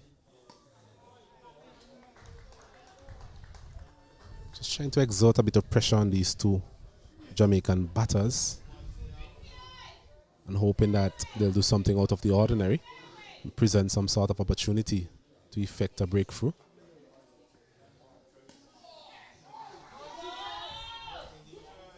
Matthew Morgan there, I'm not sure where he was going. There was no way that Weatherburn was going to make it to the other end. Yeah, that one was a bad call on that occasion. He's quite fortunate to still be there. Directly would have seen the back of him. He said, yeah, he hit it straight to Zion Brathwaite, who was in there like a hawk, swooping onto it. We mentioned Brathwaite is very electric in the field. So you definitely have to be careful there in terms of taking a single to him. He's also moving in quite quickly as well, trying to cut off that single. Another go over completed there by Preston Clark. The end of it, 17 overs completed. Jamaica under 19, chasing 127 for victory here in his third round encounter. They are 71 for the loss of 4, a further 56 runs required. Yeah, just to give you some updates from some of the other games. Trinidad and Tobago under 19. They are taking on Guyana under 19 men. After a 50 over score for Guyana was 223 for 8. And in pursuit of 224, Trinidad are 32 for 1 after 5.5 overs.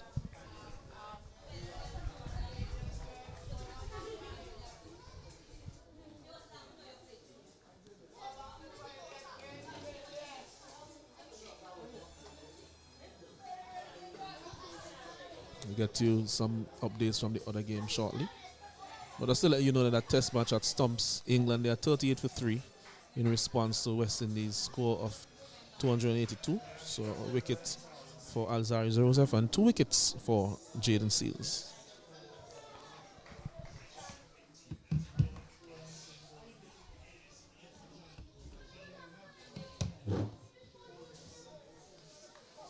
It's Nathan Seeley to continue proceedings. It's been rather economical so far. 3.2 overs, none for 5. But he definitely like to see something in that 4th column. Delivery spinning across Matthew Morgan. A bit of tone for Seeley. Not the biggest tone of the ball, but on this occasion getting it to turn past the outside edge of Morgan.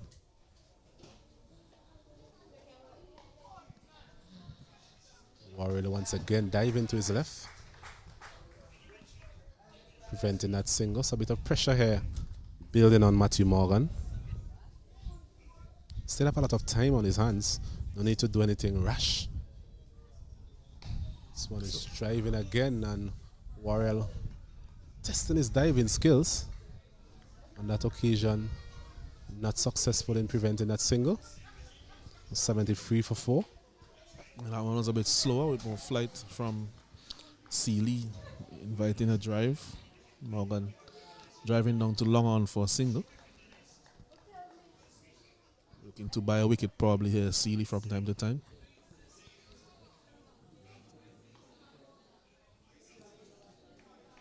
Getting through his overs very quickly here, Nathan Sealy. 2 runs coming from it.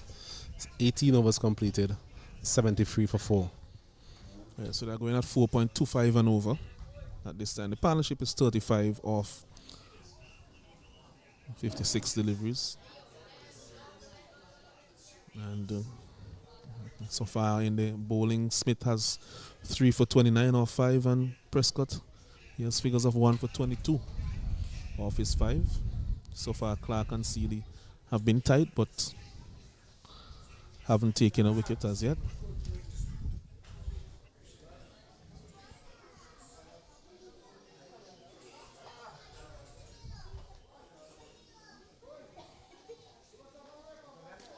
Preston Clark to continue operations from that southern end. That delivery, Morgan again playing him off the back foot. Something we've seen a lot of the batters in this game attempting to do. Some at their peril. Driven firmly but straight to the man at extra cover Greenwich. There's also now a silly mid on just next to the non-striker. He was dropped in a similar position from the other end.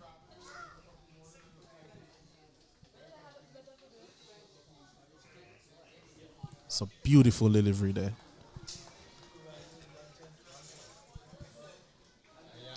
That one pitching and straightening to some extent, not turning back as previous deliveries.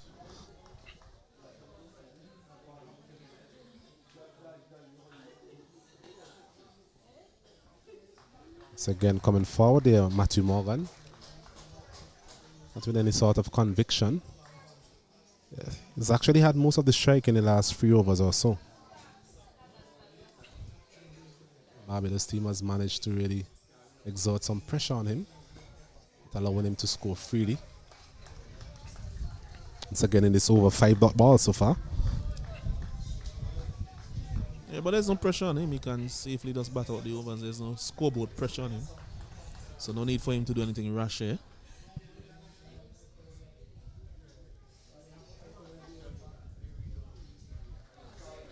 So it's a maiden over completed by Preston Clark. The 19th finish for the Barbados team. Jamaica, they're 73 for 4. Yeah, partnership now 35 of 73 deliveries.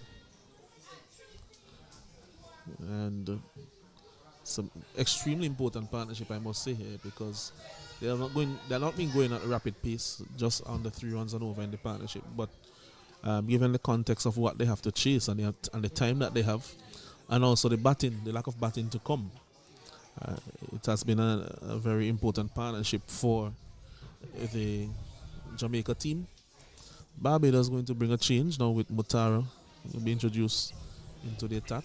So they're going to try something different, get the leg spinner in, to see if he can effect that breakthrough that they require. Yes, Zishan Mutara coming in from that northern end. Slightly against the wind. I think bowling from the southern end would have been more in line with him taking the deliveries across the right-handers. Bowling to Stephen Weatherborn. Mentioned he hasn't had a lot of the strike in the last 3 overs or so.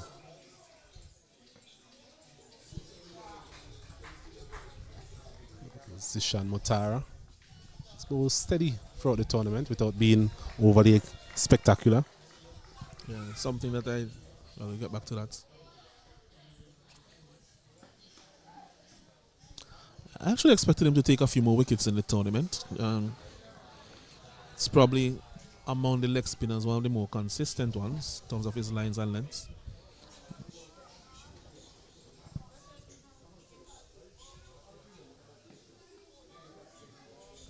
I think he did get that hat-trick at Arnesville in one of the early games in the 2-day competition. But since then hasn't really been too much among the wickets. Delivery so far outside the off stump. It's a great deal of turn.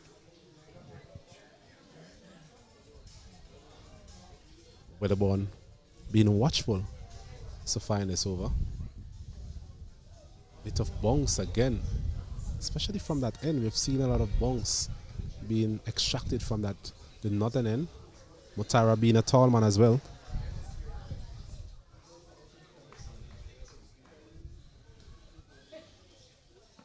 This one again, an uncomfortable bounce for Weatherborn. He survives. It's a maiden over to start from Zishan Mutara, his first. And Jamaica, they're still on 73 for the loss of 4. Yeah, so 2 consecutive maidens here, some pressure being exerted by the Barbados bowling team. You mentioned the bounce. It is something that has been characteristic of conditions here, especially for the leg spinner. Leg spinners, both leg spinners have gotten a lot of bounce. We saw the bounce from Redwood when he operated, but he was bowling from the other end, but he saw him get some deliveries to bounce alarmingly, including a couple that really got the best of the batsmen due to the bounce. That one that he dismissed Morris off caught on bowl was one of them that I clearly remember. And so something that the batsmen have to consider when playing here, that you'll have that extra bounce from the wrist spinners in particular. As we see Suraf Warrell making his way into the bowling attack from the northern end. It's flighted delivery to start. Mentioned he's an attacking spinner. So captain making a change from both ends here. It is 2 more attacking spinners in the lineup. It's the time to roll the dice if there was any. With 54 runs left. Don't want them to get down to about 20 and 30 left.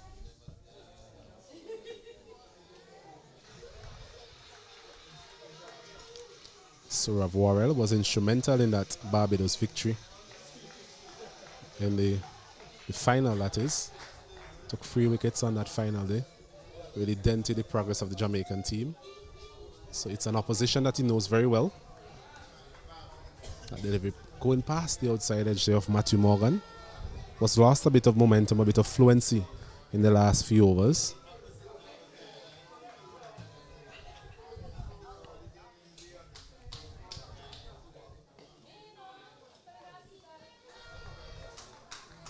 He definitely has lost some momentum. Now 12 off 43 deliveries.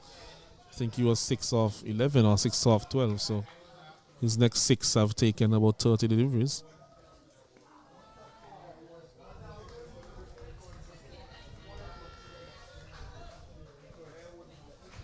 5 dot balls once again. Spinners, introduction of the spinners, that is, has really dented any sort of attacking intent being shown by the Jamaican batters. It's another maiden over. 3 maidens in a row. And Jamaica, they are 73 for the loss of 4. Yes, 73 for 4 after 21. 54 needed off 174 balls. That is not what is important, that 174 balls. What is important is that they, in their last pair of recognized batsmen, maybe one more to come, and they have to ensure that they keep this partnership going. Mutara will want to break it to get the Barbados team back into this game. Fuller delivery, played out on the offside by Weatherburn.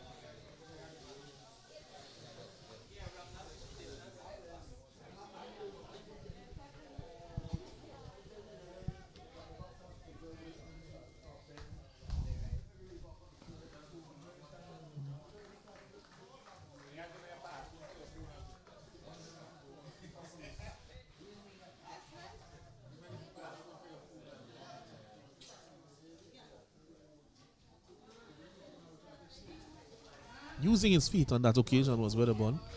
Came out quite early, but in the end just deciding to Drop this one on the onside. It's something that he does often, which is to advance to the leg spinner or the left arm spinner. Hasn't done it against Sealy, who is a bit quicker. Something that we spoke about when the Barbados team were batting Alonso was the fact that because of this inconsistent bounce that we are seeing, if it is a case of getting a fielder, not a fielder close in, whether by the short leg position or even a short mid wicket, because we're definitely seeing the batters being uncomfortable with the bounce on the wicket, and a couple of times so far we've seen that ball popped into those areas just around short leg, short mid wicket. Yeah, I do agree with you firmly. Just something for skippers to think about. Don't know if they have all that protective gear, because of course it's a youth level game, so they'll have to make sure that they have sufficient protective gear to go in there. Don't know if that is a consideration, but definitely haven't seen those close-in fielders quite often, as this one turned off the pad. Time enough for one.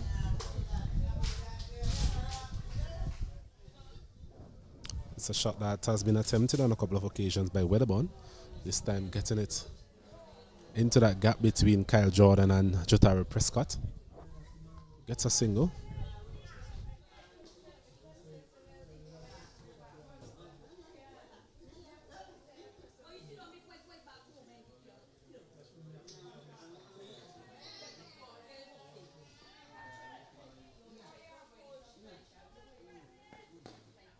Nicely driven there from Morgan for a single, not too long off.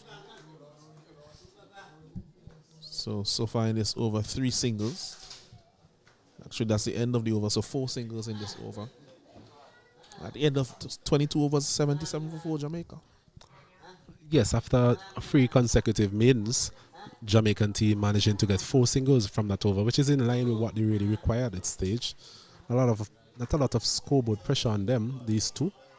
So they'll be hoping that they can soak up whatever pressure the spinners are able to exert in this middle period and actually get through this period so that they can actually build towards overhauling this target of 127 for the 50 runs required. So slowly but surely the Jamaican team making their way towards this total. Yes, Warrell continues. You make a very good point there, Osnet, that they have to ensure that the partnership continues and that they get as close to the total as possible. It's about putting your hand up and taking the responsibility. And that's an area that they're looking for the dismissal of Morgan. He's played uppishly in that area.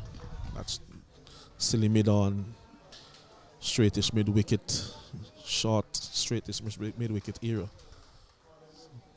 Looking for that dismissal against the off spinner. This time he goes down the ground. That's out of here. That's 6 runs onto the side screen. A good shot there by Morgan. Again, we said about Warrell, does give the ball some air, so he will give you an opportunity to score as well. Yes, brilliant there from Matthew Morgan. You've checked out to play this shot on a couple of occasions, but he had been offered that flight, that generous flight from Surah Royal, and definitely cracks a punch there. Matthew Morgan for 6. Crashing into the side screen there. Good hit.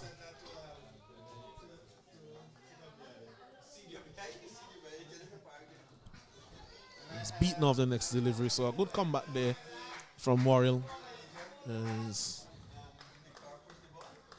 One I think just went straight through, didn't turn back into him.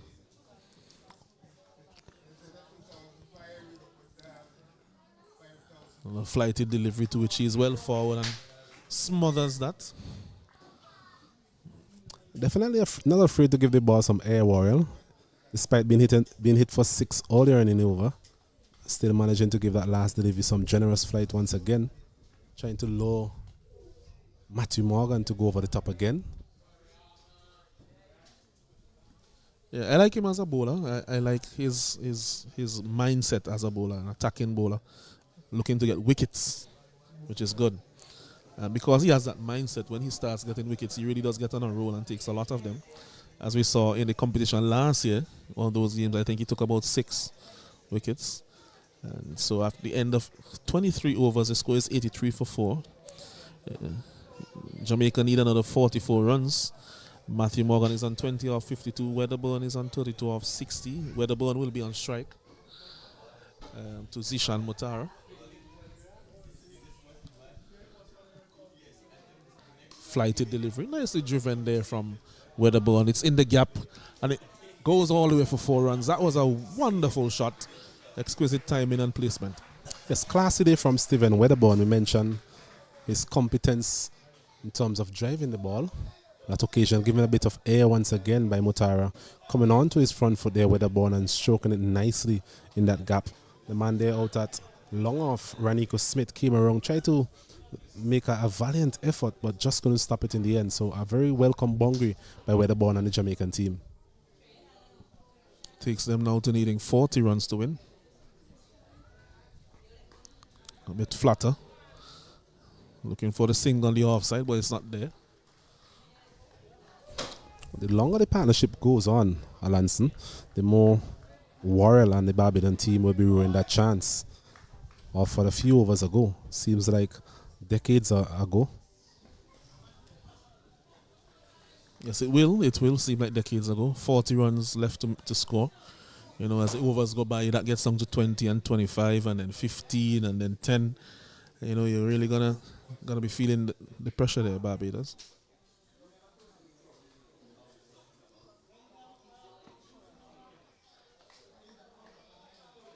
Doesn't seem to be getting the ball to turn back a great deal to the left-hander Mutara, which is contrary to what we saw from Redwood. Got the ball to turn quite appreciably back into the left-hander. Not too sure if the wind has anything to do with it. Yeah, just thinking to myself that he probably should be at bowling from the other end. Doesn't seem to get a lot of drift, at least not with the white ball. So probably both bowlers could exchange ends. I think the only thing that is keeping them from exchanging ends is that if they do, then both batsmen will be hitting to the shorter boundary. So the right-hander will be hitting the off-spinner to the shorter boundary and the left-hander will be hitting the leg spinner to the shorter boundary. I think that is what is in their consideration more so than the effect of the turn. Very good point, Alanson. As another over comes to an end, and at the end of the 24th, it's 87 for 4, Jamaica chasing 127.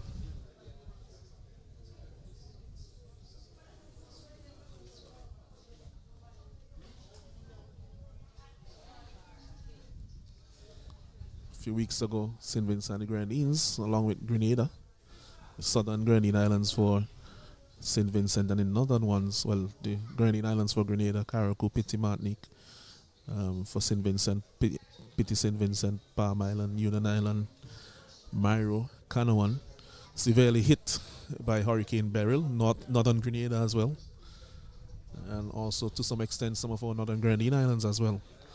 Although they didn't get the brunt of it, but were heavily affected. So, still trying to bounce back. And so those of you who may be looking on from the international community, whatever assistance that you can give will be most welcome. As Worrell continues,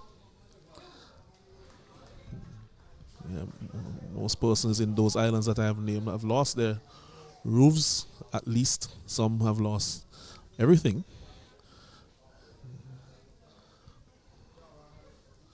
This one bounce down the leg side. Should be time for 2. Let's wait on the signal from the umpire if there was a little glove on it, or if it was By's actually Wide's signal. So that would be 3 runs to the total. Yes, not a very good delivery there from Worrell. That one pitching on the line of the leg stump, turning quite sharply. Wicketkeeper Morris, they had no chance, and the Jamaican batters able to get 3 runs. This one had some turn on it again. Turn behind square. Should have time for a single. So they're keeping the scoreboard ticking over now. And it may not be long from now that you see Barbados probably having a roll of the dice of trying to get back some of their strike bowlers to see if they could get a wicket or 2. Because if they continue like this, um, Jamaica will be quite comfortably home. It's something we spoke about when we were trying to decipher when will the captain introduce the likes of Warrell and Mutara. Because as we said, they're both attacking bowlers. And we've seen so far that the scoring has been relatively free against Warrell more so.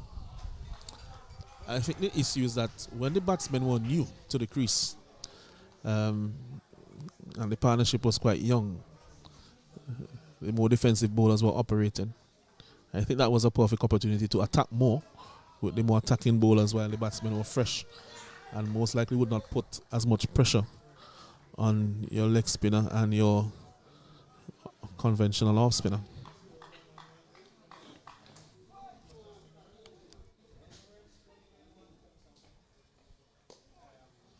It's flighted and driven to the man at extra cover. Smith fields, gets it back to Warrell. Warrell trying everything in his might here, coming now between the umpire and the stumps. Again, you speak about having that close feel on the onside or the offside. Another one pops up just off the pitch. And we will have time now for a short drinks break. After 25 overs, Jamaica they're on the 19 and 91 for 4. They need another 36 runs to win. We'll take a short break.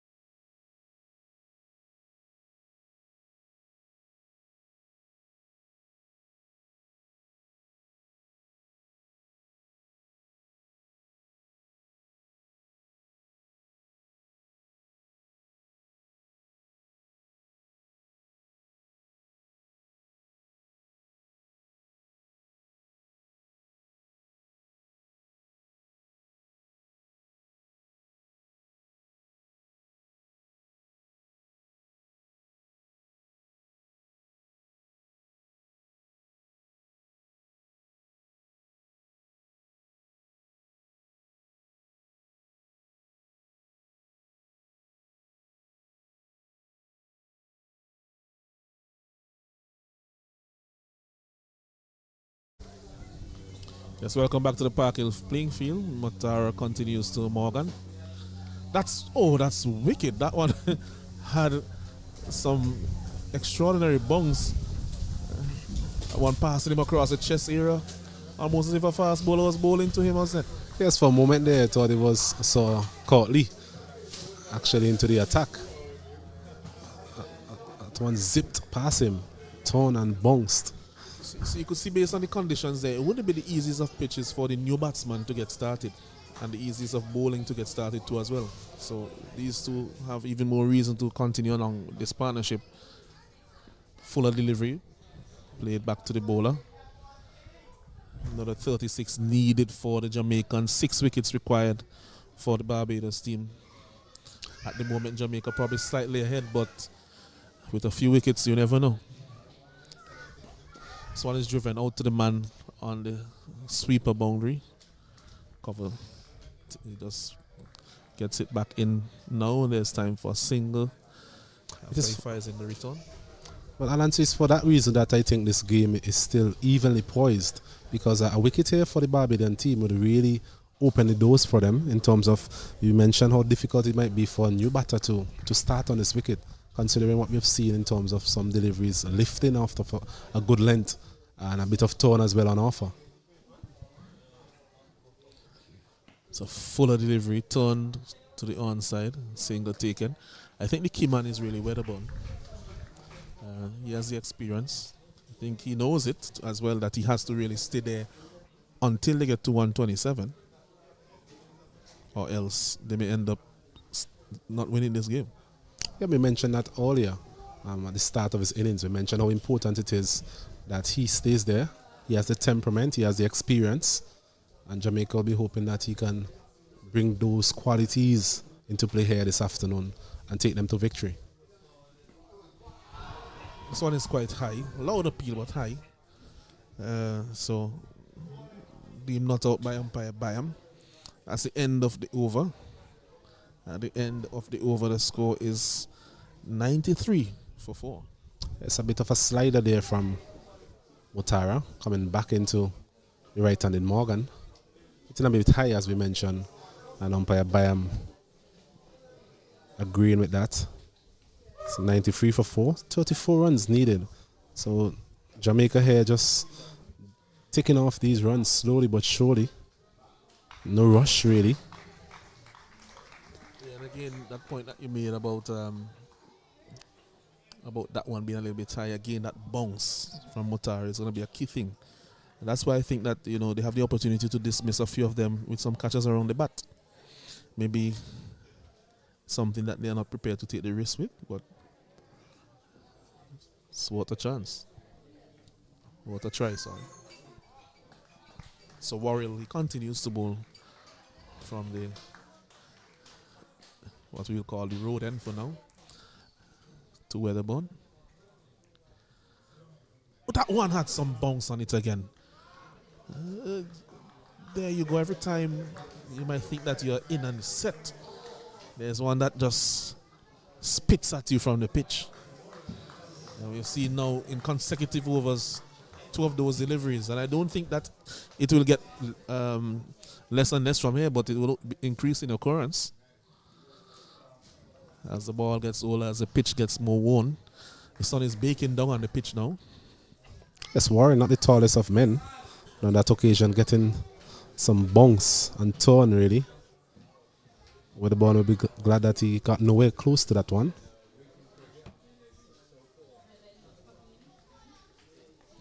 This one is swept behind square. Should go into the boundary for 4, yes. Goes all the way for 4. Another boundary to Weatherburn. Takes the required amount down to 30. Takes his score up to 41. He moves into the 40s. Yeah, it's a shot that he plays very well, Stephen Weatherburn. Spoke about that on numerous occasions throughout this innings. Warrell there just shifting slightly on that middle and leg stump. Weatherburn going for that big slog sweep. Not getting all of it, as we've seen previously with the 6 over mid wicket. But on this occasion, just getting enough to evade him and the Preston Clark at a squarish fine leg and gets a boundary. Preston Clark just back with a square on the offside. Nobody is fine of him on the onside, so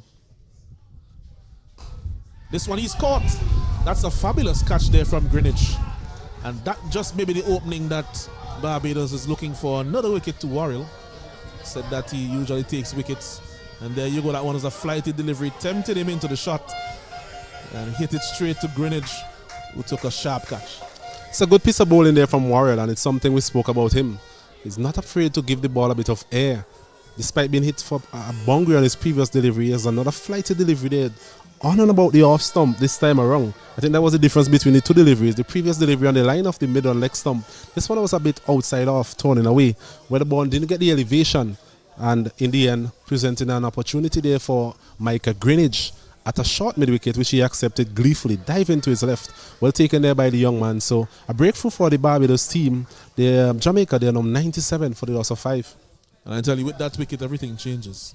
It's now back on even keel here, this game, in my opinion.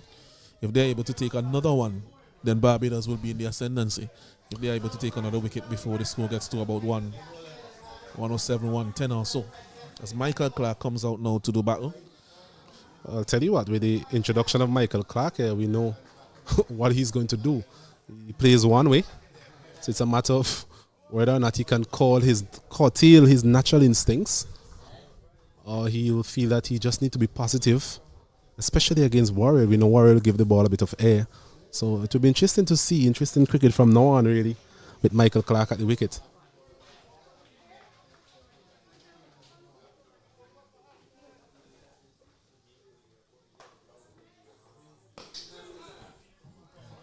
Driven by Clark, but straight to Greenwich there at extra cover. That's the end of the over. At the end of 27 overs, Jamaica, they're 97 for 5. They need 30 more runs for victory. Barbados, they need 5 wickets. Could be an interesting finish here as we get down to the end of this game also. Yes, an interesting finish indeed. 30 runs required from a Jamaican perspective. Barbados will be hoping that they can continue to make regular inroads into this batting lineup. Not a lot left in terms of batting. Still have the wicket keeper, Trevon Williams, to come. So this partnership again is going to be critical, and we mentioned Michael Clark, very expansive batter. Does hit the ball a long way.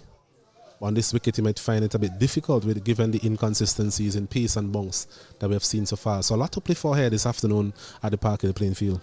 So the captain, Seeley, has brought himself back into the attack, Nathan Seeley. Taking off Zishan Muhtara.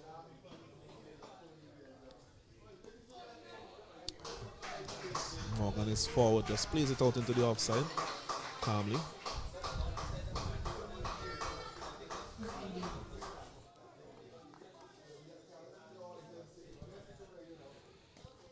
This one is short, but punched straight back to the bowler. I'm wondering if it's a case of Muhtara being introduced from the other end. It's left to be seen. But given that Warrior got a wicket in his last over, I think they persist with him at least for another over.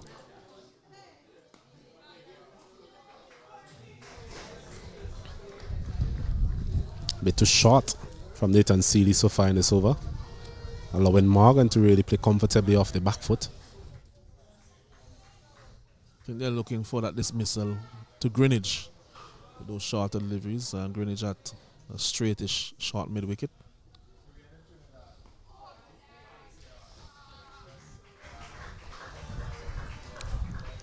Seeley quite miserly so far. His 5th over was none for 6, so he has really given nothing away. The captain leading from the front here for his team this afternoon.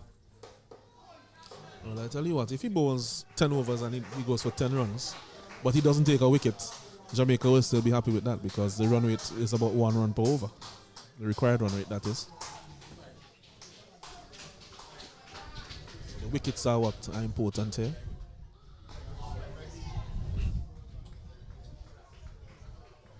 At the end of the over, maiden over, it is 97 for 5 after 28, Jamaica. Yes, Matthew Morgan looking to soldier on, having lost his partner, Stephen Wedderburn, in the previous over. Looking to start a new partnership here with Michael Clark. Michael Clark, very diminutive, but does crack a punch. Seen some big sixes from him in the tournament. Not to show that's the side of him that the Jamaican team will want to see here this afternoon, with a required run rate of 1.36. Yeah, he probably, based on how he thinks, might be thinking that if he gets 3 or 4 in the middle, that the game will be over. But I think that Rory will be thinking that he just needs to miss Q1, and I'll get him.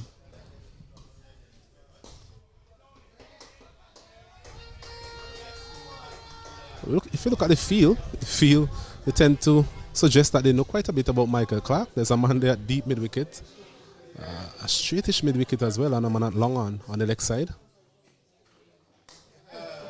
There's no one who's catching that except someone up at that house on the bank up there. That's a massive 6 there from Michael Clark. Massive indeed. We just mentioned a while ago that he does pack a punch, Michael Clark. A delivery flighted again, just in his arc there, Michael Clark. And just what he was looking for, and timed that one beautifully over long on for 6. No chance for those free fielders we outlined earlier. And 6 more to Jamaica. 103 for the loss of 5. Yeah, I think that delivery was just a bit too full. Slightly short, and it may have been a different story. Had the required flight to tempt him into the shot, but it was just too full. And he was close enough to the pitch that there was very little danger in that shot. Yes, and if you can recall, Alonso, in the last over, I was thinking that the reintroduction of the skipper himself, if it was a case of him transferring Motara to this end, and we said also that Worrell, he would have had a wicket in the previous over, so the captain might have just decided to stick with him for now. But he does give the ball generous flight, and I would like to think that that would not be the last of an attacking shot that we'll see in this over from Michael Clark. No, I don't think it will be the last attacking shot that we will see from him. It does give the opportunity for some wickets to be taken, but with the fact that only 24 are needed and 5 wickets in hand, I think that they'll be thinking to themselves that they cannot afford just to give away too many runs as well, because with each run the pressure heaps on the Barbados team. Only 24 needed. We have seen Jamaica already in this, well, not this limited overs tournament, but in the 2-day tournament against Windies in the first game, they surpassed the Windies score with 5 wickets in hand, and then were dismissed about 12 or 13 runs later. So they have that propensity to collapse after you have taken the first 5 or 6 wickets. Yes, and that's something that we hope there's no replay of here this afternoon. He goes again. This time he should be caught. Yes, that's the end of Michael Clark. And so Worrell does the business. Worrell does the business. Worrell does the business. It's just as we said, Alonso, it would not have been the last attacking shot we saw from Michael Clark. This one a bit wide outside the off stump, perhaps a bit slow as well. And there was Clark again looking to repeat his previous exploits, not finding the boundary on this occasion. A very comfortable catch there on the boundary from Mutara. So he goes, and Jamaica, they slide further into trouble here this afternoon. 103 for the loss of 6. Now you could say what you want about, well, this is the way I play, this is the way I play, but I mean, when you look at that delivery was so wide. You could have just let that ball pass. It's one thing to come up with the mindset to hit the ball, but you can't hit every ball. And I would say that is a poor dismissal from Michael Clark. For a player with his experience, he should be disappointed with that. And I'm sorry, but I don't think that you could say, well, oh, this is the way I play on such an occasion. He may have just cost his team the game. Well, we have seen a couple of those dismissals from Michael Clark in this tournament, really. None more so than the previous round. A similar type shot, really, playing a big slug sweep versus Court Murray on that occasion, and taking the top edge on a simple catch for the man in the covers. So it's something that he really needs to buckle down and think about in terms of his game moving forward. Very good delivery again from Worrell. As Trevon Williams faces up to his first delivery, that one beating him outside the off stump. And Worrell really weaving a web of deceit against the Jamaicans here.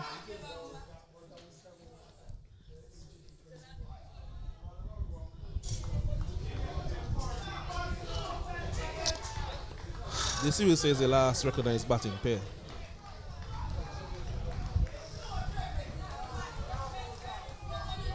Barbados feel as they have come alive. The fall of those wickets. Single to Williams. So it will keep him on strike. At the end of over number 29, the score moves up to 104 for 6. Yes, a very good over there in the end from Sohrab Worrell. It showed his temperament after being hit for that massive 6 from Michael Clarke. Ended up taking that vital wicket. So another wicket for the Barbados team. Jamaica really keeping them interested in this game. 104 for 6, 29 overs completed.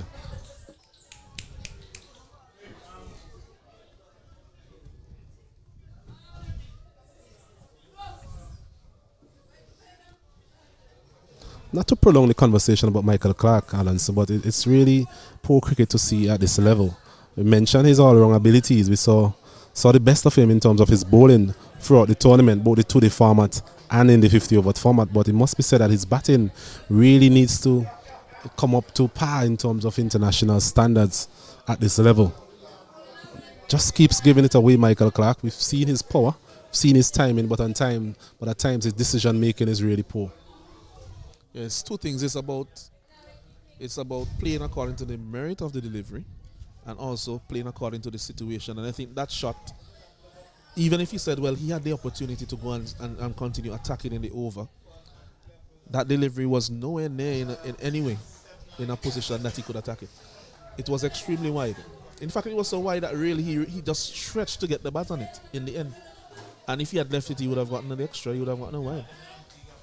So you have to be more selective. Choose the correct delivery. Do not premeditate.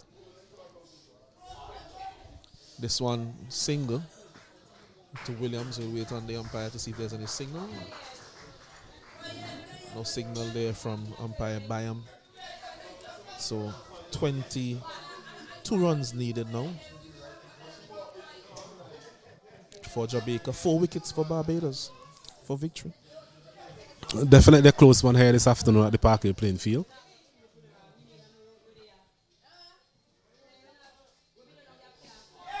The wicket of Matthew Morgan becomes increasingly important now for the Jamaican team. It's been there for a while, 22 from 67 deliveries. If he is able to get his side across the line here, it will do wonders for him. This one off the inside edge. That's the end of the over, is it? No, one more left.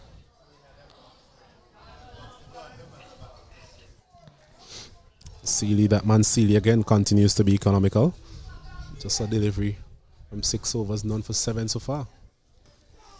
So he punches down to long on and he will keep the strike. So 21 more needed for Jamaica. At the end of 30 overs, it is 106 for 6 Jamaica. They just need 31 runs in order to get the victory. 21 runs actually to get the victory. And Barbados, they need 4 wickets.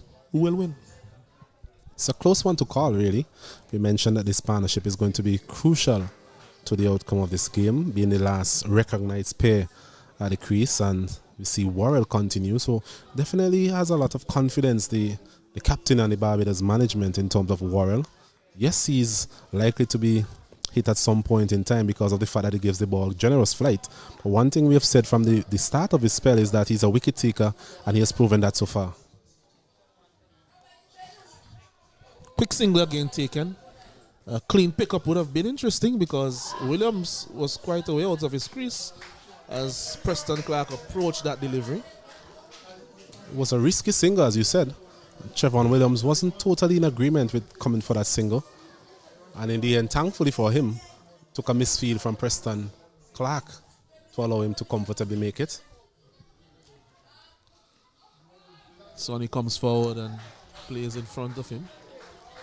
I think what he has to be mindful of and take into consideration here, Trevon Williams, is that one that bounces just a bit more because he seems to be intent to get onto the front foot even to some deliveries that are a bit back of a length. That one is well played by him. But if you have a look at the field now, Lanson, there's just 5 fielders in the circle. And Trevon Williams being new to the crease, well, I'd like to think that we'll have a couple more fielders in the circle, putting a bit more pressure on Trevon Williams. Still have those men back on the leg side boundary. Based on how we have seen him bat in the past, doesn't usually hit the ball in the air. Not often, at least. And I think with this situation now, it is less likely that he will, but you never know. Loud appeal there from Worrell. Massive appeal, but as we look at the replay, probably turning too much. I think perhaps striking him outside the off stump as well. A long stride there by Trevon Williams. Yeah, that ball had a long way to go, and I think that by the time it got to the stump, it may have gone past the leg stump as well. Good piece of bowling again from Worrell, slowing it up.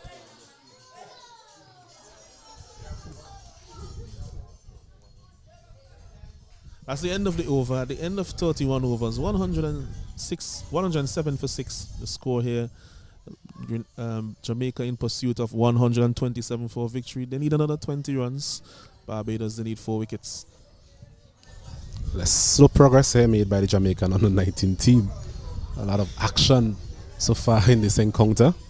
Small total, but has been an action-packed innings. We've seen the likes of Jordan Johnson for a while there looking to threaten this total. So Ranico Smith, very good start from him as well. And then we've seen the spinners now coming into their own in the middle order. Partnership between Weatherbourne and Matthew Morgan as well. So there's been a lot happening, a lot of ebbs and flows, as they would say, in this innings. So Matar is now back into the bowling attack. Replaces his captain Seeley. Should have time for 2. Morgan is very quick. Gets there easily in the end. So 18 more runs needed for the Jamaicans. They'll be counting them down like that. But the Barbados will be saying just 4 very good deliveries will get us the win. The win here.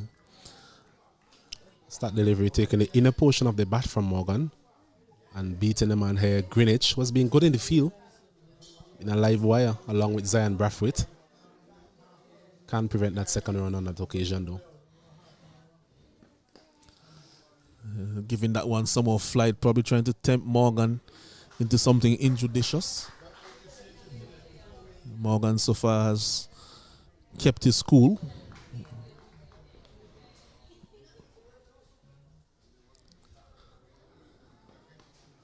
This time he gets another single to the man at wide mid-on, Smith. So now they would say 17 needed. Yes, it's been a very good innings by the young man, Matthew Morgan. Given a life all year on, if you can recall. Put down there at a short mid-wicket from Worrell. Since then, he has really buckled down, shown determination in terms of his batting. And thankfully, from a Jamaican perspective, he's still there to guide the lower order in this chase.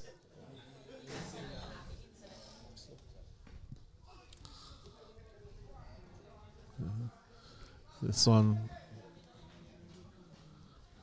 kept out by Trevon Williams. 17 needed, as we mentioned before.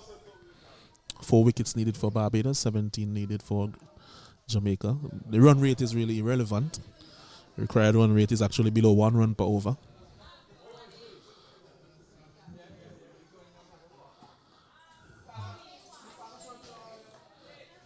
Played defensively again by Williams.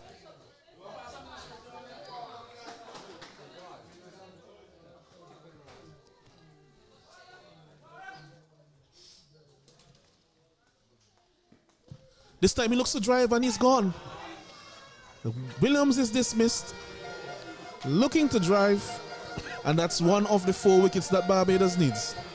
It's a replica of what we saw earlier from a couple of the batters, both in the Barbados team and the Jamaican outfit, driving loosely outside the off stump, coming off the outer portion of the bat, and a comfortable catch there from Kyle Jordan at a backward point position. So a risky shot there from Trevon Williams, and definitely giving the Barbados hope with that dismissal. His first shot in anger, really, it must be said. And disappointment on his face, disappointment from the Jamaican fans as well. It's 110 for the loss of 7.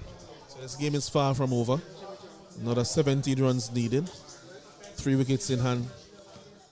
Jamaica really made almost a hash of that chase against the Windward Islands in the first round. And are they doing something similar now here in this game against Barbados? I know both teams really still in it, even at this point of the game. So at the end of the over, 32 overs have gone. Jamaica, they are 110 for 7 as Samuels comes in to join Morgan.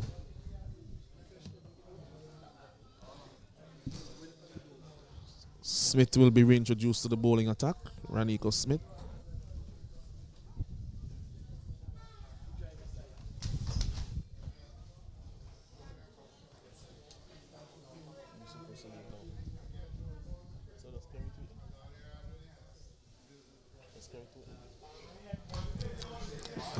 Yes, 110 for 6. Jamaica responding to 126 made by Barbados earlier. What looked like a relatively low score, low total at the time. Albeit we mentioned that the bowling conditions here are quite suitable for both seam and spinners. A lack of pace, a bit of tone on offer as well for the spinners.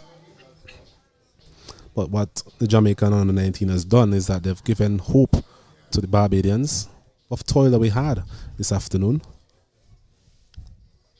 Odell Samuels and Newman in joining us after that dismissal of Trevor Williams. Slashing at a delivery outside the off stump, ill advised, must be said. Mutara getting his first wicket. And we're going to see the reintroduction of Raniko Smith, who was very impressive in his first spell.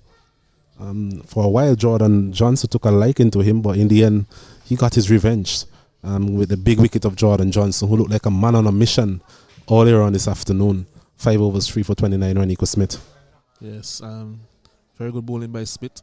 I think that early spell that he gave them kept them in the game in the early parts, because I think that at that point, if the top order had really, imposed themselves upon the game, then it could have been very difficult for them to come back from there on.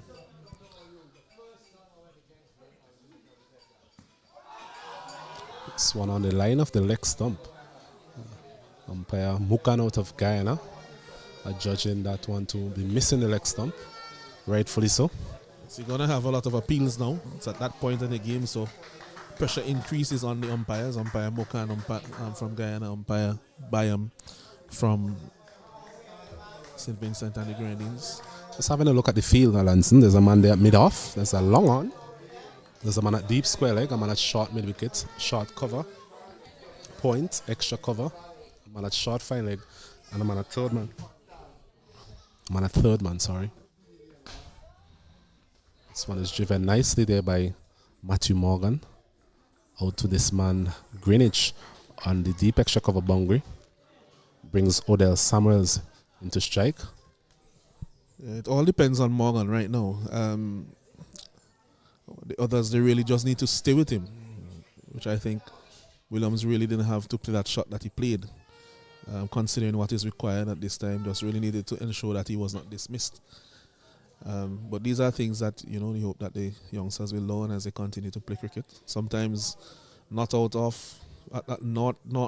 24 balls wins you the game. Remember that famous innings of Jack Leach, and in that Ashes series where he managed to batting with Stokes. Stokes, yes, Ben Stokes at that point in time. So it's a matter of forming a partnership that can be crucial to the outcome of the game. This one is down the leg side once again, and umpire judging that one to have clipped his leg. Once again, a vociferous appeal there by the Barbados. So at that point of the game, when everybody's going to be appealing for everything, umpire once at that point was just considering whether to call it a wide, but then saw that there was some contacts with the body. So Odell Samuels, haven't seen a lot of him, to be honest. Steady with the ball, good off spinner. Did a very good job earlier. And they actually have done a very good job for Jamaica throughout the tournament. But they'll need him with the bat. As he's swinging at this one, making minimal connection on that occasion, getting the inner portion of the bat out to the man there, Prescott, on the deep square leg boundary. So he's off the mark. A bit of aggression there by Odell Samuels. It was an excellent Yorker by Smith. I'm not too sure if that shot is a shot that they recommend for him in this situation. Really should have just tried to keep it out. But again, that pressure sometimes can do strange things to the brain. I think the Aussies call it a brain fade.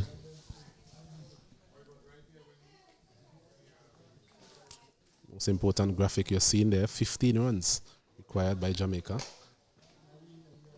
3 wickets required by the Barbadians.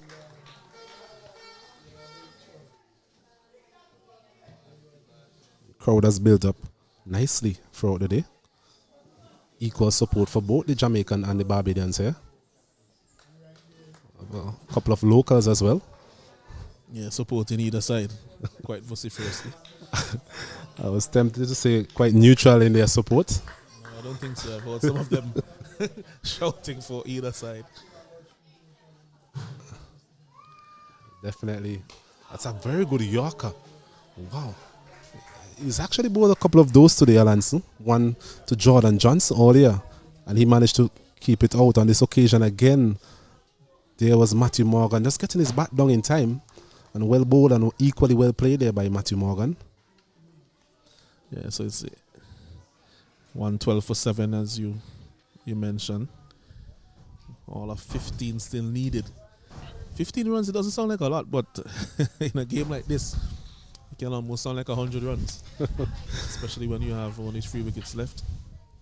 Jamaica so far in this tournament played in 3 exciting games, so it's not a game for the faint-hearted when it comes to supporting the Jamaican team. If you could recall that first game versus Guyana, where Guyana won by a few runs. Last game versus Windward Islands, they managed to win by 3 wickets, and here again, another exciting encounter here with the Barbadian team. Yes, whoever wins this game will find themselves in a good position on the table. Zishan Mutara it is. They're from the northern end. 5 overs, 1 for 13 so far.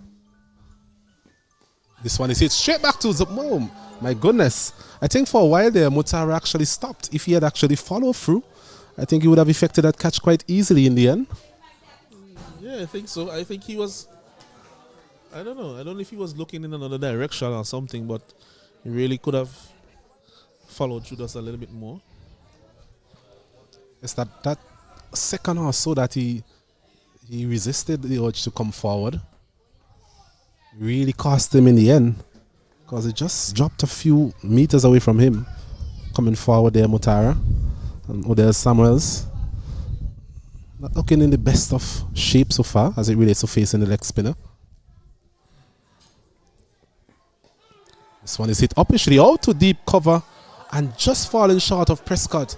Was always going to be a difficult take given the fact that the wind is actually keeping the ball from coming straight to Jatari Prescott there. A good attempt in the end, but a single nonetheless for the Jamaican team. I tell you what, Samuels doesn't really suggest a lot of prominence here, either against the fast bowling or the leg spin of Mutara.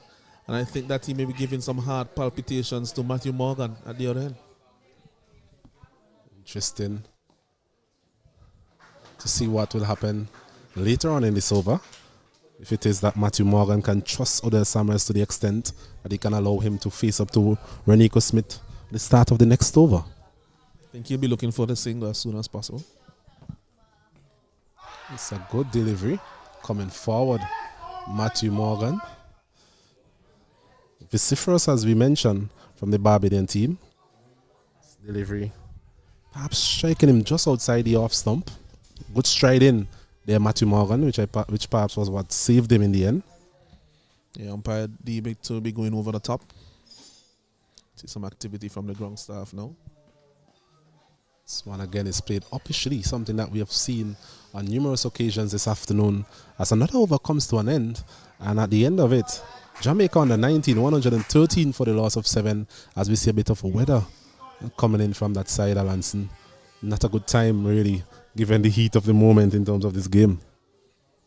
Yeah, it's not a good time for Barbados in particular, because I could guarantee you, based on the amount of overs that are left, that Jamaica will be ahead of the Duckworth Lewis pass score. 7 wickets down at the end of 34 overs. They are supposed to be 101. So they're well ahead of where they need to be, just because of the fact that so many overs are left. So any rain interruption that stops the game will put them in a good position. However, that rain that we see coming in, it doesn't look like it will be one that will prevent play from happening for the rest of the day, if indeed it comes in and causes a break. In my opinion, I would hope that the game finishes before then, but we never know, us that. Agreed, and I think given what we've seen from Udell Samuels, he'll be hoping to do so. Seen quite a bit of attacking instincts from him. Big fast bowler Ranico Smith into his second spell. The man going back there on the long off bung with Joshua Dawn. So let's see how he goes here, Udell Samuels. This one is a good Yorker length delivery, well played by him. Out to that man Joshua Dawn for a single. So he has done his job in terms of getting the more experienced Matthew Morgan back on strike. Yeah, I was going to say that's one of those things where, he's looking for the Yorker length and just an outside or inside edge can go down the third man or fine leg for a boundary. So 2 edges could be the game, really. But on that occasion, getting the full face of the bat onto that delivery, back down the ground for a single. Bringing Matthew Morgan, who has been there for some time now, 80 deliveries, this will be his 80th, back into strike. Bit of a slow delivery there from Ranico Smith. Was spotted by Matthew Morgan. You mentioned 80 deliveries, so he's definitely been there for a long time. He should be used to the pace and conditions here at the Park Hill playing field. 13 runs required, that magic number 13.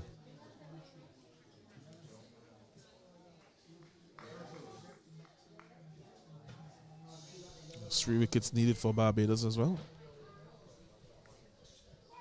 Required run rate of less than 1 run per over. Striving at this one, straight back up to the bowler and fielded in the end. As you could hear the encouragement coming from the Jamaican dressing room. It's encouraging Morgan is key. Barbados team here will be looking to get that prize wicket. If they're able to get Matthew Morgan here, it would really open the doors for them in terms of pushing for a victory. Matthew Morgan will be hoping that he'll continue to be resolute, standing firm.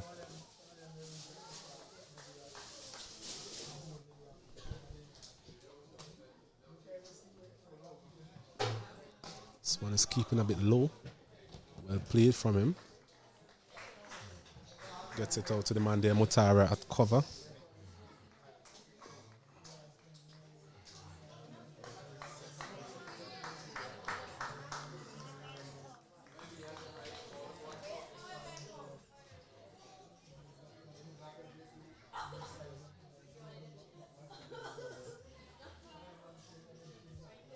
Get an update to you soon in terms of the other games.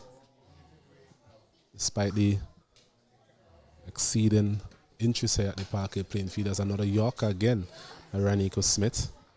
Really bowling his heart out here, the young man, into his 7th over. Just trying to really do something remarkable here for his team in the late exchanges of this game. He currently has 3 wickets. If he is able to pick up 2 more, I would say that it is very likely that Barbados will win the game. So he's, even from the very beginning, in his first spell, he was putting in that extra effort.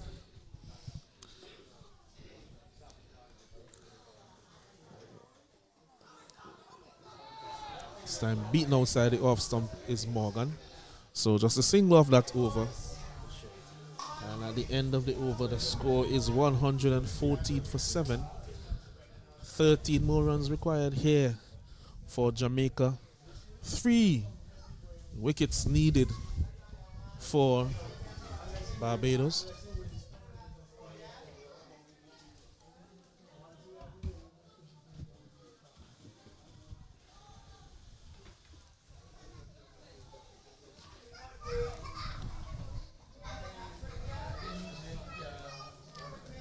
So a bit overcast at the moment here at the Park Hill playing field.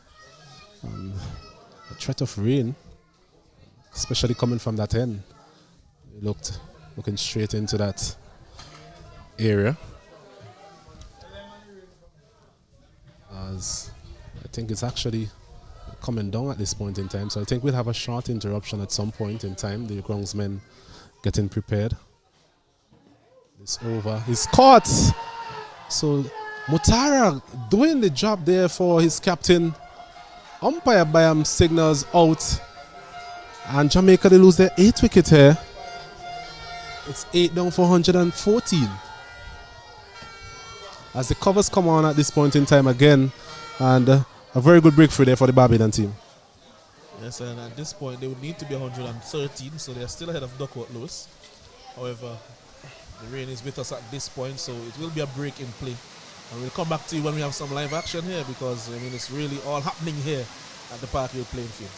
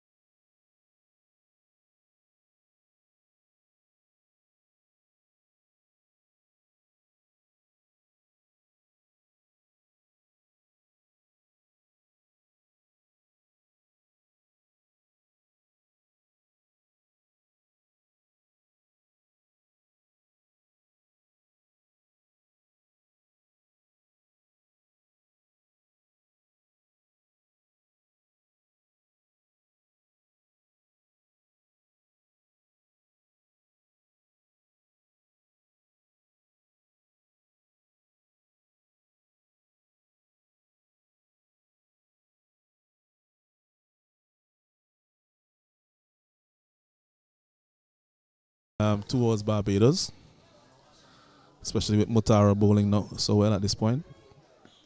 This one is beating him outside the off stump again. On the back foot there, Deshaun James. So every delivery from now on seems to be an activity, really. He's playing this one officially. I was wondering with Mutara bowling here, Alan, so if we could have another man there. We've been calling for that man at a short leg position all afternoon. No better time to do so than now. Yeah, short leg on a silly point. Don't think that James is going to play one in anger. This bowl wonderfully well. I'm so fine. The task proved to be too much for Samuels. And it will be a challenge also for James. So Raniko Smith back again from that southern end. This one short of a length, and there was Morgan playing that one back to the bowler. It's back of a length, defending. There is a man at third, man at point, a short, fine leg, man on sweeper cover boundary. Seem to be struggling just a little bit. Push for an outright victory here. Yeah, the game is on the line. These are the moments that you usually wait for as players. So let's see how deep he can dig and really, if possible, go through the What we are seeing, it's a bit of a hobble. Really looks to be struggling here, Raniko Smith. I'm not too sure if he'll be able to continue.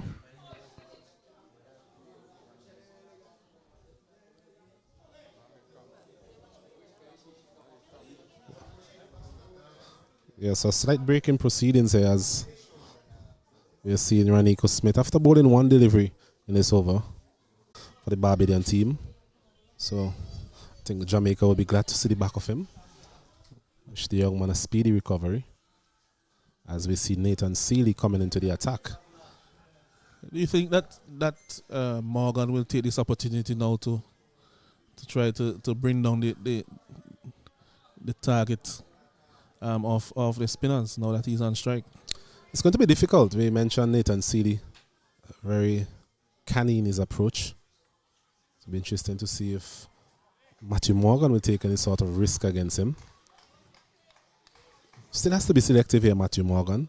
If something is in his line, is in his arc, as they would say, should take full advantage of him. We saw him hit a beautiful six.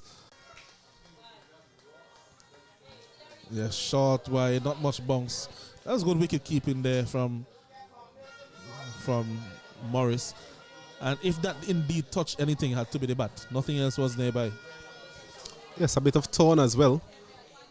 You mentioned that Seeley doesn't turn the ball a great deal, but on that occasion, slowed it up a bit. And maybe just taking the bottom edge on that occasion. And so a very big wicket there for Seeley to have on a detrimental blow, really, to the Jamaicans' effort. New batsman is Tamari Redwood. The leg spinner did well today, a 5-wicket haul. Two key men with the bowling in the bowling attack of the Jamaican team.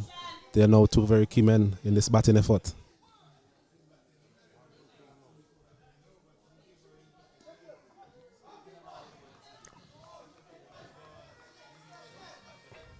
But during the break, the rain break, Alan, we had a conversation in terms of who would really be affected more by this break, and we mentioned that the batting team, they have to start again, and we saw Morgan at occasion perhaps still not getting used to the conditions once again, and in the end losing his wicket. So successful over there from Nathan Seeley coming in to replace Raniko Smith after one delivery.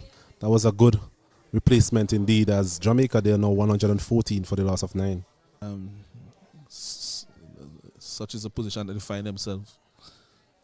The 13 runs are still there, needed to be made and scored, and they only have one wicket left in hand, the Jamaican team. It's going to be a difficult task, must be said. So it's going to be difficult for Deshaun James and Tamari Redwood to make any sort of progress towards this score. It'll be interesting to see their approach.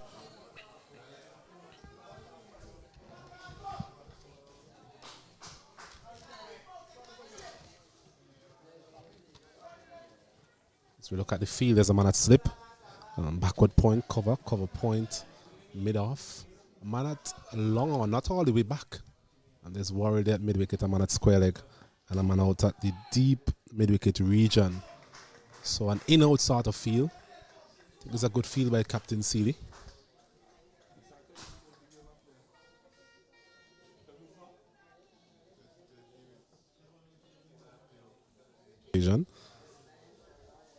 So Barbados earlier on this morning, they won the toss, elected to bat first. Not the best of batting performances from them. 126 all out.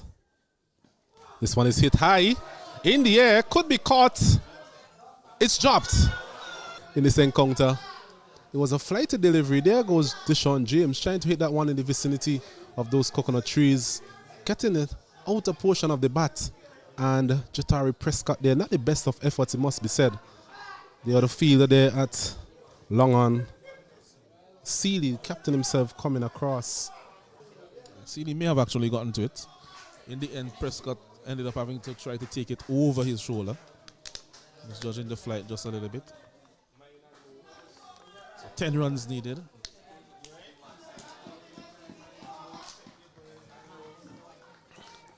Crucial 3 runs there for the Jamaican team. This is another leg spinner. This one is straight back to Mutara and it's caught. Brilliantly caught. Brilliant victory here at the Parkway playing field by the Barbados team. Defending a total of 126. Jamaica, they are all out now for 117. A brilliant catch there. A fitting way to end the innings from Mutara and Barbados. Yes, excellent cricket here from the Barbados team.